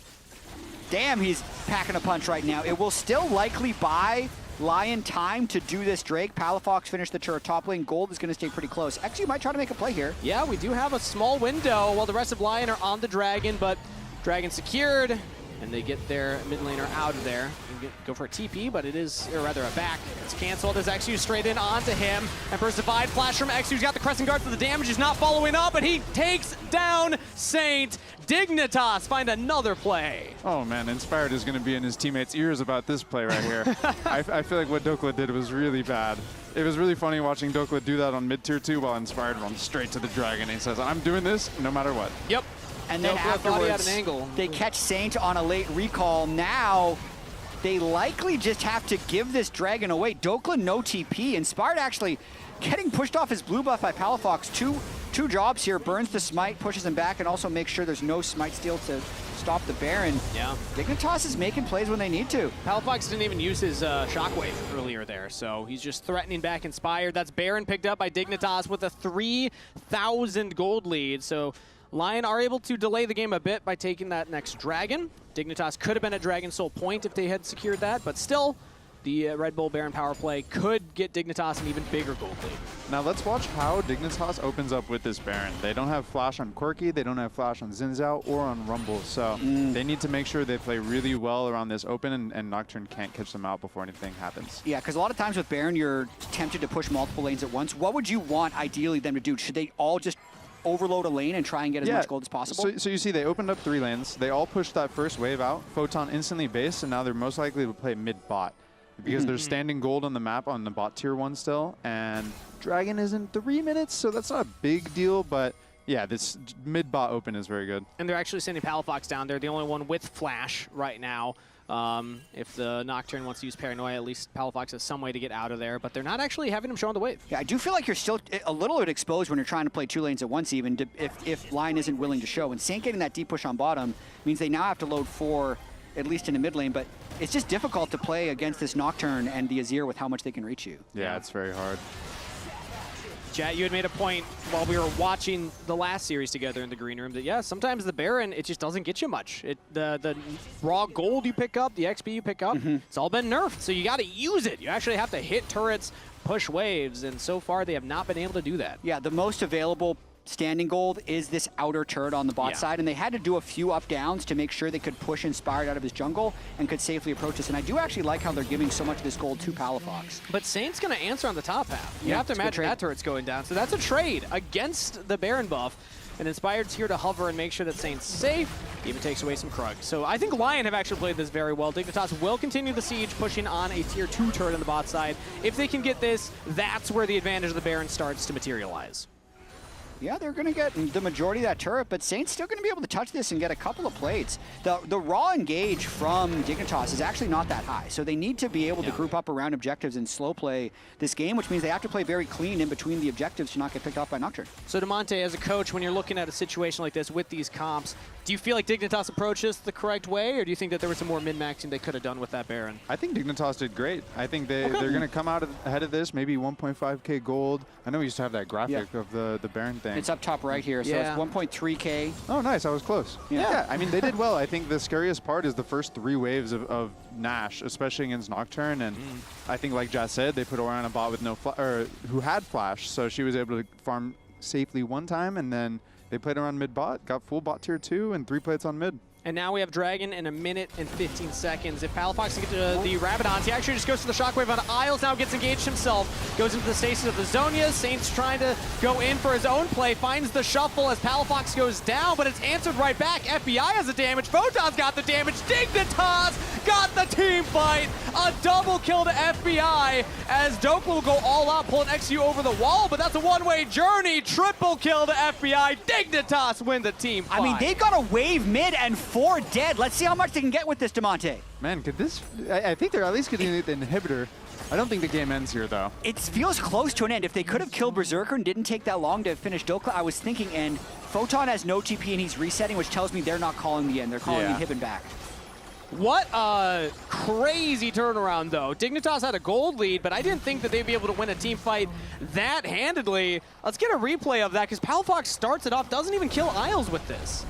He still takes the blue out of the fight, though, and then that is what starts the fight. He buys the time with the stopwatch, and then everyone else flies in. By the time he dies, Inspired's burned everything, Isles has burned everything, and FBI, importantly, is free hitting in every single one of these fights. Our boy Palafox getting in there and getting things started. He is.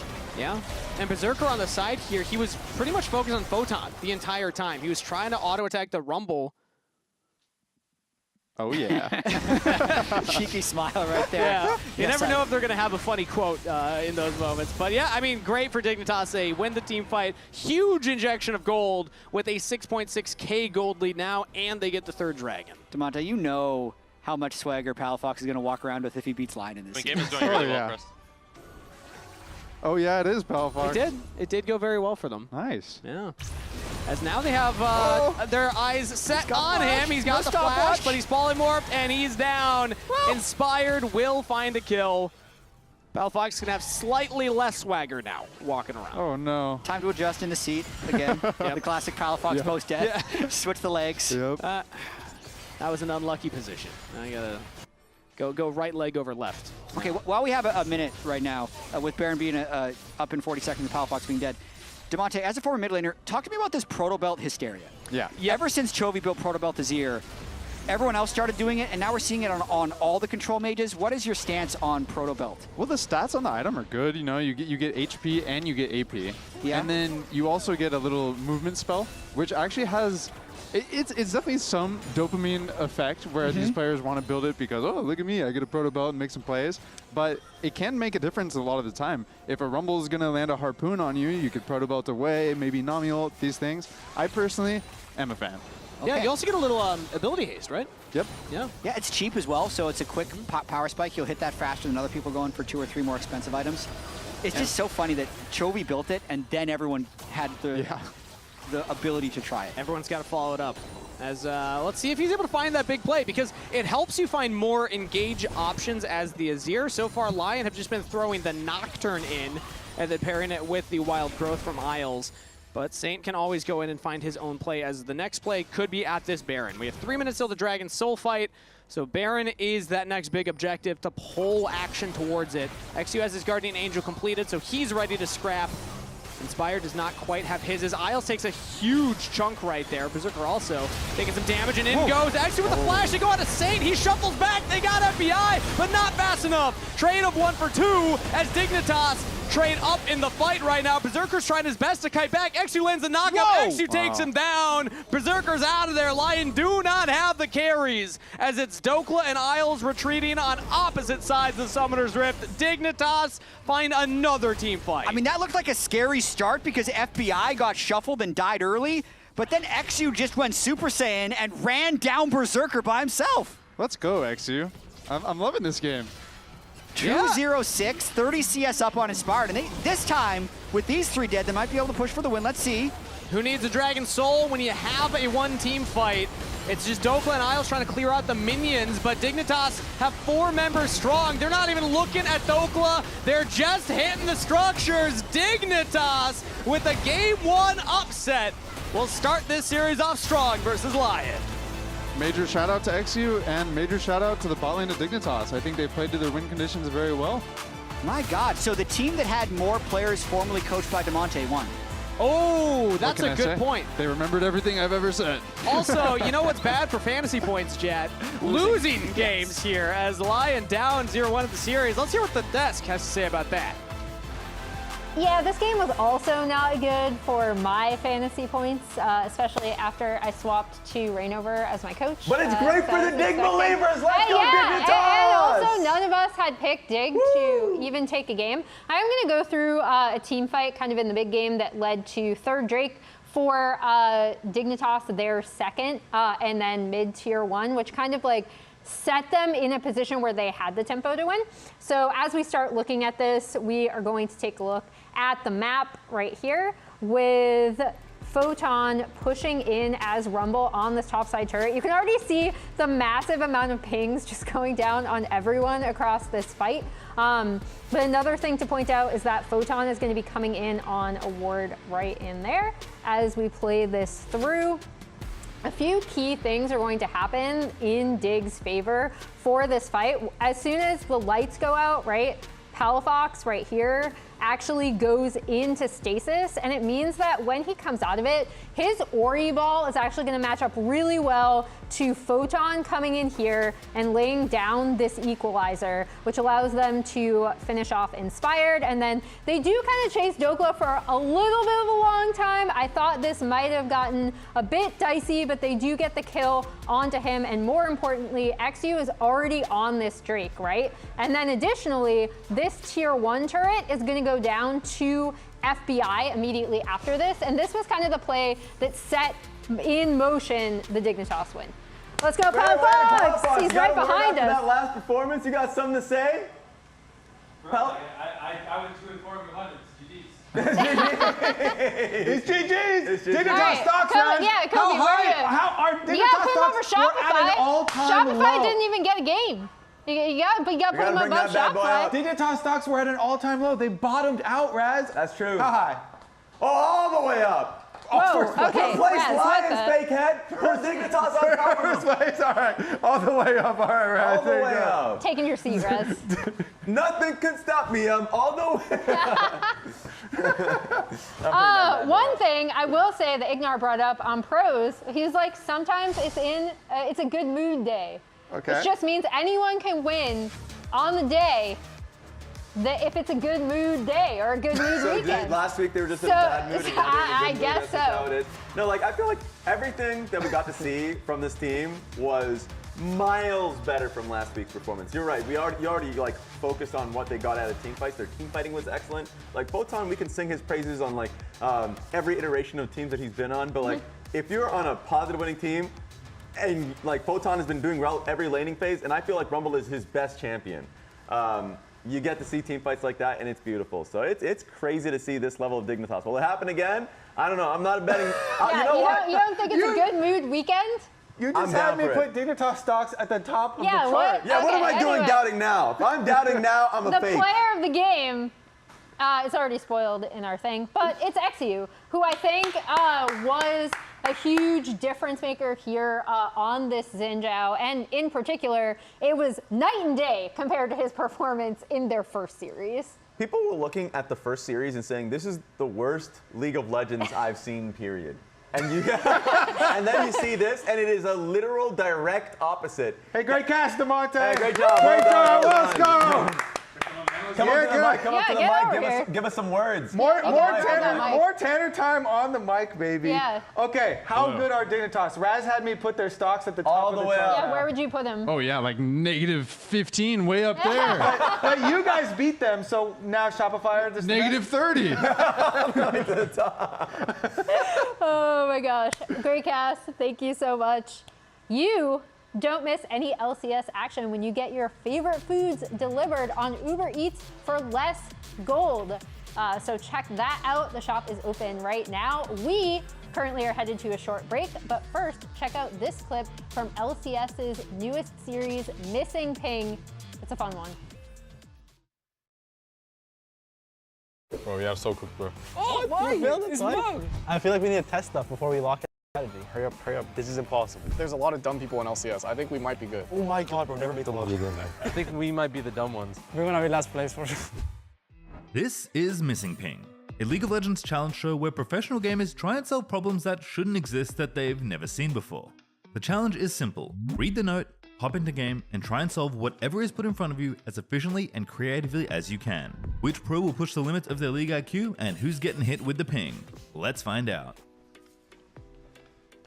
What do we have here?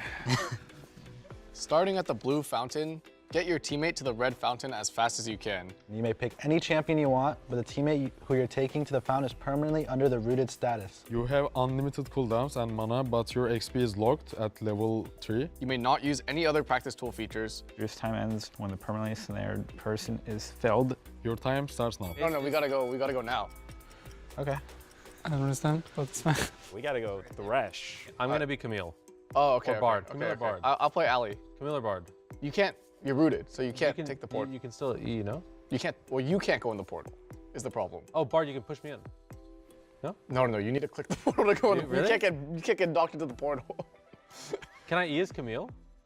Yeah, you can E. Yeah, I think Camille is good. Okay. It's the best. I'm coming. I've made my way slightly closer. Yeah. Wait, where do you want to meet? I can't move, bro. I thought you could E. No, where are you going, bro? I gotta dodge the towers. I'm Spider-Man, man. Yo, I can't go through this tower. Flash over the wall. I can move. Go. I can move myself. All right, E this way. E to me. Dude, what do you mean E to you? I need to hit the wall. Wait, yeah, aren't you here? E. Wait, what? I'm confused. Why can't you use your second part of the E? Cause I'm rooted, man. Oh, GG. All right. This is good. Yeah, this is actually good. Okay. We're on pace now. I might kill you, no? This is a problem. Wait, let me start eating a bit. Okay, can you knock me now? You're gonna die. I mean, maybe. I think we literally can't do this correctly because I don't have enough health. No, I think we can. I think we just have to wait. Oh, the creeps. No! All right, just try restart, again. Just try again. All right.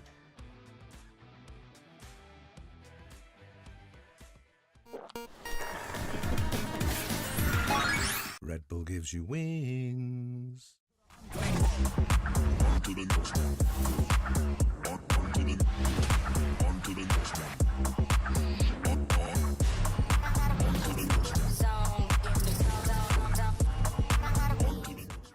Rich in the ground before Dub can even get there. In time to try to knock out as Impact gets bursted. Don't feed.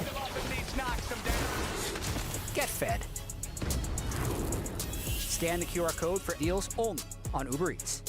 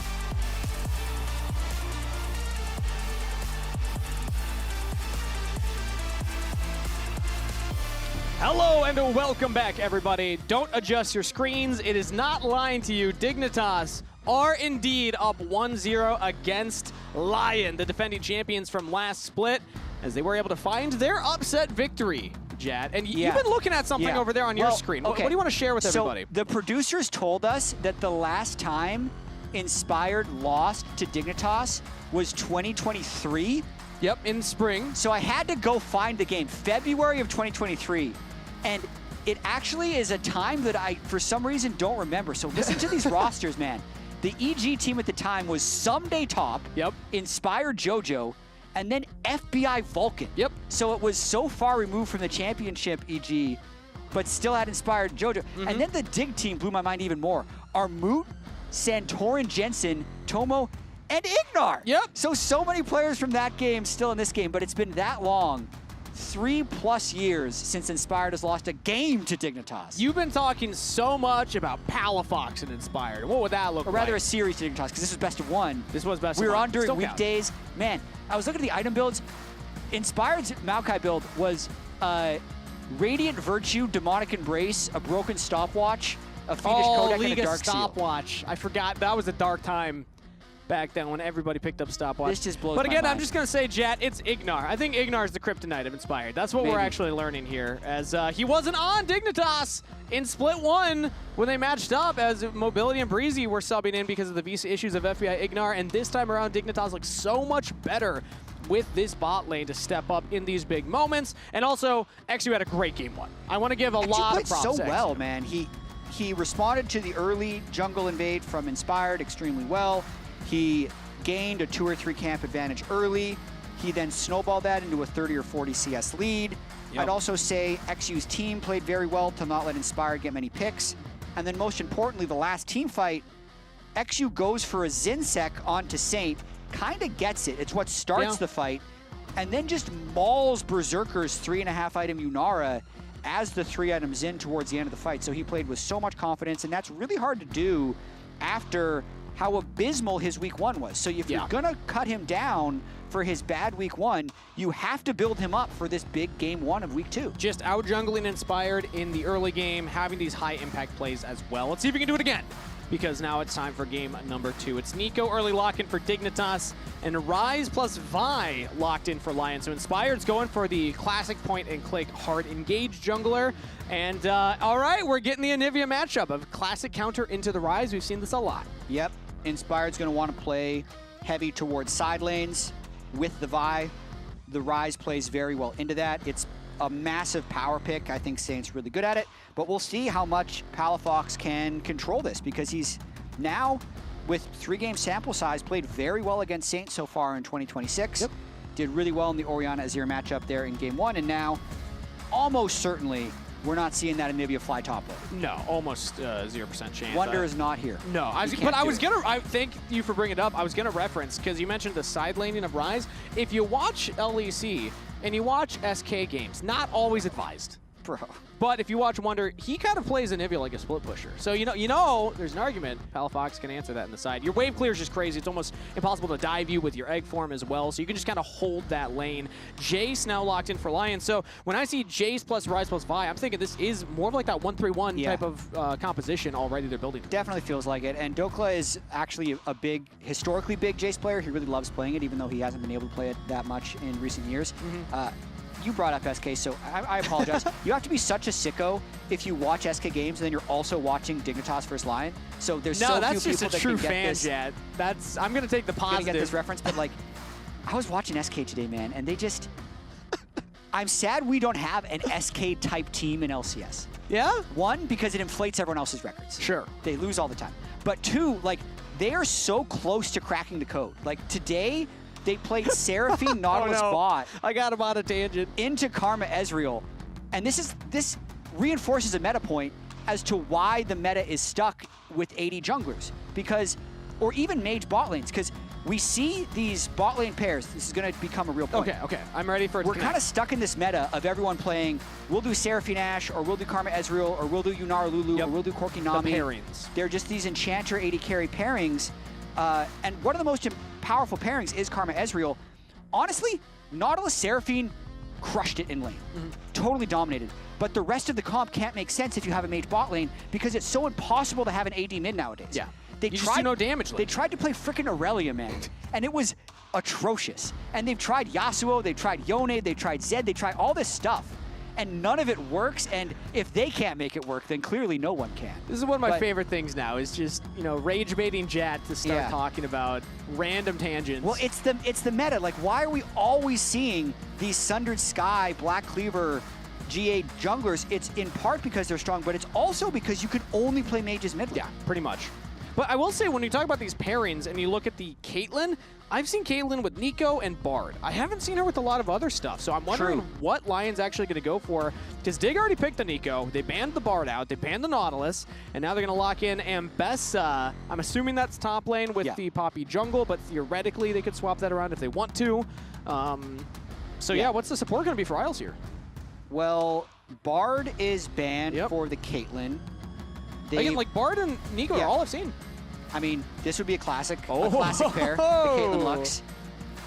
All these bot lanes have, like, they come in pairs now. Yeah. If you don't have a known pair, you're doing something wrong. It's like duos in Pokemon BGC. You know, you always have to have a pair together. How did I not think of that? Yeah. What's Clearly, the you're Yu-Gi-Oh caught up on analogy here. of this as well? The Yu-Gi-Oh analogy. There's not a lot of duo in Yu-Gi-Oh, I guess. Perfect. We can It's move like, on. It's like the Sprite deck. You know, it's level 2 monsters. You pair them together. I'm grasping for straws right now. Yeah. Okay, so Caitlyn Lux really lane dominant. I think it's going to be difficult for Ezreal Nico to play against that. But at the same time, if you fall behind on that lane, the Ezreal can still land a decent amount of poke because the Mystic Shot is such long range. And I'm very curious to see the Anivia Poppy and how well XU and Palafox can create picks with this. Production's just telling me that the actual answer was Time Wizard and Baby Dragon. Do you know what that means, Jad? Is this before your time? Is this for Yu-Gi-Oh? Well, I'm not going to tell you because I'm asking if you know what that reference is. No, Time Wizard and Baby Dragon. What do you think that reference is? As we're getting in for Lyon versus Dignitas, game number 2. Again, Dignitas making things interesting today. Starting off with a win in game number 1. Lyon with the backs against the wall. Do not want to go 0-2 to start their spring split. And against Dignitas, I think that would be a shocker for a lot of us. Are you Googling Time Wizard Baby Dragon? I'm trying to get into our chat because I feel like someone would have answered, and then I can pretend that I knew the whole time. I guarantee you chat is more hip than you, Jad. Yeah. And also, I don't think that's a hip reference at this point. That is definitely an old man reference. So I mean, chat could be behind. They're saying it's Yu-Gi-Oh. It is Yu-Gi-Oh. Okay, yes. good. Yes, good. Also, Big G, our producer's telling me it's a hip replacement reference, not a hip reference. So just want to shout out producers when they're funny. All right, game number 2 here, Jed. I want to set some expectations early on because we talk about Caitlyn Lux. When I see this lane, I think it's going to have a lot of prio, but you were also highlighting that, like, Ezreal can kind of match the range, and Nico also is pretty strong. So do we think that this is going to favor either side, or is bot lane not going to be the focus? No, I mean, I honestly think you can see FBI Mystic Shotting that first wave, and also Nico just has so much additional wave clear. I think the Ezreal Nico can probably get push here. Okay. You can see Caitlyn just trying to use the Q on the waves early, so I don't necessarily think this is a dominant Caitlyn lane. If you do start landing some roots, you can obviously chain it with traps and get some big chunks, but I don't necessarily feel like the outpush, but it's going to be a fist fight to try and get level 2 first. Yeah, the early barrier to try and get that push. It's only damage rate onto Isles. Berserker's actually full health here, so I think in general you're always happy if the enemy AD carry is trading their health bar for your support, because if Isles needs to go for reset, not that big of a deal. Yeah, FBI traded his barrier for that first push though, so he's going to be down a barrier if they're able to land a root on him. But yeah, they hit level 2 at exactly the same time, so that's part of the Ezreal, just trying to get his passive up, and then if he starts fighting, he'd also have the lethal tempo, and you win a lot of early trades as Ezreal, just with the raw attack speed you can generate on the kit. But Dokla's getting pushed topside for Lyon. Mid's about a standstill here. You kind of expect that with Ryze versus Nivea in the early levels. So Dokla really the one on Lyon's side getting that early push advantage, as both junglers are pathing bots. We see that Inspired's able to get down a little faster as the Vi. XU's now going to be close towards his Raptors. Yes, sir. We'll see if they end up fistfighting over the bot crab as well, since they're both on a collision course to find each other. Vi's going to clear a little bit faster than the Poppy, though, so bot lane's going to have to be cognizant of that, since we didn't see any jungle shenanigans early. And FBI Ignar, their jungler's going to be really far behind, actually. So XU didn't go red Krugs. He's going to be even slower, which tells me he's actually not even going to do bot crab. So this path is just slightly better if you're planning on going top crab, because it means all of your small camps are going to respawn in sequence, so his Krugs will come up a little bit faster.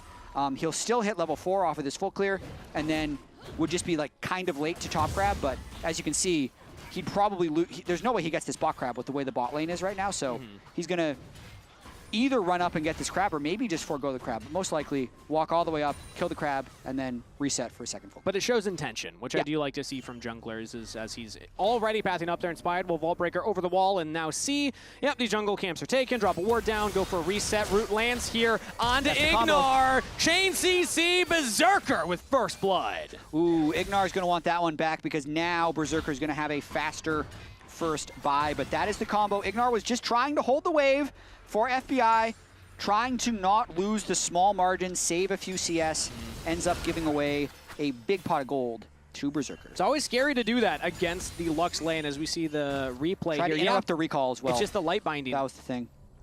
Tough angle to hit that light binding, so well played by Isles, who I think has actually been having a fantastic year so far. Isles, I mean, you look at first stand, you look at the start here of 2026, as Ignar lets out a big sigh right there.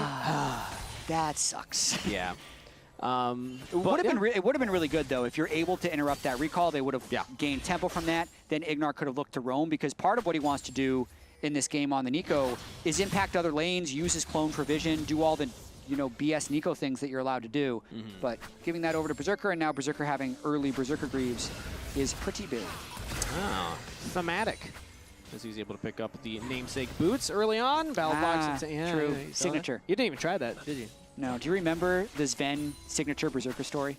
No. He'd always build exactly the same 2 items on Lucian, like RFC second in every single game. Oh, yeah. Whenever Sven said you should build something else, Berserker would say, I can't, this is my signature.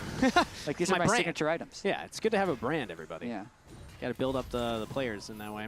As bot side there again, trades going in the way of Lyon mid lane. Saint pushes out Palafox, who doesn't have the TP. So Palafox actually wants to stick around, hit level 6, and try and take this cannon at the very least. He's so close to 6. Once you hit it, you just kind of drop it down on the wave. There it is.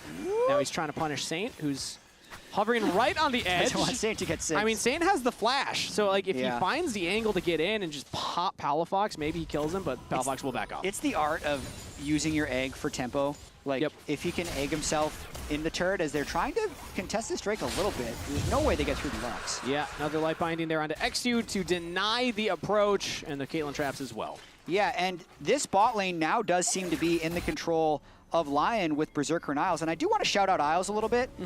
He's been playing well, I'd say, even since first stand. Just last week, his Nico, even though it's been denied in this game, found some insane teamfight engages. So Isles has been making some really big plays for Lyon, and we'll see if he can continue to do it, even though he hasn't had flashy characters so far, right? He's played Lulu into Lux, but already is the reason they were able to create that first blood in this game. Well, I'd say Lux, in lore accurate-wise, pretty flashy. He's pretty bright here. Another trade from... Yes, good job. More health bar trades here between Palafox and Saint. Now XU's coming in. Haven't highlighted it yet, but the potential actually get back to that Dokla in a 1v1 here, going on the Photon public execution to try and get away. Dokla does not land that final shock blast, and Photon's fine. But the potential of the Anivia wall plus the Poppy, you got to keep your eyes on that, because that always could be just an instant kill for Dignitas if they pull it off. Definitely can be. I don't know if they have enough damage yet, but once you get like a Sundered Sky, definitely able to pull that off. Want to watch how that lane continues to go. The top lane with Grasp Jace, we haven't been able to talk about that much. This is what we saw Morgan go as well. Going to be stronger in lane. Doesn't scale as well, but the way Morgan scaled well with it is he then got a 5,000 gold lead. So it didn't matter that he didn't have Conqueror. It kind of equals out, you know? Yeah, exactly. Doku's going to try and do something similar. Oh, nice little single barb onto Isles, but no follow-up from FBI. So Isles is able to get away just fine. Now Ace in the hole. Hey, nice. I don't know if that was good guy support or scumbag FBI, actually, as he's on the arcane shift to do it. Yeah. You know, they're in for a little bit of pain currently with Berserker. Having his upgraded boots already makes it a lot easier to sidestep anything that Dignitas try and poke back with. Not to mention, it's just like whoever can hit the wave first is having a good time in this matchup. So good vision control, good shove, and they're likely just go for another base right now. And they will go for that reset as you're talking about it here. No one going for the early coal, so it's only that tier that's stacking up for FBI for the pretty slow bot lane. Now, that first blood did come through in the 2v1 down there, but outside of that, it's kind of reminiscent of the last game where it's come down to just a lot of, slow scaling, play for the lane push, and then play for your better resets here. Yeah. And also the junglers aren't even going for that many invades, as Inspired will go for these grubs. They got that early dragon, and now they're looking at the second neutral. In this game, though, Lyon is just having lanes go a lot better than in the last game. Because I'd say last game they were a little bit on the back foot in the jungle, but then also from the draft, Demonte was pointing out how he felt like Dignitas had the winning lanes kind of across the board. And even though Anivia is a bit of a team fight counter to Ryze, I don't necessarily feel like it can punish Ryze too hard in the early laning phase. Jace as well is going to bully pretty much everything, and then the bot lane, self-explanatory, already being able to get the kill. So lanes across the board are winning, and that just allows Inspired to take whatever camps he wants and continue to full clear. Yeah, that second neutral objective is secured, and he is not falling behind XU twice in a row. That definitely was a big point of Dignitas' strength last time, is the fact that XU had stepped up big in the matchup, as now Saint and Inspired are going to go for a dive under top turret onto Photon. No TP to back him up. It is just a kill to Dokla. Palafox started that TP, but it was very slow TP. Yeah. I saw the TP before I saw the Realm Warp. I'm like, oh, Palafox sees the play. He's ahead of it. I guess he just didn't TP to the turret, though. Yeah. No. Yeah. And it was slow, Yeah. I think. Until you get that upgrade. He gets the wave. Okay. Oh, XU not going to be able to stop that reset, so Saint does get back. And now it's going from bad to worse for Photon topside because Dokla is the one that got the kill, Jat. He already had the CS advantage. He had multiple plates that he just got on his own. Now there are 2 plates left, plus he gets the kill gold. So Dokla's got a poised to take over. The Flash Bomb Blossom from Ignar. Follow up with the Tangle Barbs onto Berserker, but FBI just can't quite get the damage in. Flash from Isles sets up Berserker for the takedown. 3-0 kill score as Lions bot lane do it again. Isles Berserker with the Caitlyn Lux, the flashy binding from Isles into just an ultimate straight to the face. You would hope that it actually does more damage if you're that close. That was a flashy play there, Jed. Yeah. You would hope that the Lux ultimate, they've changed the name to Final Spark, would do extra damage this up close. It doesn't, but it's still enough for the kill. Gives it over to Berserker. And this is after they've been playing around Dokla, so best of both worlds. Another big sigh from Ignar. Yeah. Best of both worlds on the side of Lyon, where they're able to help the Jace for the kill, and bot lane is organically getting 2 kills of their own. 11-2 all-time record for Isles on Lux. That's a fantastic find from our stats right there. Shout out Leo. I'm just going to give credit to Leo. I'm assuming it's him that's pulling that one up for us. And he's showing us why. I mean, this is now back-to-back. That was Ignar starting the play. FBI just wasn't quite able to get the damage off. Like, ideally, you want that Arcane Shift plus the Essence Flux, plus the Auto, and then the Q to come in. But he just didn't chain it correctly with the flash from the Poppy, or the Nico rather. Yeah, definitely not. Also, Mastercard Power Spike item, Sundered Sky completed for Inspired, just as the second Drake is up, so they can continue to push this bottom lane with the Caitlyn Lux. And if anyone wants to help out, Inspired's going to kill you. Also, if FBI's alone, he's probably going to die. He doesn't have the flash Watch available. the counter gank, though. Nice play by XU. Topside, Dokla's the target for Dignitas. He flashes towards his turret, but Photon's looking for the damage. XU finds a headbutt. Photon with the shutdown. Honestly, that can't get much better for Dig considering the circumstances. A lot of credit will go to that ward you see in the Drake pit to really guarantee that Inspired is there. Dokla needed to be playing weak side right there, but was feeling extra confident, ends up losing his flash, and then the kill also going over to Photon is going to help Photon get to that Eclipse where he's going to be able to stand and fight in that lane. It's still a 300 gold lead for Dokla, but Photon will go for the reset, and let's see if he's got it yet. There it is, Eclipse already picked up, plus even some components on top of it, so some more health. He's got the boots. Photon is ready to actually survive this lane a little better here. As, again, it was still the second dragon picked up for Lyon, so they are stacking these up. I think they're in a fine spot, but this is signs of life for Dignitas in the game that was getting kind of out of control for them. For sure. Lyon is well on their way to a game 3. Dignitas also well on their way to a game 3. So I didn't need to correct It would have worked either way. Yeah, it would have worked either way. Yeah. Gotta trust your instincts. Yeah, there you go. Or Gut instincts, both work. They're the same thing, really, right? Kind of like saying Dignitas and Lyon are both on the way to game 3. A lot of replaceable words. Replace Palafox and Saint, similar. Mid laners, they both play the mid lane. True. Yep. indistinguishable, essentially.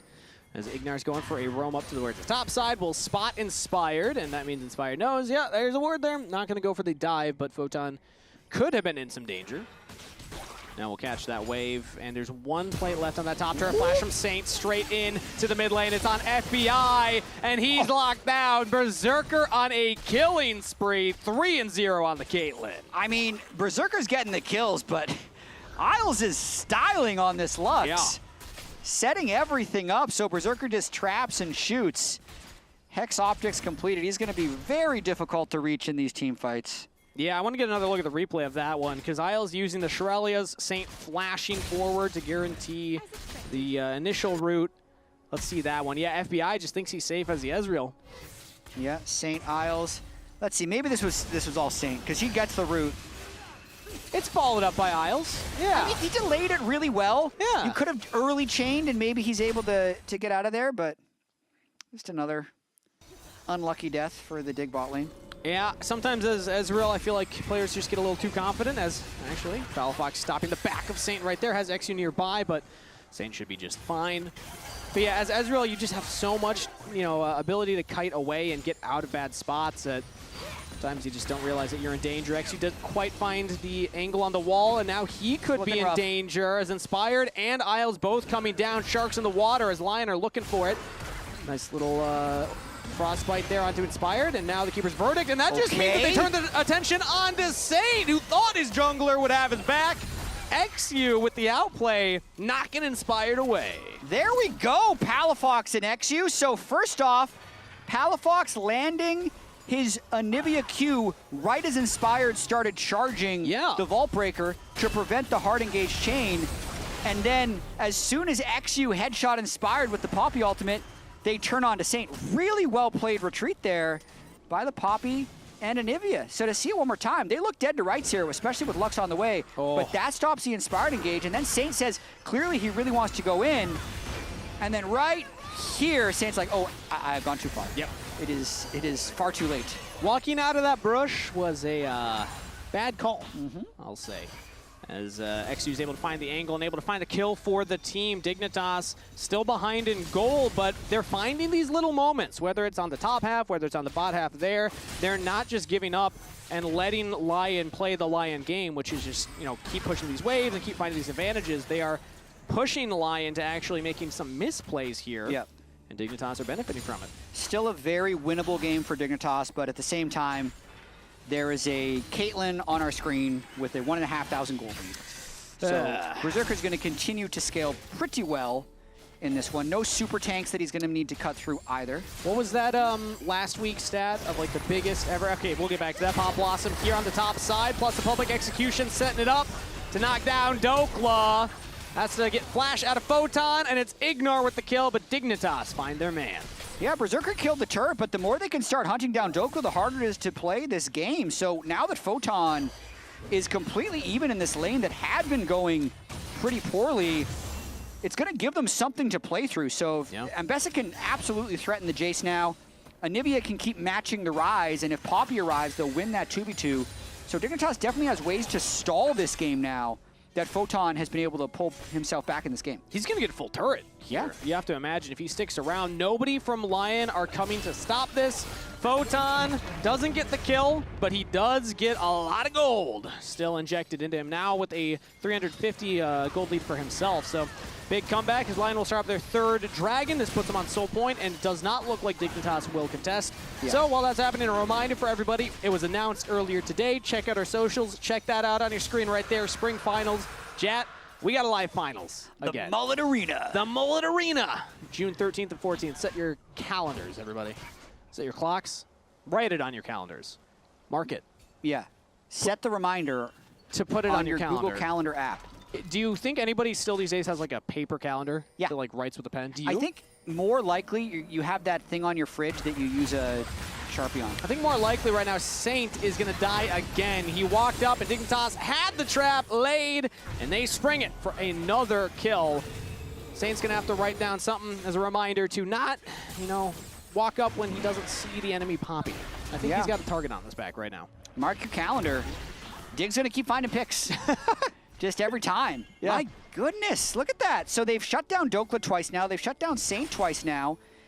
The objectives have been completely given over, so still a winning position for Lyon in this game, but Dig is making it very hard for them to be able to win this. And remember, Dig did win the game 1 unexpectedly, so a couple more things go well for Dig, and they could walk away with the surprise series win, and that would make Lyon 0-2 on the year. Not I know the I just expected made start. a lot of assumptions. Yeah.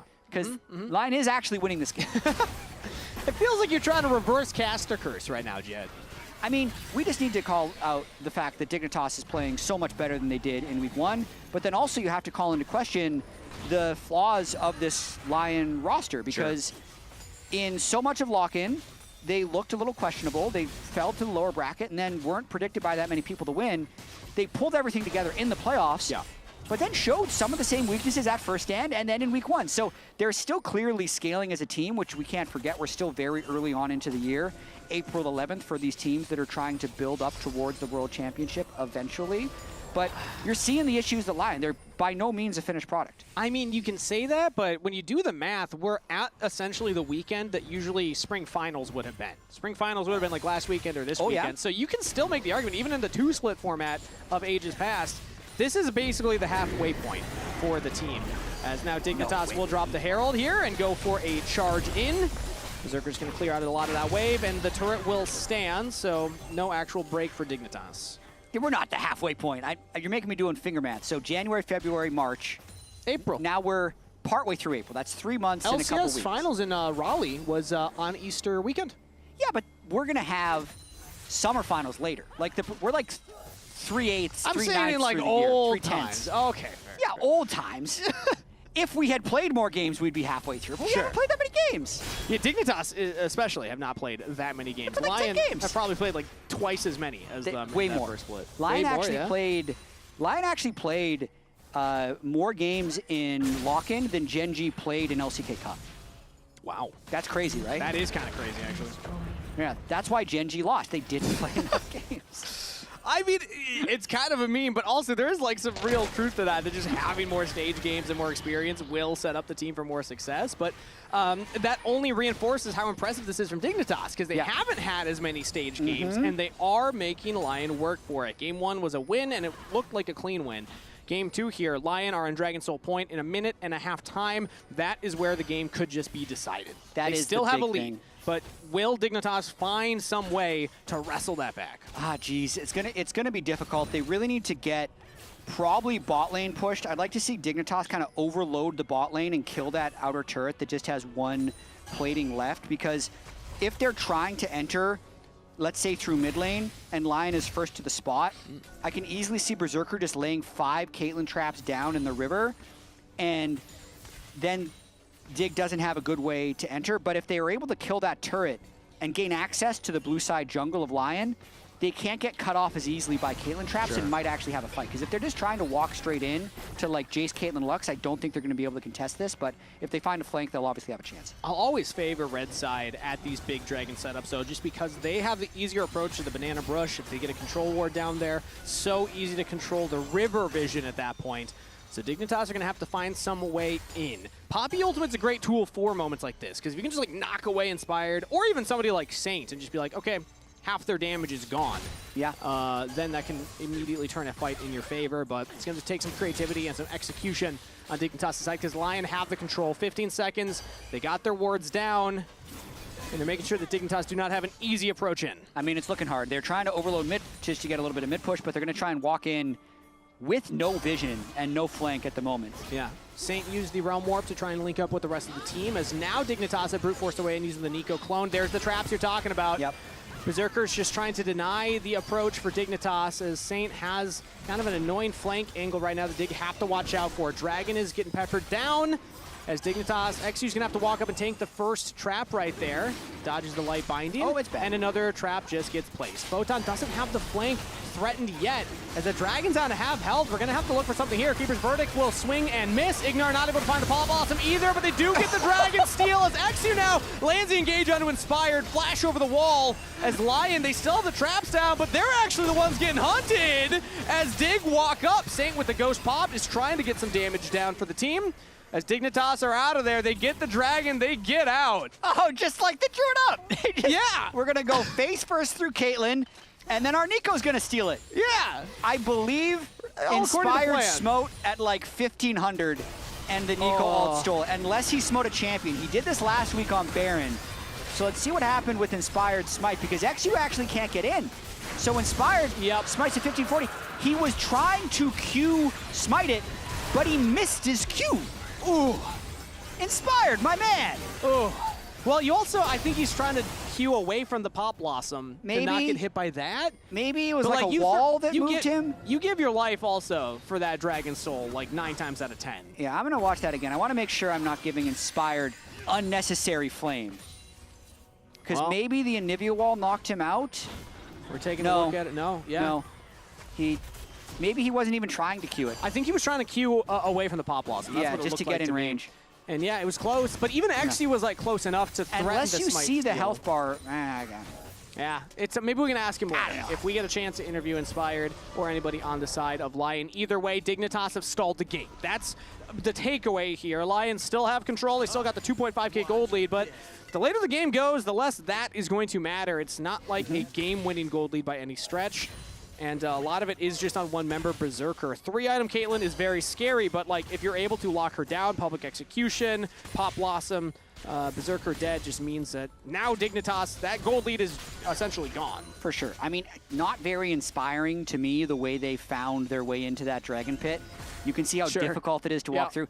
I would like to once again say they should try and play through bot lane, but that's a discussion for the review. Because in game, Dignitas has decided mid is the best. So I believe we're going to continue to go through mid. We'll talk to assistant coach Emmy about that, as we've got some coach react cams from him so far about how they were able to go in there. Because even XU wasn't able to land his keeper's verdict onto anybody. So Dig just kind of found a miracle, and it will delay this game longer. 2.5 minutes for the next Dragon Soul attempt for Lyon. But the longer this game goes for Dig, the more items they get on Anivia. The more, tanky XU's going to get. He now has 2 items completed. And also the harder it can be for Dokla in the side lane against Mbessa, who if she finds that right angle, can try and 100-0 you. Yeah, absolutely. They're going to be able to get some standing gold onto the Mbessa in the bottom lane as well.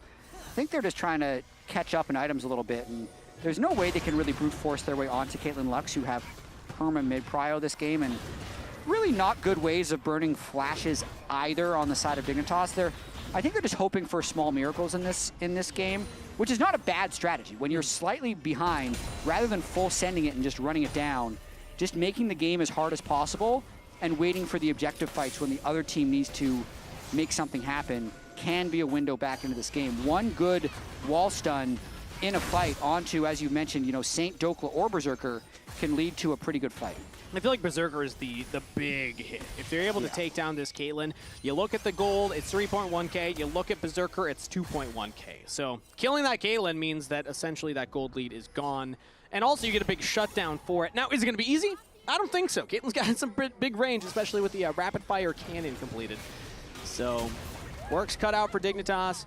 Lyon, I mean, it's interesting to see the highs and lows of this team, just like big picture-wise. Because he talked about their journey last split. They weren't really favorites going into that finals. A lot of people had C9 3-0, but Lyon were able to get it done. Yeah. And now I think we're seeing them regress a little bit back towards their regular season of Split 1 performance. A little. They still find ways. Like, I feel like they played a really good game here. And if not for a missed smite that gets stolen by a normal ability, they have Soul, and they're probably threatening Baron and moving on to a game 3. So their macro, there was an interview from ThinkCard, I believe on NAMN, where ThinkCard was saying, no, Lyon just have some of the best macro in the world, he said. And I think there were instances where that is true. Even in First Stand, when they were losing, they found really creative ways in to contest Dragon Soul or to contest Elder. And they find ways to have punchers' chances in games that they're even losing, but what they're not amazing at is blowing people out. Yeah. They're not amazing at, let's just watch Saint, Berserker, and Dokla solo kill people all game. That just doesn't happen with Lions. So or they even have like to win games in slow ways. Pushing a big lead either. As, next Dragon's coming up at 5 seconds. Inspired almost got walled out right there. Is able to wall breaker away. And now we have another round of the Dragon Steal attempt. They went Dignitas this through time bot. approaching from the bottom side. Yeah, and now Photon has access to the jungle, which I think is a better flank angle. And Dignitas, they have all the traps from Caitlyn on the top half there, so yeah, they can just walk in. Ignar's threatening the flank as the Poppy, and that's flash out from Saint. Almost got picked off from Palafox, as now they turn on to Inspired. Vault Breaker away, half health on the Vi, but a huge chunk onto XU, as Dokla is able to land the Shock Blast. So low health bars on both junglers means that it's kind of an awkward little dance here. Really awkward. Inspired's able to pick up the fruits. I don't believe XU was as lucky. Dokla not landing that empowered Shock Blast. Ignar's able to sidestep as Palafox throwing out the ultimate just to get some vision down. Gets hit by the light binding, and everyone's sending it onto the Anivia. So Ignar just looks for the backline. XU as well. Flash away from Inspired. Palafox gets out of there, and nobody dies on either side. All right, Inspired has about 1,000 health. XU's also the same. Low health bars in both junglers means the 50-50 flip is going to get very exciting. Right now, Lyon are still focusing it down. Saint's going for it. Berserker as well. XU looks for the steal, and he does not get it. Inspired lands that smite. Dragon Soul to Lyon, plus a pick or a kill onto XU. Palafox has to flash over the back of the Dragon Pit wall. That is Lyon's Dragon Soul. Yeah, so Dig was trying to be cute there. Everyone was low, so they tried to double base, double TP, and then win a fight. But it seems like Lyon called them on their bluff, and while both the Soul Laners were in base, they just burst out the Drake, and even though XU could go for a steal, it was unlikely with the 5v1. Everyone balled up around the Draken as well, so harder to actually click the smite on the right thing, and with XU down, Soul, Baron, likely game to Lyon. Let's get another look at that, because this was such a weird setup from both sides. Like, yeah, not a lot of engage tools on either side. And then Ignar saw this big play. I just don't ever see how you can get through the team to actually follow up on that. And then both teams just dump so much damage onto Drake. Looks like we're going to see, as they try and teleport back in, XU Hex Flash over the wall. So hard to get that smite. Yeah. Inspired gets it this time. Nice attempt. As we see the player not quite able to find the angle he's looking for. Coach is reacting as well right there. Dignitas, it felt like they had something in them, but end of the day, they'll get this tier 2 turret. So get some gold for that as the objective bounty has been claimed. But Lyon, actually now, that was a negative Red Bull Baron power play for one moment there. They actually have not got a lot. Objective bounty is big. Baron only gives about 1,500 gold itself, so you take an objective bounty turret, you're going to make Lyon need to do something with this Baron. I think larger scale, though, just with Ezreal and Anivia being kind of poke heavy, and then the Ocean Soul, it's going to make it very difficult for Dig to win Wars of Attrition, but there's a chance this does go to Elder unless Dig tries to send it. Yeah. Lyon right now, they get their tier 2 turret in the mid lane. Another wall out onto Inspired, but they haven't quite found those super impactful ones, plus he always has the Q Vault Breaker to get away. But Dignitas have wave clear with the Anivia. They're going to try and utilize it here in the top side, as Berserker actually takes a big Mystic shot there before the shield from Lux comes out, as they're shoving in that mid lane. Siege continues. It's only a 600 gold lead so far from that Baron itself. 4.3k overall, plus a Dragon Soul. Still puts Lyon in a fantastic spot here, either to take the Elder Dragon if they can't get too much done with this Baron, or to just keep taking more Barons. For sure, very low death game overall. Neither team wanting to hard engage. And there haven't been any big swings in this game either, because it's been so controlled from Lyon around this Caitlyn, who's just getting more and more items built up. Last Whisper completed. Lord Dom's likely on the way, and they're just really trying to slow play this Baron. So it was at 0 because of the objective bounty. In this last deploy, they've gotten 1,900 gold. So you can see they're actually pushing 3 lanes at once, and it's because Dignitas' engage is kind of so poor. Yeah. This is a way for them to maximize gold. Also, we had identified it in Pick and Ban. It's kind of a 1-3-1 composition with the Jace, the Ryze. They can handle those side lanes just fine on their own. Berserker and Isles in the mid lane. Inspired kind of bouncing between mid and top. So that's all the tier 2 turrets. Sans that bot turret. But 5 overall for Lyon, and they've expanded their gold lead to 6.1k. Elder's up in 2.5 minutes, so I imagine it will come down to one final Elder fight. And when you have the Dragon Soul, when you have this type of gold lead, theoretically, it should be a cakewalk for a team like Lyon. They've had good setups around the Dragons so far. It's gotten a little wacky as Dignitas have found ways in, but still you have to favor Lyon in this situation. Yeah, always hard to get through the traps and the Lux and the Jace poke, especially with the Ocean Soul. It's going to mean that Dig would want to play fast somehow. So maybe they just kind of send it if they can do some Poppy wall combo into XU, then ejecting a bunch of people. Maybe, so like, it's on Ignar to maybe find some type of miracle angle. I know I'm saying a lot of maybes because it's a very low chance that Dig wins this, even if they're extending the game. It's one of these moments where this is how Lyon plays, and we highlight this a lot because it's the identifier for the Lyon style. It's just this slow control, bleed out your opponent, take all these neutral objectives, win through the resource game. And yeah, Berserker got like way ahead in the laning phase. He had a great time because Isles was fighting these light bindings back to back. But since then, it has slowed down greatly, and we've seen more of that OG Lyon style. Yeah, Mikhail's completed by Isles as well, so even if they land a really nice Poppy stun, Isles can Mikhail someone and they can probably flash away. So I like the pivot. It's basically the same like Enchanter build on Isles. He does not go in the Nico build where I was thinking, oh yeah, the Lux, like it's about the damage and the setup for the Caitlyn to kill. But it's like, no, he's instead opting for more of that Enchanter style to set up the team, and also will help him stay alive with Shirelia's move speed. 42 seconds. Look at the wards that they have set up on the bot lane though. So I think for the most part, Dig push out mid as much as they can, then maybe try and sneak around to the bot lane. Saint, if he can get deep push on the bot, that's going to be good for Lyon, because if they can basically funnel everyone on Dig through the same zone, it's just going to make it even more difficult for Dignitas to approach, and it's one shot from Berserker. Yeah, those headshots doing a lot of damage. Light binding as well, and Photon gets flashed out of Isles. It's a good Public look. execution is down, but Isles' reaction time was fast enough. Yeah, that's the type of play they'd want to go for, though, because if they do a full 5v5, it's unlikely to happen. So I'd like them taking that shot and just puts them in a bad position now. And now Dignitas taking the same approach. They're going through the bottom side here as Ignar gets chunked out, has to go into the stasis, flashes away from the trap.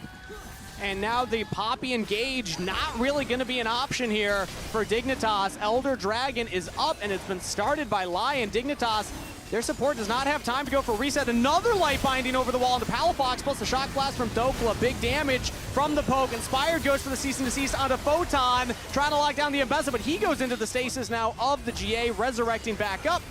And now the Realm Warp not going to be taken. Lyon just pushing back Dig. Yeah, this is the Ocean Soul War of Attrition, though. Yeah.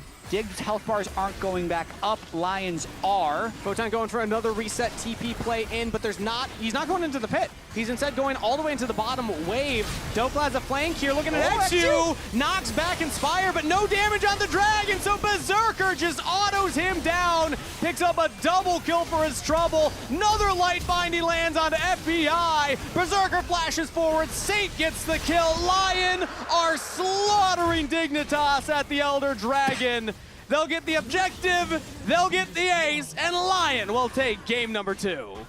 Dignitas made it difficult for Lyon, but we're going to be going to that game 3. It's really all about the Caitlyn Lux this game. They ran the laning phase, they landed binding after binding in the team fights, and Dokla is going to be winning the race to the Nexus. He's the TP's in first, the rest of the team now joining him, but Lyon take a victory lap at the Nexus. GG, they'll take game 2. Nice little NRG callback by Dokla as he kills the Nexus, going back to this game 3 against his former teammates. I mean, I know chat can vote on player of the game. I'm going to try to just make them biased. I thought it was Isles. I thought he landed the right bindings. That's going to be my vote. What do we think of Lounge? Are we thinking Isles?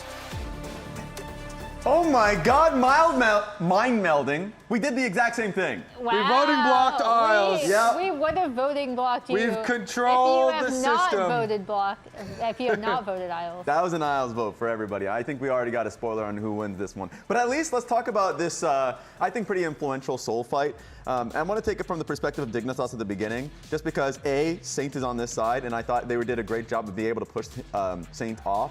The rest of the fight is very difficult. I think the poke that's coming from, as you can already see on the XU, is quite a lot. You're working against a Lux, Jace, Caitlyn. There's a lot of range there. So the one thing that I think Lyon does a great job at is being able to play a slow-paced fight, especially if they're just dancing around an objective. And it starts with this. I thought just this moment from Isles really forced the hand of Ignar to go immediately, because he was holding this area for quite some time. And especially like having that control ward fight, making it difficult. But the moment this lands, this is the fight. Ignar just goes, and ships passing in the night. Inspired takes the fight. But the worst thing about this Nico ultimate is that Berserker and Saint are completely free to follow up with Inspired, so it was not as impactful. And all of it was just basically pushing them to start the fight immediately. And I think that was just another thumbs up of many thumbs up from Isles throughout this game. Yeah. Caitlyn Lux here. This bottom lane, pushing bottom lane as old as time, Emily. And Berserker's had multiple very strong Caitlyn games. Yes, True. sir. He's a demon on this champ. And yeah, it started early in this game, let's just say, because here is the power kind of that bot lane in the 2v1 before FBI is even able to really get back and do any damage. This play was actually really cool from Miles, because this was an eco engage that came through from Ignar and an immediate flash follow-up from Isles to just chase this fight down. I thought this was really impressive. And so that was just them dominating the laning phase from the last two plays. That's the smile that you put on your AD carry's face when you beat him a bunch of kills, supports. Exactly. That's what you play for. That's what smile right my there. laning partners should do for me. This is Berserker in his 2 Caitlyn games. So this has obviously been just an insanely strong champion and a really strong bot lane that they can play around. And yeah, Isles, he's now, what, 12-2 all-time? All-time on Lux. He's a Lux Smurf. Lux, yeah. The Caitlyn, I also want to say that part of the reason I really like when Lyon use it is they always use it with intention. The last time they did was into the Yunara lane. Yeah. And they bring jungle attention, and they're playing off this pushing lane and harassment. Not only do they play the actual lane themselves well, but the team plays around it super well. Yeah. And as you can see from the polling, boom, 40% on Isles. Boom, boom, boom, boom, boom, boom. And the person in contention is his laning partner, Yes. right? So that makes sense, because this was very bot lane centric. And it actually speaks volumes, because last week a lot of eyes were on Isles as well. He won player of the game, even though it's a losing series. Like Isles, I feel like the last 2 weeks, including today's games, has been on point. Now they have to be able to take it out, because even though all this story gets completely flooded by the fact that they've been losing. Lost last week. And this first game, the first game of the series too. Mm-hmm. True. So Isles has been playing well. It's just that Lyon as a whole, as a team, have not been matching up. But now they go to game 3 and they can hope to snuff out Dignitas. Yeah. So Raz, our right. Dignitas stocks, they've got to fall from the top of the thing. Just They a little can't bit. be at the tippy top over here. They can't. It doesn't make much sense, does it? No. Bring it back down a little bit. At least even ground. We gotta. Where are Lyon going? Are they still? We didn't move them down at all. Not at from all. the Not at first all. game. We're not that knee jerky here. No? We put Dig to the moon from Tanner. Let's jerk Dignitas down to like Yeah, a little bit more. That seems more reasonable. Yeah. Alongside the DSG A little bit partners. more. Okay, I like that. A little more? You want more than that?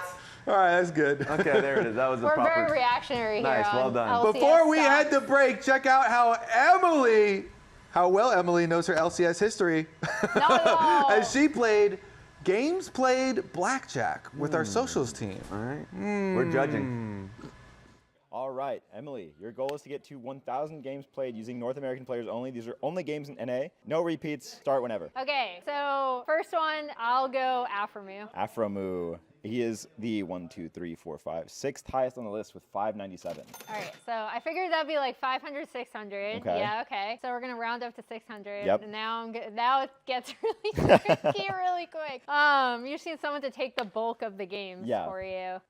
I'll go Isles next. 'Cause I feel like there's no way he can be over 100. He's at 125. Wow. Okay, 125. more games than I thought. All right, so So I'm you're like at 7. 722, Yeah, 722. around 725. Yep. Okay. Everyone I'm thinking would be like too high. Yeah, I think this is more so a I mental feel like I exercise boxed myself into a corner.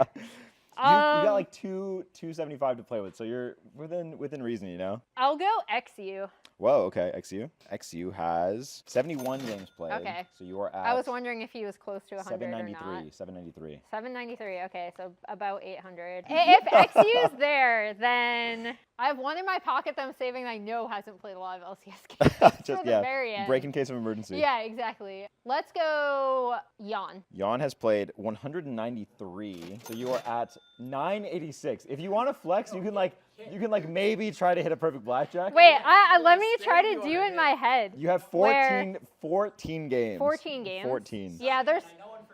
Yeah, you actually do. Okay, I heard yours though, so that's cheating. I also remember that time. I'm gonna stay. I'm gonna see if I can win with this. You're gonna stay at 986. Yeah. You're gonna stay at 986. 14, bro. Cruiser the Bruiser. Cruiser the Bruiser I was gonna go Avalon.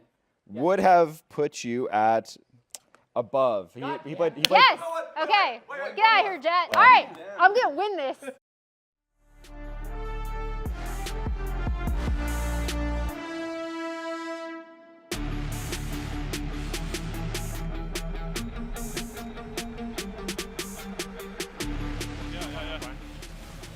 Poppy ulti. Poppy flash in. Rock Poppy. Kill Poppy, kill Poppy.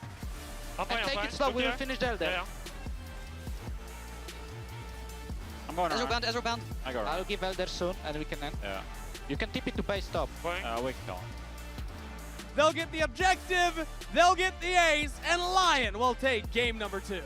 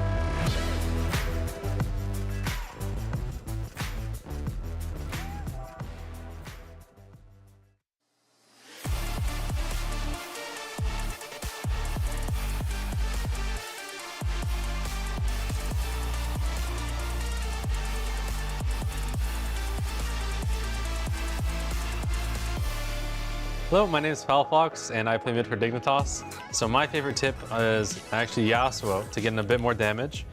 You can EQ flash, auto EQR, and honestly, if you just remember like the combo in your head, you can kind of say it out loud at a certain timing to get it every time.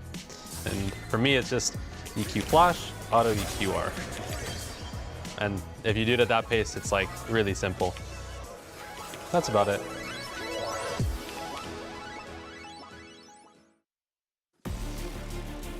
See, he said it's that easy. I still don't exactly know what he just did. That was crazy. EQ flash, auto EQR. If you Auto say EQR. it like that, Okay. then it becomes easy, So, he says. so Q flash. EQ flash, EQ auto flash, EQR. Auto EQR. There we go. Yeah. That easy. It actually looked really impressive. Also, look at us. Yeah. We match right now. Let's go. We got the vertical stripes. Palafox after game 1 popped his collar. Oh, Game 2, so it's time for. got to put the collar so we got- back down. Oh, okay. So back we're to putting the collars work, down. normal focus, underdogs once again. Gotcha. All right, cool. Also, I will say, Jad's getting serious, everybody. He took his shoes off. That's how you know that Jad is ready to cast some League of Legends right now. That's how you know it's game 3. That's how you know it's game 3. Yeah. It's getting a little hot in the studio here. Warming up in Los Angeles, warming up in this series. Third game between Lyon and Dignitas. As expectations were low for this team coming into this matchup specifically. Shopify Rebellion, they got kind of crushed, and that was supposed to be the close matchup for them last weekend. This time around, they are still, showing that they've improved, that they have gotten better week over week, and now pushing Lyon to a third game. And even that game 2, there were some stressful moments for Lyon in there, despite them having control over most of the game. For sure, and now the entire performance of their week is going to be judged by this next game. Because if you have a sloppy game on stage, but then win the next 2, all is generally forgiven, and you can move on to the next week. But if either one of these teams starts 0-2, more so for Lyon, it's going to start sending up some alarm bells. Yeah, I'm going to start taking off my watch and wristbands. It is getting hot in here. Yeah, how many Lyon players did you put on your fantasy team, Fingers? Okay, fun facts. 0. Wow, good job. Yeah. I maybe forgot to update from last week. My goodness. I updated it, but I never clicked save, and it was on my PC at home because I wasn't like sure about it. I had to change it, walked away, got some food, came back, totally forgot I was doing it. And then in my head, I was like, oh yeah, I did it. That job's done. But I still have last week's, which fun fact, I do have Photon. Wow. So there's a chance that I actually get a big payout here. Yeah, I tried to get the many different team multiplier again. So I only have one Lyon player, but I was thinking like, wow, Saint should really do well against Palafox. But that was classic Palafox disrespect. Because Saint, 5 points game 1, 12 points game 2. He needs to play Ahri for the multiplier and pop off in game 3. Otherwise, he's a wasted pick. Yeah. I mean, what's Photon at right now? I don't have those. You don't have those unless he's on your own team. You're helping me out with that. Yeah. I can talk about the draft if you want to go check your own team. How about that? We'll catch up on the pick and ban. What's been banned so far, Jay? Yeah, so far bans are Pantheon, Bard, Varus on the side of Dignitas, and on Lyon it is Seraphine, Nautilus, Jarvan, which means the Giga Enchanter Karma is available. And oftentimes the counter to the Karma would be the Nautilus, but the fact that Lyon left it up makes me think they have an answer for it. And also, putting Ignar on an Enchanter rather than an Engage pick can also be seen as a strategy. Yeah. So put out that really juicy pick for Ignar and see if he takes it. Yeah, let's see. As I did check, you bought me enough time. Photon's at 14 points currently, 14.68. You got Photon 25 and Mbessa in only 3 points in that game too. Yeah. But you got the point multiplier in game 1 from Rumble. No, I picked Photon Gwen. Oh, never mind. Multiplier, yeah. I don't think he's ever going to play Gwen, though. That's old Photon. Let's see. Inspired getting Wukong early seems really good. No Poppy to block it. Xin, Nocturne, Vi, all gone already. Yeah, I mean, like, what do you even play into that at this point? Maybe you're going towards more of those things like Aatrox jungle if you're trying to pull in some of those top lane bruisers that can also be played in that role. Other tanks, I like the Wukong into the Mundo. I think Wukong into something like a Sejuani can feel pretty good. So see what actually wants to fall back on here, as they've only shown the Karma so far. The Karma Jhin. The most useful lane in League of Legends. Karma Jhin. For what it's worth, it's actually very strong in lane. I know Masu Cryojin were playing this a little bit in lock-in and actually dominating with it, but if it falls behind, it can feel very useful. Very useful. That's what you say when you're useless. Oh, okay. Yeah. Well, I mean, they can land roots. They can Many land roots. some slows. Many roots and slows. Shields. Yeah. All See? things Those are all useful things, even if you're behind in gold. Gnar, blind pick. Not typically something... I mean, it is a safe blind pick, but usually I still see that as something that's picked when you see the Renekton or something along those lines. But it's going to be Vayne for Dokla. Jat, we're in for another treat. We're in for one. They're giving Dokla a little bit more agency in draft here. That's always going to be a discussion with Dokla, because the games when he's thrown onto weak side, they really just abandon his lane entirely. And then when they did start turning things around in lock-in playoffs, they were giving him a lot of counter picks. He did try playing the Vayne at first stand, didn't go well. This Vayne could obviously go bottom lane, but I don't think you're going to lane that into Karma Jhin, so it's almost certainly going to be played into that Gnar top.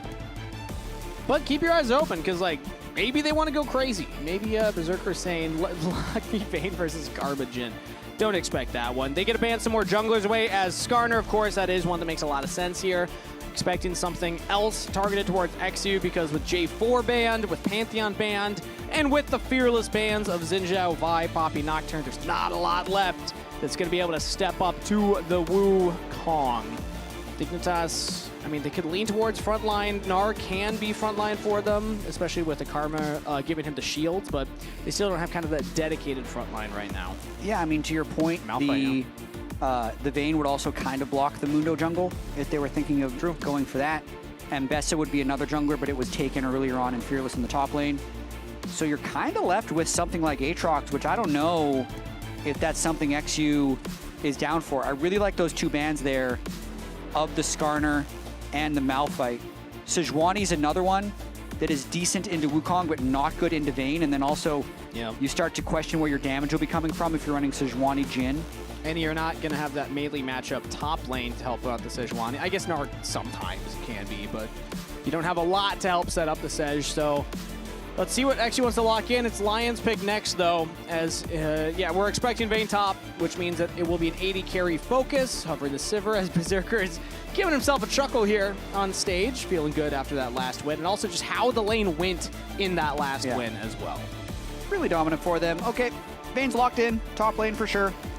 Sivir, great scaling, won't win lane early, can definitely scale up later. Just do it. Just do the Ivern. Do you like it? This doesn't help the damage. I was going to say, this is like not a lot of damage if they lock in the Ivern jungle. So instead, they're going to give XU a little more time to think about it and probably lock in mid lane. It'll have to be a blind pick here. Control mage that can do some damage as Palafox standing up to reposition. It's game time. He's got to lock in. Well, he sits on a foot all the time. Oh, is that what's going on there? Yeah. So whenever he has an opportunity, he switches the foot that he sits on. Interesting. It's just a gamer thing. I was not caught up on that lore. Yeah. Do you sit on a foot? No. I do sometimes. I'm not young enough to sit on a foot anymore. No? The knees would go. I believe in you. Well, let's see what they lock in here. Maokai, another one of those engage junglers, does not help out too much with the damage, but you can go for the more of the AP build, so it will facilitate that somewhat, and it is locked in. Plus, you can just click the button on Vayne, and they can run him down. Yeah. Which is nice to get a little bit of guaranteed CC. Something they really lacked with their other team compositions. Also, just long-range Maokai Jhin engages can really give you a lot of time to run up to people. So there's some pretty good synergy they have throughout the team comp. And the Victor, Gnar, from a damage profile solo laners is actually decent. Let's see, though. I mean, yeah, Silas, fantastic ults to take. The Gnar ult, the Maokai ult. The Maokai one's a big one that I'm looking at here in terms of just being able to jump in and just CC everybody, plus the AP scaling, which you're going to be building full AP. Now the question is, can Palafox punish the melee matchup in the mid lane as the Victor? Because Victor, you know, sometimes if you know the matchups well enough, you can just completely make their life miserable. If you're starting that queue, you're getting those autos. I like taking Airy in instances like this when you're in the melee matchup, but we'll see what Palafox wants to do. The Victor-Silas matchup is, in my opinion, Victor favored. He should be able to get early push. A lot of times he'll do 2 early points into E, but I would say the Wukong into Victor is very Wukong favored, because Wukong is one of the best junglers at closing the distance onto Victor, and then once Wukong is on top, it's very hard as the Victor to outplay that. Yeah. So a lot of it could be about the 2v2, and in which case, since the Maokai Victor 2v2 is weak, that's when the Silas would have chances to win. So it's going to be about Inspired and Saint syncing up. Otherwise, I do think Palafox could have a good game. But how often does the narrative come down to that for Lyon? Inspired and Saint linking up, being the engine that the team needs to get them over that finish line. We're 1-1 in this best of 3. Dignitas stepping up to the defending champions in Lyon, who are looking to stop their loss streak. If they lose this, they're starting their spring split 0-2. Not what they want. And Dignitas hoping to pick up their first win for themselves. It all comes down to this last game. Nice surprise treat, game 3 here. I think most of us would have expected a 2-0 for Lyon early on. Not to mention we got to see Dokla Vayne once again. But Lyon has to play well to make this work. Across the board, pretty short range. Sivir, Silas, Vayne, Wukong and Rakan have to carry so much of the engaged load, and Dig kind of outrange in all lanes, might have 3 lanes of prio, so, you know, Lyon does have to play very well to execute this team comp. And whenever I see something like a Vayne top, even something like a Sylas, I feel like, okay, actually, Dokka's getting an Okay, I early shouldn't trade say here. 3 lanes of prio. Vayne should get push on Gnar. Okay, fair, That's definitely fair. the counter pick. I, for some reason, blanked and I was like, oh, Photon, he has prio. No. He's not going to have this against Vayne. Yeah. Vayne should win this handily. But the point I was going to make was that this is not like an easy executing team composition. This is one where you can get punished if you overstep. You're playing pretty squishy members, especially in that top lane. But currently Dokka looks like he's just very comfortable in this matchup, doing just fine.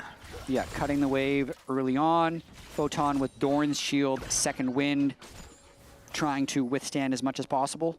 Didn't find a way to take biscuits, didn't go grasp Gnar or anything. He's going fleet, so just really trying to sustain.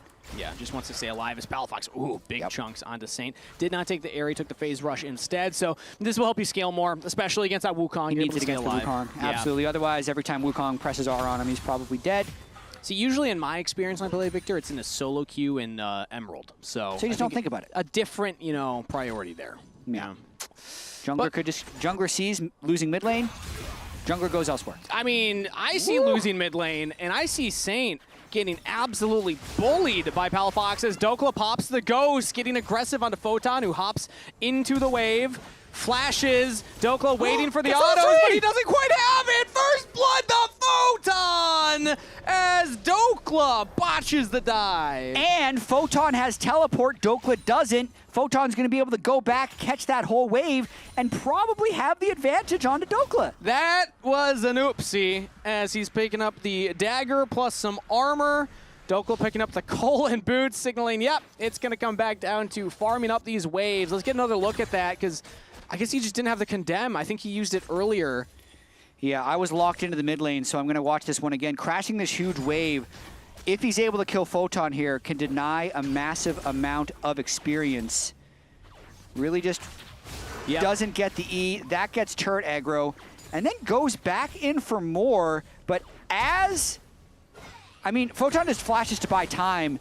Cannon plus the extra minion he got gave him level 3 as Dokka re-engages for that kill. So I'd say somewhat calculated there by Photon. For Dokka, though, even though he doesn't have teleport, with the way the wave happened, it was going to crash back into them. Sure. He didn't actually lose that many minions from that failed dive, and he did get a kill, just not the first blood bonus. Yep. So not disastrous, but not ideal. As Inspired, now Warrior Trickster's over the wall. Gravity Field comes down for Palafox, but he still flashes. The chains land. Saint gives the thumbs up. Okay.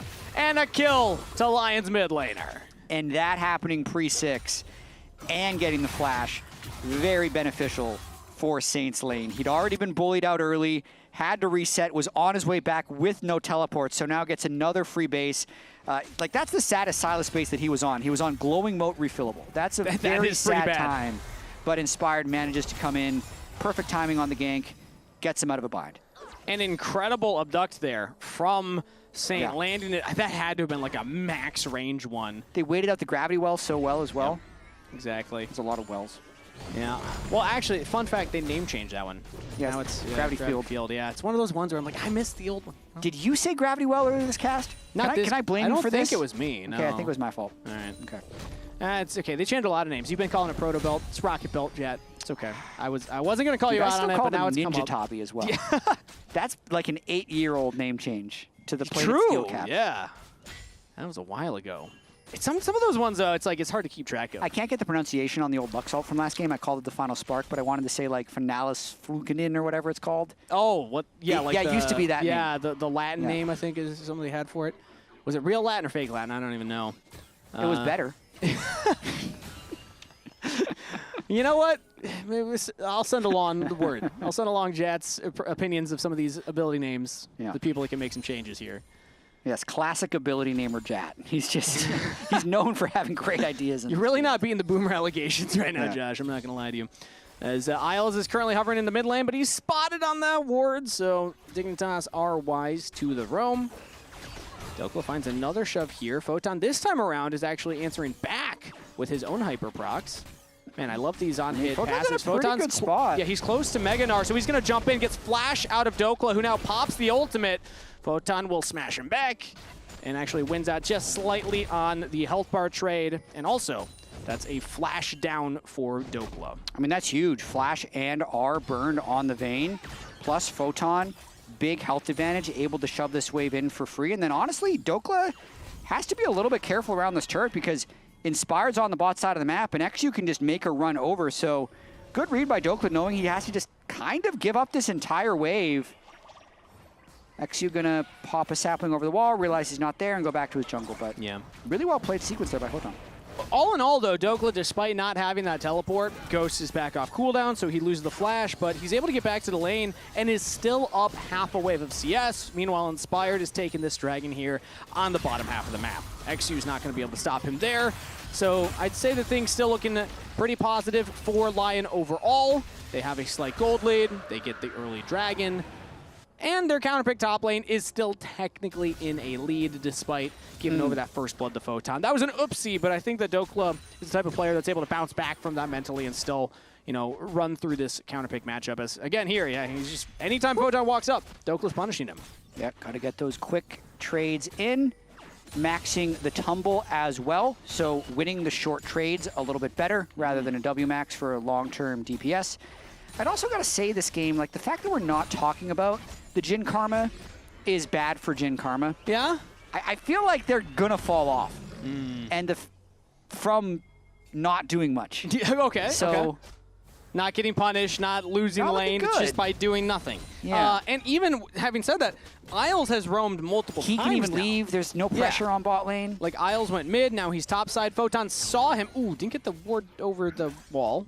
I imagine he was looking for that into the dry brush. But either way, the fact that Berserker is having essentially a free laning phase here, he picks up the coal, he's just going to be stacking that up.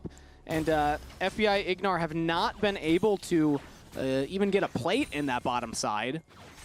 Tough into the Sivir. I feel like the Sivir as just a concept kind of neutralizes the push of the Jhin and the Karma.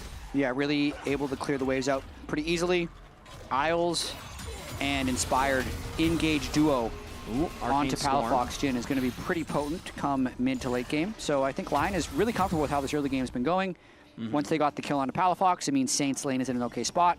Sivir scaling, Inspired's just clearing the objectives in both these games, right? Like, this is the third grub camp he's been able to take. We've had back-to-back Arcane just Storms see a here. Victor ultimate? Yeah. Silence is tricky like that. It's another one, by the way. It was not only Gravity World Field, but Arcane Storm now instead of Chaos Storm. Do you like Arcane Storm or Chaos Storm more? I'm a classic Victor player. Okay. So I liked it when you had the stupid item you had to upgrade. Oh, yeah? That? That was before my time, but I've heard of it, yes. Actually, maybe that was, I started playing in 2015. Was that around? Yeah. I don't know. Saint is basically Chovy. He's finished his Hextech Rocket Belt for his MasterCard Power Spike. Hey, you called it the right thing. First, it's because I just read the screen.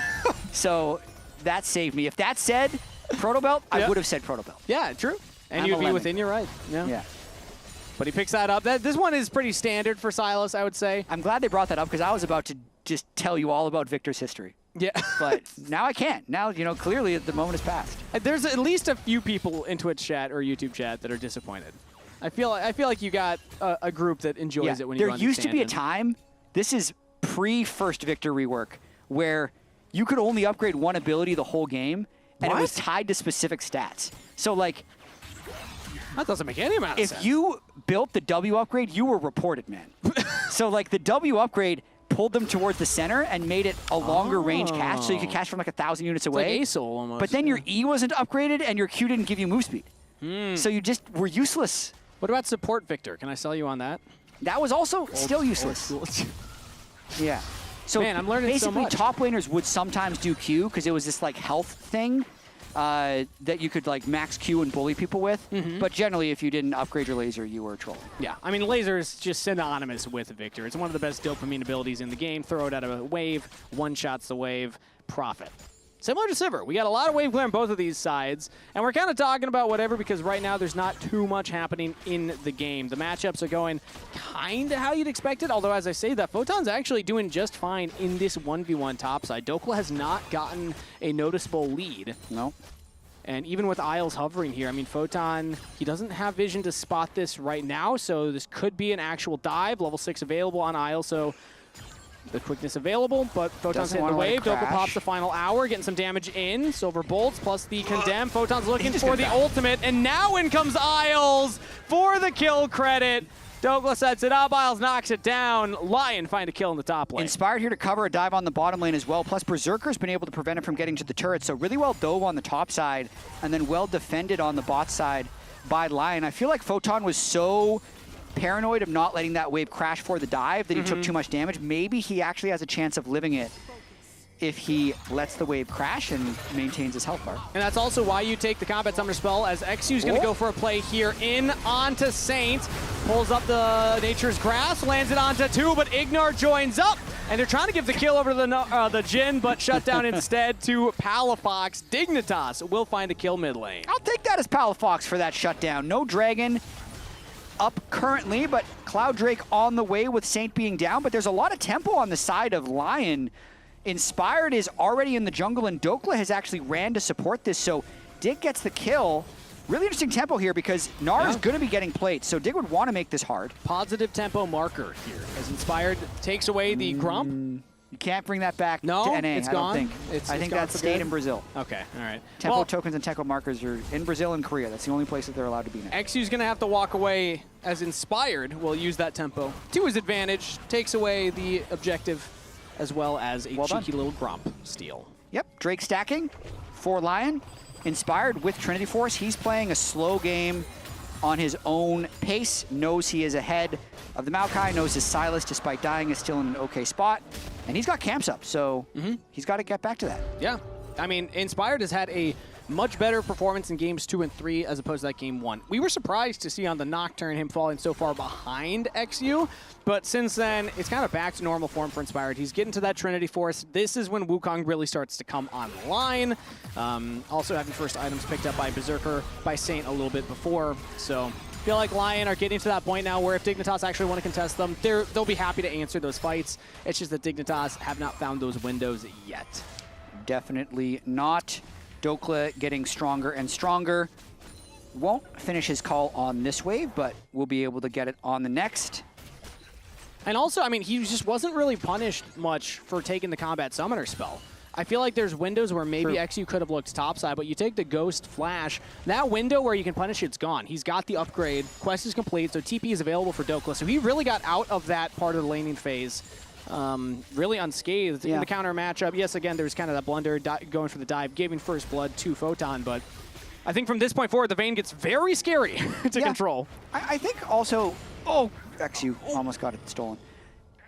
This is one of the reasons we don't see Maokai. Like, he just doesn't have the time to do stuff because the Wukong at this point had been clearing so much faster than XU. If he ever does go for those ganks, especially a top lane gank, he's just going to lose camps on his bot side and fall even further behind. So you really do need to pick your moments on the jungle. Maokai, he clears a little bit faster now with his Liandry's, but I still feel like the Wukong's faster than him. But because the Liandry's, he does not have a big health bar or resistances, so Lyon pulled the trigger onto him. He's got the backup of FBI, but FBI cannot get enough onto Isles. XU falls, and Lyon find another kill. Now Dokla pops the final hour, just going to go all in onto Photon right now. Flash is available, flash forward from Dokla, the Condemn for the kill, and Dokla finds his solo. Victor on the way, no teleport for Dokla, unless he's upgraded. He finished his role quest. He has the quest completed, he's able to TP away, so Dokla gets in, gets out, big Dokes, finding the plays. You said he's good at bouncing back from mistakes. Yeah. You were correct. What a bounce back from Dokla. Inspired might need to bounce back here. Nope. Okay, he's got the back of Isles, so he's able to just push in, use the Cyclone onto FBI. The Jhin walked up foolishly, has to flash back. As now Isles trying to buy time for Palafox. They're locking down Inspired. FBI was just the bait. Finds a big shutdown as the curtain call picks up the kill. I was about to make a joke about how useful Karma Jhin was there, and then they actually were. They got the slow. They shielded to stay alive. They slowed and rooted them, and they got the kill. That's what we talked about. That's all I took away from the conversation, was how much slowing and rooting they could do. Yeah, and that's all they needed to kill Inspired. They're still in a bad spot. Yeah, don't mind that Lyon also got bot turret and now top turret on the tail end of that play. With a 3.4K gold lead and 2 dragons and the grubs.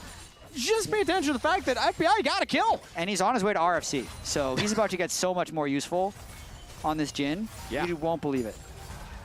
Oh, well, I feel like Berserker, again, on the Sivir, was just able to get out of that laning phase pretty much for free. Let's get another look. Okay, this is after the solo kill. Yeah, at the TP. Starts channeling it. That'll be back in 7 minutes. But at least it saved his life. Cool. Sick. Yeah. Yeah.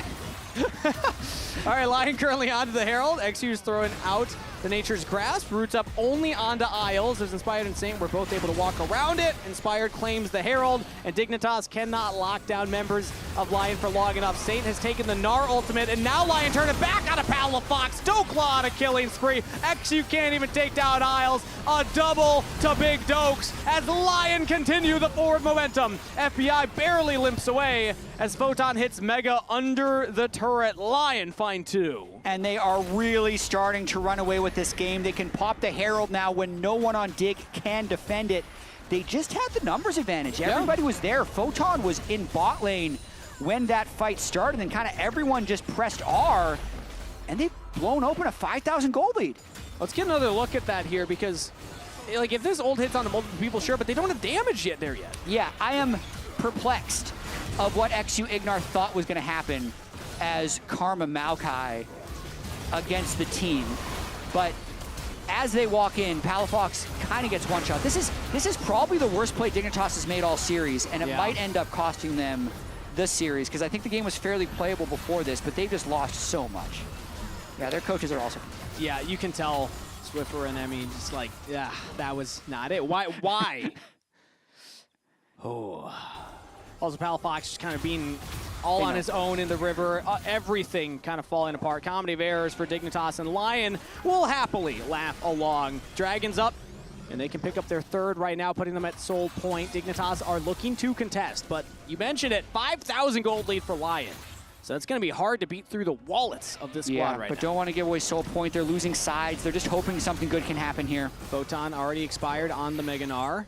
He's able to get some damage onto Inspired, but now it's a re-engage from Isles. Dokla coming in as well. XU just takes one auto.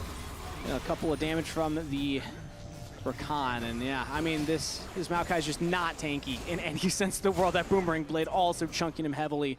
Dragon's not going to be started up immediately by Lyon, but you have to imagine that they still could go for it if they want to, just given Dignitas' health bars. Yeah, Isles got chunked pretty low, so he's going to try and run back onto the map real quick. Silas teleporting in for the flank. No way Dignitas can burst this whole dragon. Dokla's got a good position, but he's just a Vayne. It's Inspired that you got to watch. Berserker's all alone right now, so if Dignitas find a way to get in onto the Sivir. Okay, now Isles is behind him.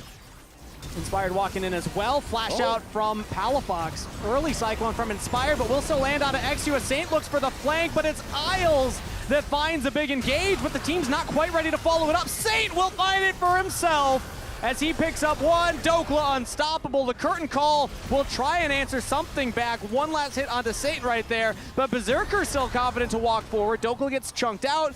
Dignitas members too low. They'll back off, and Lyon will take 2 kills and the dragon. Man, Silas Gnar ults are insane. That was such a big play by Saint there to blow this game even more wide open. Nice flash by Palafox at the start, but then you realize that Dig doesn't really have tools to fight back, and Lyon does a great job just biding their time here until Saint sees flash. Gnar right into an easy double kill. Isles distracted for so long. Photon landed the Gnar ult onto Saint, but there was no damage follow-up because everybody was getting engaged on by the Rakan while that landed. Isles tags out, Red Rover, in goes Saint, and then he's able to find that one. So Lyon now with a 7K gold lead on Dragon's Soul Point.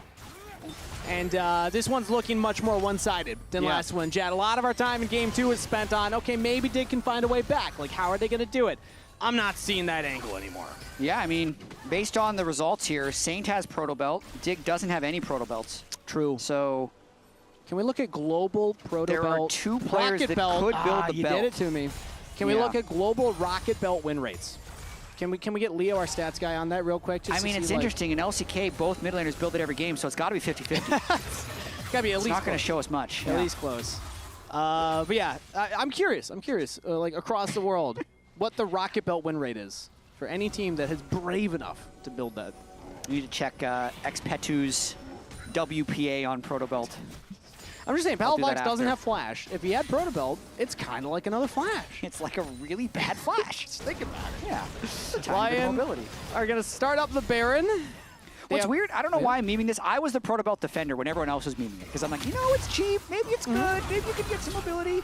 Saint is just smurfing, though. Photon's just dead. Oh, no, he flashed. Okay, gets away. And there we go. FBI was useful, Jat. He's able to land the root, but in comes Lion.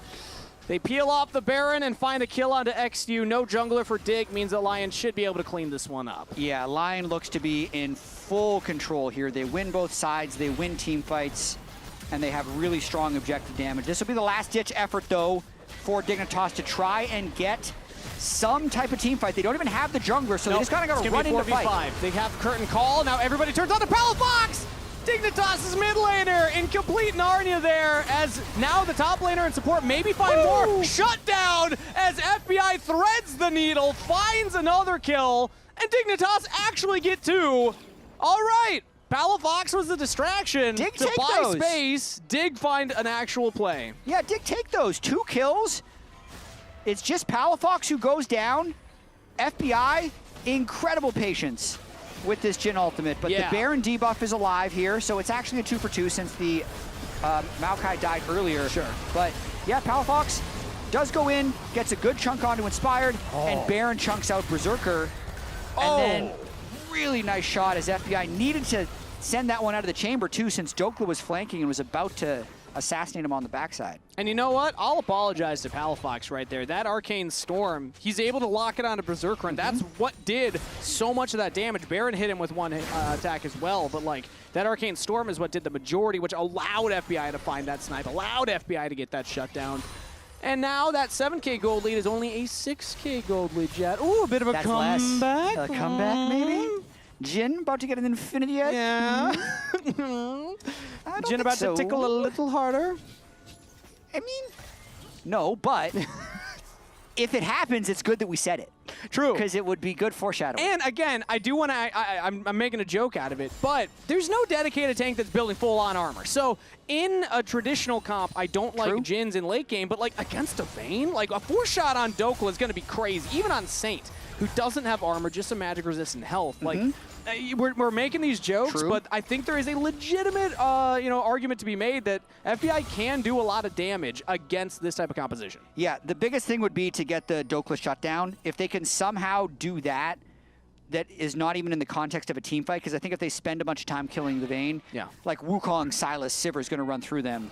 So Dokla has to make a really big mistake, and if Dig can capitalize on that, that makes it 5,000, then maybe you're getting close to your 2 or 3 item power spikes. But looking at the items, now is actually a good time to fight on Soul Point, because even though the gold is 6K, look at the items. Everyone's on 2 items, so there's not a huge advantage for Lion right now. And currently, Dignitas have control over the Banana Brush, plus the Line Brush. Lion are going to have to walk in. Isles has a flank here as the Rakan, but not a lot of ranged follow-up from Lion's side. Saint is able to get the Maokai ultimate. That is huge for him in these fights. It's that or the Gnar that you're looking for, as Lion actually do wrestle control into the river. Yeah, Lion's going to just start this up right now, and then whenever Inspired wants to turn, they'll probably send Saint, Maokai, and Inspired into the fray. I like how Dig haven't hit that Blast Cone, though, because it's a nice disengage for when Lion tries to go in. But Lion wants to just get this as low as possible to force XU in. And it's a double Nature's Grasp coming out from both sides. Isles flashes in for the engage. Photon's looking for his own flank, but already XU is down. Inspired onto the back line. Cyclone onto FBI, but the shields are too much. They actually cannot kill the AD carry. Curtain call, slowing down Saint. Damage in. Dragon's Soul secured by Lion, and they're able to get away for now. Photon jumps back in, but he's condemned into the wall. Dokla almost kills Ignar. Photon goes down into Mini, and Dignitas have peeled back. Lion only find a 1-for-1 trade, but getting the Dragon Soul is well worth it, as Photon looks to make even more happen. Palafox, pretty full health bars, just chasing him down. Lion are going to be able to get out for now. The laser not enough to kill Saint. Man, Dig really wanted some more kills on the back end of that fight because they've lost the soul. Yeah. So the raw value of that is just going to keep multiplying on the high damage team of Lion. But you can see with everyone being on about 2.5 items, this fight ended up being kind of close. And the Karma shielding can be really important to get people out of these fights. So they really do chunk Isles down right at the start. And then it really crucial dodge by FBI on that Saint. Yep. Second portion of his E before they can open up with the curtain call to push Lyon out of the fight. But the fact that Dokla never chased through, stayed on the Drake, Lyon knew what the prize was, and it was Soul, which they got. And it looks like we're back to live as XU just dies in his own jungle. Nature's Grass goes down, but it's not enough lockdown for Palafox to find a kill initially. Saint goes back in with the Abduct, chains land, steals away the Arcane Storm, throws it back at Palafox. And Dignitas will just lose their jungler. This is the downside of the AP Maokai build. You saw it in that fight, you saw it there. XU just cannot live long enough for his team to back up, as now Berserker's getting some damage. Another engage from Inspired. Cyclone onto 2. Photon ultim into the wall. FBI on a rampage as he'll take down Saint. Dignitas' AD carry somehow finds himself on the other side of the river. Inspired chasing him down. Ignar lands the root, but Inspired will bop him to death as Lyon will find 2 more and the ace of Baron. This will definitely be the Baron with Dokla here to do that percent max health. Berserker can take a bunch of turret gold on the back end as well. But, Jhin has been useful. I'll give him that. Okay. FBI's having a good game. I like this character growth from you, Jed. Yeah. This is big. Yeah. You can understand the angle of the Jhin.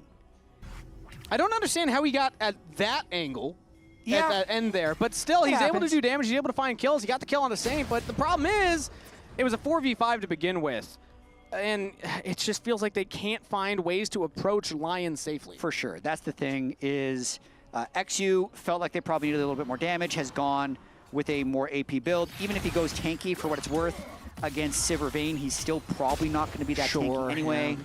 If he didn't go Leandries, he's never going to clear the jungle fast enough to even hope to keep up, but he's probably dead again. Yeah. No, it's fine. Okay, he's able to limp away from that one. Has the phase rush available and gets him to safety, but we just saw there that Isles was able to outdamage him.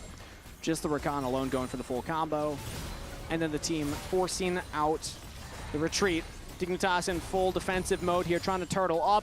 Lyon with the Baron, as well as the Dragon Soul, will start a siege, but it's still pretty early game. It's only 27 minutes right now. Deadly Flourish will not land on Isles. Good little sidestep there. So I don't imagine Lyon will be ending this game immediately unless they find another pick, unless they find another member of Dignitas out of position. Yeah, we're already 2.5 minutes until the next Elder as well, so they'll likely be able to take that in a very similar way that they've won these last few fights.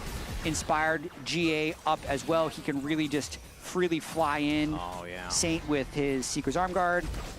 They're really just positioned to be able to play around this Baron. They're going to use the next Elder. They're going to use the rest of this Baron buff to just accumulate gold, but unless Dig tries to all in, I don't see any reason for Lyon to rush. Yeah, 10k gold lead now because of that mid-turret cracking, as Photon will look for a play here onto Isles, is able to battle dance away. Berserker giving him the extraction point, and Lyon support still up. Dokla, meanwhile, still peppering this mid inhibitor now as XU and Photon start to walk up, but he backs off and is even still trading some damage. Lyon are just taking everything. Dignitas have not found a way to slow down this Baron push. Nice Baron power play. They're really daring Dig to all in on someone. I really thought XU was going to flash W onto Dokla in the mid lane, but Dig didn't have the confidence to go for that, knowing that if they all in it doesn't work, the game is completely over. And also Dokla has the QSS completed now, so it's even hard to lock him down. And truly. a McHale's on Isles. Yeah.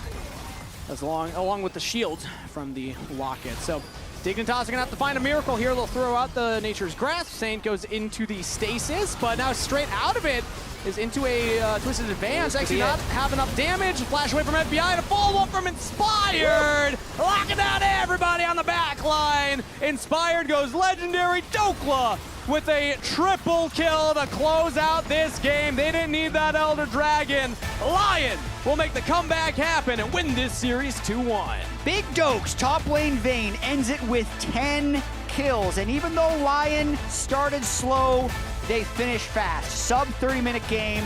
They win the back end of that series, take them down 2-1, and get their first match win of Spring Split. Much more convincing win in Game 3 than Game 2.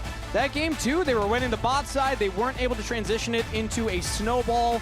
It was a grinder. Long game where they had to go for that Elder Dragon. This time around, nope. They just utilized that Baron so much more effectively, capitalizing on Dignitas not having a lot of wave clear. And that man on your screen, Isles, I think had a fantastic series. Yeah, maximizing your on-stage practice, and you're seeing Isles on the way to the lounge, who we're throwing it to as well. Woo! sir. I cannot wait for this conversation. Isles Lux. Oh my God. He's already hearing it. He can't respond. He's just gonna have to take it. Yeah, he has to get mic'd up first. Thoughts on the series? I mean, it was a little bit of a shaky start for Lyon, definitely. Also, I will say, even though they lost, Dig looked way better than they did in week 1. When we were making fun of Dig last week. Hey! 12 and 2 all time on Lux. Lux Smurf. Where's the Lux skills? What's going on here? You always had it in you? Honestly, Lux actually used to be my favorite champ in Australia. That was a long time ago. Yeah. But it wasn't really planned either. I think we played Lux and Scrims maybe one time this week. So I wasn't sure how it would go, but it went okay. Wait, you say it used to be your favorite champ. What's your current favorite champ? What's going on here? Throwing away Lux to the side like that? Honestly, I was a big Bard fan. Yeah. But there was that series for Sentinels last week. I went like 0-8 or something. I kind of lost No longer my favorite champ. After that one, yeah. But I did want to piggyback on that though, because like I feel like there were some games at First Stand where you might have wanted to have a bit of a different performance. It feels like you've been on a tear since coming back to LCS. So just talk to me about the brief offseason you had and like coming back into the league. To be honest, it's a bit of a...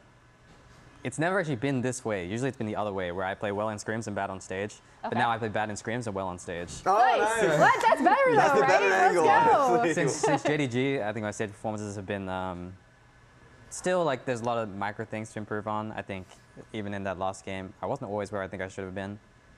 It's just hard to sometimes to navigate what you should be doing at what time against what different champs, particularly in Fearless. It's been a long time since I've played Rakan vs Maokai, but this is like a classic counter in the sense that it's really hard to engage from the front, but you also have that feeling that you're so strong that you should engage from the front. Yeah. It really can be hard to navigate, but yeah, I'm fortunate to, I suppose, be showing up on stage in some ways. I think our team didn't look great today.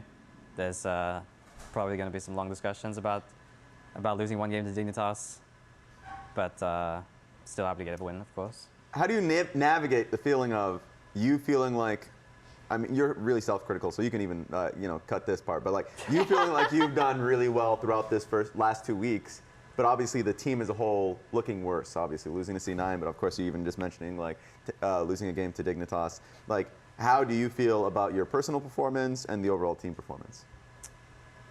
I mean, on stage I wasn't really dissatisfied with how I played. I think game 1 I could have played a little better, but it did seem like, I'm not sure if it's our meta read or just the decisions we made in game. I think Inspired was talking about how maybe he shouldn't have invaded because the whole point was he was just thinking it would be hard to fight second crab if we just farmed normally. Yeah. But because we like never saw Xin and it became like this funny situation where we couldn't see where Xin was and he was just constantly in bot side, it kind of felt like our win con of winning lane through bot just never really had any chance to take off. And obviously we had a big blunder in mid, but honestly, after all the games today, I've just been thinking, why is it so hard? And honestly, the answer has not come so easily. In scrims, oftentimes I just run games down and get flamed for it. But today, it was definitely trickier to navigate on stage. Obviously, scrims on stage, everyone knows that. Yeah. But still happy, like I said, to get a victory despite all of that. But yeah, I'm gonna definitely have to investigate what happened today. Yeah, mine as well. Did anything change inside the team after First Stand and doing a little international together, like how the team practices or operates or what you're focusing on, or is it you're such a new team anyway that you're just always trying to improve? I don't think honestly a lot changed from playing internationally. I think we definitely small things to me. I've definitely noticed certain things are more important. I got a great experience. I've spoken about this before, but playing it on specifically, we scrimmed BLG only one time, but he was fantastic on Rakan. I hope I could do a little bit of what he would be able to do today. Definitely not as well as he would have, but I learned so much individually, and I think that's largely what we've taken from First Stand. I think Dokla has been outspoken about how his individual performance needs to be improved based on what we experienced at First Stand. But I think the way our team operates behind the scenes is still the way it is, and we're just holding ourselves to higher standards. Okay. How difficult is it to be able to put those things into practice when you're not facing like on every game, right? Because I feel like this is the struggle that a lot of LCS teams go through, where you go to internationals, you actually do learn a ton from facing off against really strong opponents, and then you come back here and kind of have to keep it in your head and somehow put that into practice. So how's that going? I mean, today, the last game is actually a great example of that, because I would definitely not get away with playing Rakan like this and having push at like level 4 versus Karma in an international tournament. It just wouldn't happen. Karma's been like almost 100% priority throughout first stand, I think, and it was just considered like one of the top champs. But in NA, I have pushed at level 4 as Rakan, and I'm thinking to myself, what should I do? I'm running top with TP at level 4, and I'm thinking like the world is my oyster. But it also feels really bad when something doesn't happen immediately. Yeah. So it is, like you say, hard to know what you should do at what time. When you have a bit more of a standard practice regimen of playing against really good people who are doing what they're supposed to do, you start to feel the pattern of where you should be at what time. But yeah, when you do have all the control in the game, it definitely can be hard. And again, you'll start to fall into your own exploitable patterns once you do face against really good teams or just better teams even in the LCS. I think if I did some of the things that I did against TL or C9, maybe you can get a bit more punished, but lane might look a bit different. It's hard to judge, but the good thing about Best of Series is that when we go into our Game 3 draft, we play knowing who we're going to play against based on the first 2 games. Yeah. Berserker made a really good call, I think, about how we navigate a draft, giving Karma for free and just playing against it. I think it really paid off. Who do you think got player of the game for this one? Don't even look at the screens, because the screens have spoilers. Spoilers. Yeah, they may have. There's 3 screens pointed to us with spoilers. It's a tough one, I think. Inspired, I would guess. Ooh, it was actually Dokla. And maybe it's a little bit of the Vayne bias that Yeah. people end up having. I'm interested in what the fans actually thought from that one, because I think there's a lot of people that would rather go for Inspired or Dokla or... Okay, No, it was, the fans love the Vayne. The fans love the Vayne. It's a big Vayne thing. Yeah, I think so. You think Vayne and win, you carried? I think so. I heard that you may have $100 on the line from a co-streamer in particular. Really? Yes. Huh? I'm pretty sure it's based off of you doing a Fortnite dance. Oh, that's not gonna happen. It's not gonna happen. I can do it with you. That's not gonna happen. Raz is so into this. That's literally like dinner for like 3 days in a row. No, my pride is worth much more than $100. I can stand up and do it right now. Raz will just do one. Yeah, What about me? What if I get $100? I'm not giving you $100. Not for me. Who's the streamer? I support Riot. I support Riot Games. Not Epic Games. I love Riot. That's insane. Well, surely now you're paying Muramina or somebody like $100. Now you have, it's out of your pocket. I'm sure it is. Let's actually check out today's pogs, just to be sure, because we ended up getting Jose Dioto, Morgan, XU, Isles. Of course, you got another pog. I'm just saying, you're racking them up now. You and Dokla, to be sure. Thoughts on Dignitas, because they were putting up a fight. Like last week, they looked really bad. But I don't know if you've scrimmed them at all or have any thoughts on them, because I think we're seeing 2 different sides of Dignitas that's confusing a lot of people. And they were your former team. I mean, maybe different players, of course. Yeah, I mean, I'm not sure what's going on behind the scenes. I do think their coaching staff could have a really big impact on the players. I have big respect for Swiffer, and I think, you know, he came from somewhere I'm familiar with to make his way here, going to Europe, going to NA. I think there's a high chance that he would have a big impact on the team. I think they're still really fumbling in lane. Yeah. But I think, especially in that first game, I think Palafox was laning great on Ori. He had really big chances to make the game really hard. I think if Ignar had played even a little bit more sound in that first game, it could have been really suffocating. But yeah, I can't really pinpoint where Dignitas Swarm comes from, if it comes at all. That's fair. But they played, I mean, they punched above their weight today, I would say. Let's take a look at tomorrow's schedule. Just want to see what we're dealing with for tomorrow, because we just got through the actual standings. DSG going up against FlyQuest, Sentinels going up against C9. Sentinel C9, that's a rematch. Thoughts on that matchup in particular? I mean, I'm just going C9. So. Yeah. I mean, I think everyone expects C9 to win, but I do think that in terms of like raw teamwork, Sentinels don't have the strongest laners. I think it's obvious. But in terms of teamwork, Sentinels is really coordinated.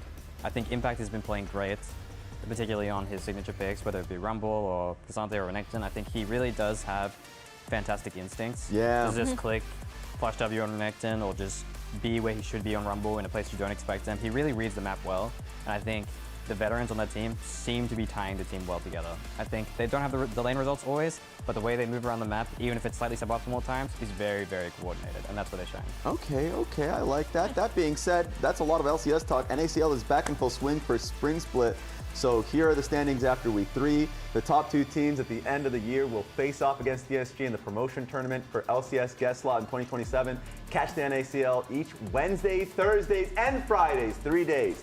Remember, it's Wednesday, Thursdays, and Fridays at 4 p.m. Eastern, 1 p.m. Pacific. And it's going to be, of course, on the twitch.tv/NACL stream or YouTube. We got YouTube's at NACL as well. So we got a lot of action on that front. So do not miss that. Do not miss LCS. We're going to be back tomorrow, 4 p.m. Eastern, 1 p.m. Pacific. We're going to be starting it off with DSG versus FlyQuest. But we are going to be rating Double Stream, so be sure to say hi from the LCS if you're going to stick around. Who's he duoing with? That's a good question. Did he get Sneaky or Meteos to actually play with him this Hopefully. time? Usually they go for ranked. He's been playing with Tomio, so maybe, what is that? Paul Belter! Check out that stream! Check out that stream! Take it easy, guys. We're signing off.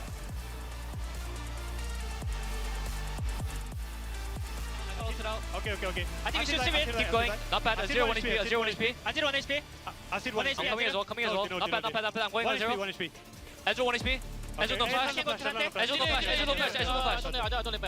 I'm going. Okay. Maybe I'll take that out. Oh, Pepe, I'm coming. I cannot hit. Maybe disaster? He just there. Oh, not disaster. Oh, pop it, no flash. I cannot go. My bad. Dragon Baron is no flash. Okay, Dragon Baron no up. I think we are getting close to. What the fuck? Getting Dragon Baron, okay? Good job. They're just making it painful at this point. It was a much closer game, but it's still a Team Liquid victory. 2-0. They'll take out Shopify Rebellion. Go! Okay. Victor no flash, guys. Okay, I'll look at the doer. I got the Nara, I think. Behind the gym. Yeah, I'm coming. I will kill him. What am I here? I will kill him, I think. I'm running at Karma, so. Good. Come to Nash. Yeah. You can stay mid. Lyon will make the comeback happen and win this series 2-1.